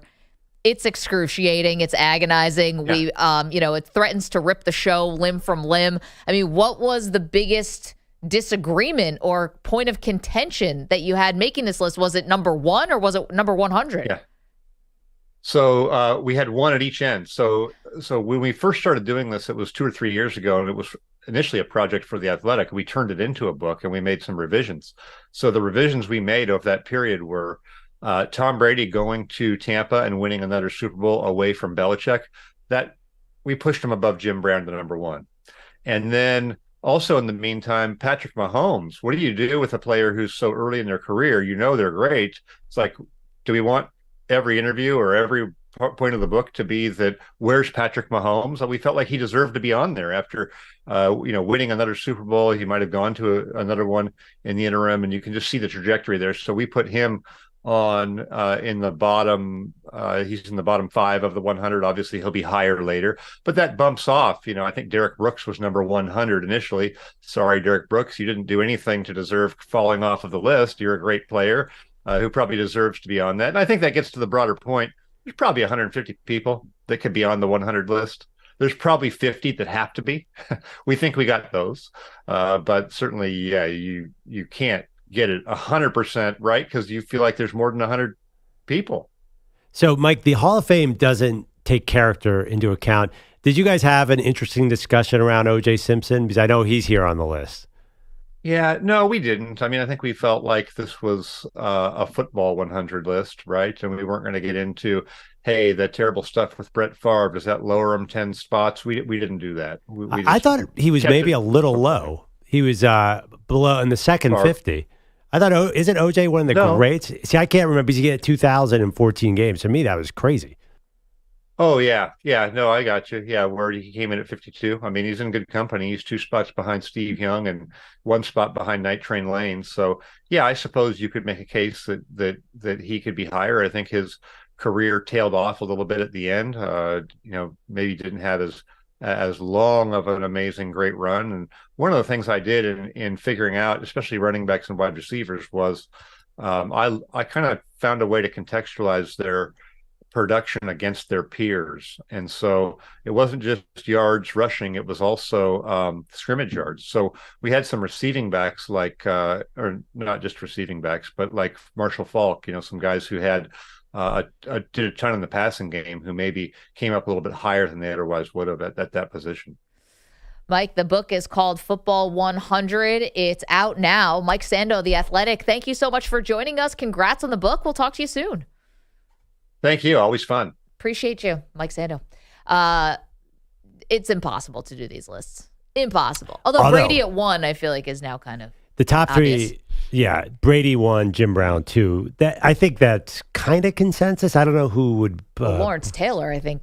Yeah, is kind of generally thought of as. I always thought was generally thought of as 2. Oh, yeah, that's funny. I always think Jim Brown kind of had the moniker greatest player of all time. I mean, Jim Brown just did it a little less. That's funny. I think we did this debate in the summer, and yes, I picked Jim Brown. I know. We definitely did. Everyone tries to take a stab at this. It is really, really hard. Okay, speaking of hard, great debate series this week. Worst NFL head coach of all time. Inspired by Josh McDaniels. He got fired today. I said Urban Meyer. Perloff said Rich Kotite. What say you? 855-212-4CBS, 855-212-4227. Plus, we do have more from last night. So much going on. Do not move. We've got the sound you have to hear next. It's Maggie and Perloff, CBS Sports Radio. You're in a 5-minute break.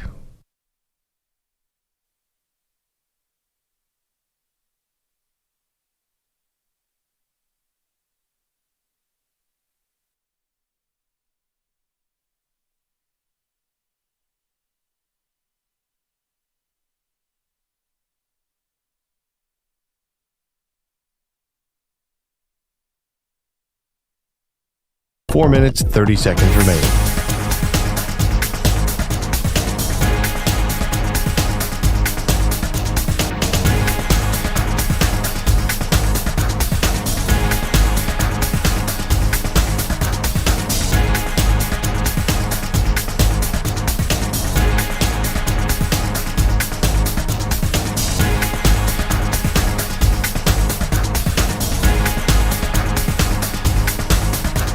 Four minutes remaining.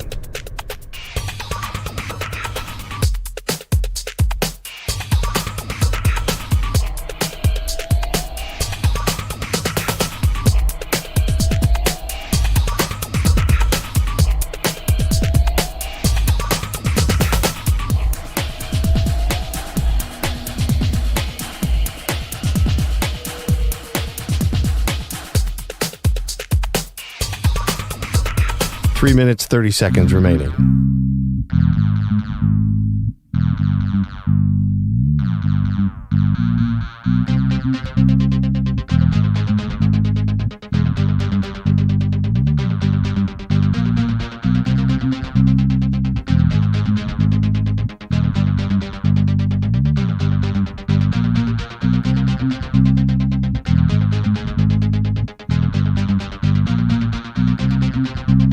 Three minutes remaining.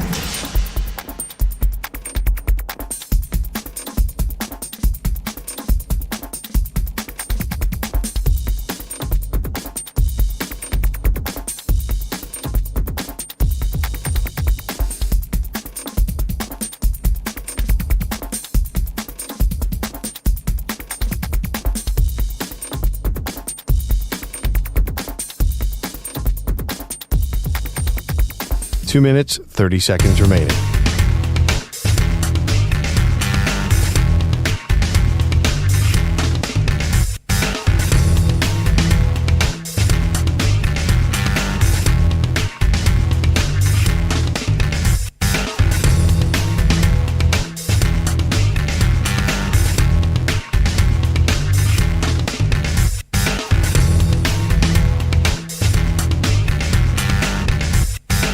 Two minutes remaining.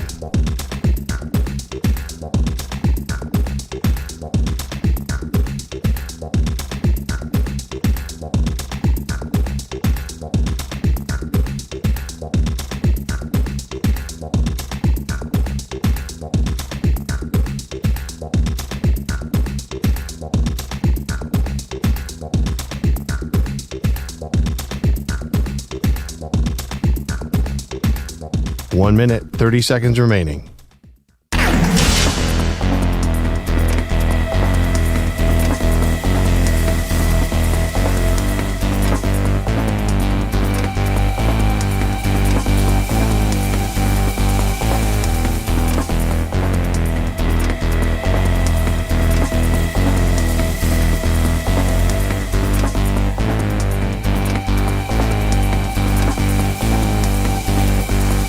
One minute remaining.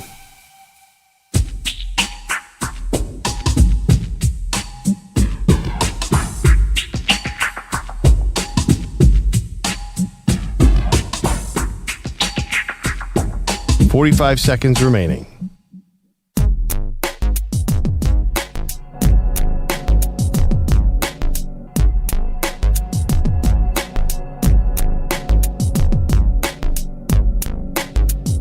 "30 seconds remaining.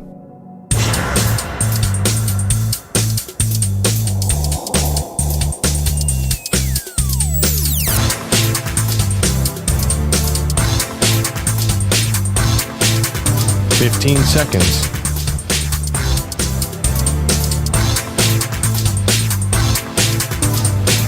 Break ends in 5 seconds.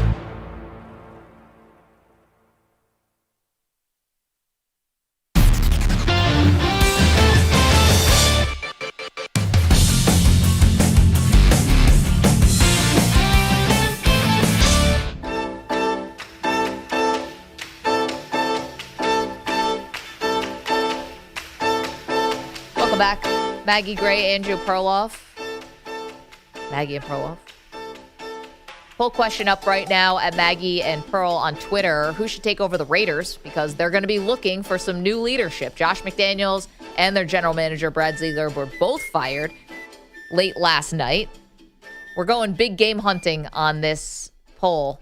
Your options are Tom Brady, Deion Sanders, and Jim Harbaugh. EJ, what are the results? So we have Tom Brady at 27% right now. We have Deion Sanders at 21% and Jim Harbaugh at 51%. So Harbaugh definitely leading the pack here. Yeah. Interesting. We just talked to Mike Sando, the Athletic, who said maybe the next coach of the Raiders should have a little personal touch, a little softer, gentler approach here. You don't really think of Jim Harbaugh as that guy coming in with the velvet glove, you know? Yeah, but it seems like he's gets along with his Michigan players. Jim Harbaugh's evolved a little bit. I think they could do a lot worse. I think they will do a lot worse. Oh, boy. Let's get to our Daily Deion. Daily. Do you believe that? Deion. You believe that? And this portion of the show is brought to you by Wesley Financial. If you're stuck in a timeshare and want out, contact Wesley Financial Group now and get a free timeshare exit information kit at wesleyfinancialgroup.com.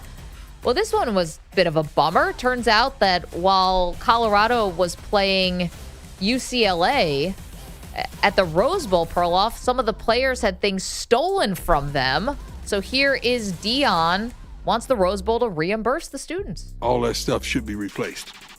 This is the Rose Bowl. They said the granddaddy of them all, right? I'm sure granddaddy has some money. Grandpa should have some money to get these kids. I'm going to have a list made out from these young men, and I know they're going to be truthful about what they lost, so we could try to get that back for them. They may not be able to get the items back, but we should be able to reimburse them. That was unbelievable. Man, I wonder how much was taken here. And also, Granddad is just the insurance company. I mean, assuming the Rose Bowl has this kind of thing covered. Well, it's a new world with NIL. Now guys can openly flaunt their wealth as compared to the years of college football where they were hiding their wealth. Or some programs are hiding their wealth. Not all. Yeah, this stinks. I mean, I would say do not bring expensive jewelry to an away game. This is a lesson. I don't know. I don't see them getting their money back. Is this something that I have never had jewelry stolen because I've never owned jewelry. Yeah, but it feels like it's a wedding ring. It's a long road to get that money back.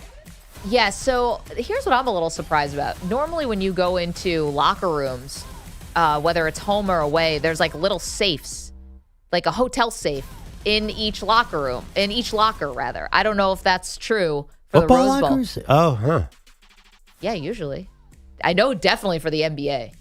At college level? I haven't been in a college locker room because I don't think reporters are allowed in college locker rooms. I have no idea. In high school, we certainly did not have those. No, definitely not in high school. So in the NFL, there's a safe on all those home lockers? Yeah. It's like in your little locker, you get a little, in most places, you get a little tiny like hotel safe. Yeah, so I wonder, the Rose Bowl probably rotates a lot of different things in there. I kind of doubt. First of all, it's kind of a dump, right? I can't remember That's which what I was one. Thinking. Yeah, it's an older stadium. So. I've been in the Rose Bowls. It's horrible. It's the worst press box. I've never been in there. Yeah, it's the worst. It's the Rose Bowls in Pasadena. I'm sorry. Yes. The Coliseum is the biggest dump of all. Coliseum is really bad. The Coliseum barely has Wi-Fi in the press box. It's terrible. The Rose Bowl is also very old. I doubt they have amenities. By the way, shouldn't Deion be focusing on a football game here? Remember, we have that little thing called. Are we done with that? Is that all over the actual season here? No, I mean, Shador, there's still possible to get to a bowl game. if Shador is in one piece, that's what I worry about. Is he even going to play at full strength? He just gets keep beating up. They are 14-point underdogs against Oregon State. Oregon State. I know Oregon State's number 16. It's in Colorado. I'm on upset alert. They have to have one more signature win here, Maggie. I know they have it in them. They have to. It would be such a shame to jump out to 4 wins and then not be bowl eligible. It'd be bad for college. I mean, not bad for college football, but it'd be disappointing because that's the one bowl I kind of want to watch. Let's get to our shot of the day. He shoots! And the shot of the day is brought to you by Casamigos Tequila. Casamigos Tequila is brought to you by those who drink it. Well, could have been Andrew Bogusch having a little Casamigos Tequila last night. He was out at a Halloween party hosted by a 9-year-old. He walked around our neighborhood with 15 people. Everyone knew about Peyton's party, and everyone was like, no, open door, we're going. And we went, and it was pretty ridiculous. And walked out at 9, and it was nowhere near being over. So I didn't know it at the time, but we came across Peyton during the trick-or-treating, and she was Gene Simmons in full Kiss gear. Nice. Oh, nice. And my buddy had a speaker with him, so he puts on a Kiss song, and she starts singing and rocking out to it at 9 years old. So that family needs to be my friend now. They got like their 9-year-old in rock and roll training camp. Basically, it's like they got the next Joan Jett. They don't even know what they have. That's awesome. I think the Philadelphia Eagles lineman dressed up as Kiss too. Oh, did they? That's always a great costume. Honestly, does anyone know what are Kiss songs? Were they more than I should know this as the oldest person here, but no, you know Kiss songs. It's like, why am I not thinking of any right now? Weren't they more just the act than the actual music? I want to rock and roll all night and party every day. That is a classic. That's a great one. Oh, that's Kiss? Okay, that's a great one. Yeah. Yes, that's Kiss. Oh, that's Kiss? I don't know.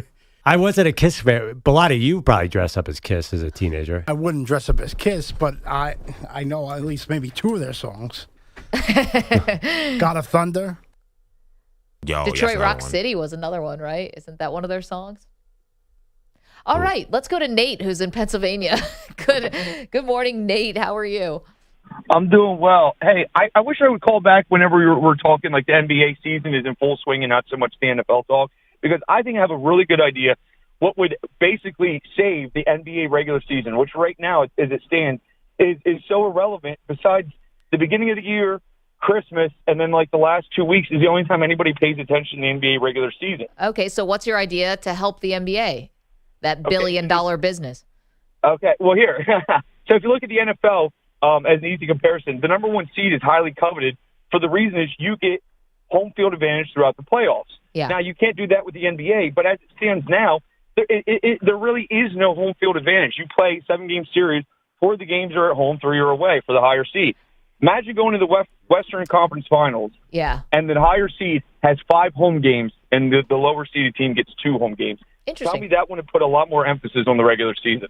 Nate, not a bad idea. Thank you for the phone call. I like it.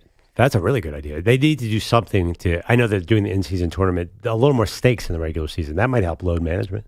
I think that's probably going to be the owners who are not going to want that because whoever is playing in the series, they want to have a shot at some home playoff games to jack up prices on everything. Yeah. I mean, we don't have time. I'm with Nate, by the way. The NBA, a billion-dollar business, they should watch MLB's ratings and say, uh-oh, is that us in 5 years? Sorry. Man. Okay, well, that's going to do it. Can we get a final update on the poll of who should take over the Raiders? Yeah, so we asked the question of the day, who should run the Raiders? So final results here, 27.5% Tom Brady, 21.5% Deion Sanders, 51% Jim Harbaugh.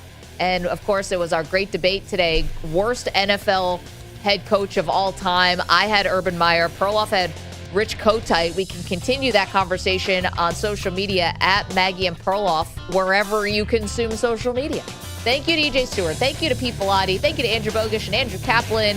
Weedos, coffee drinkers, callers, you're awesome.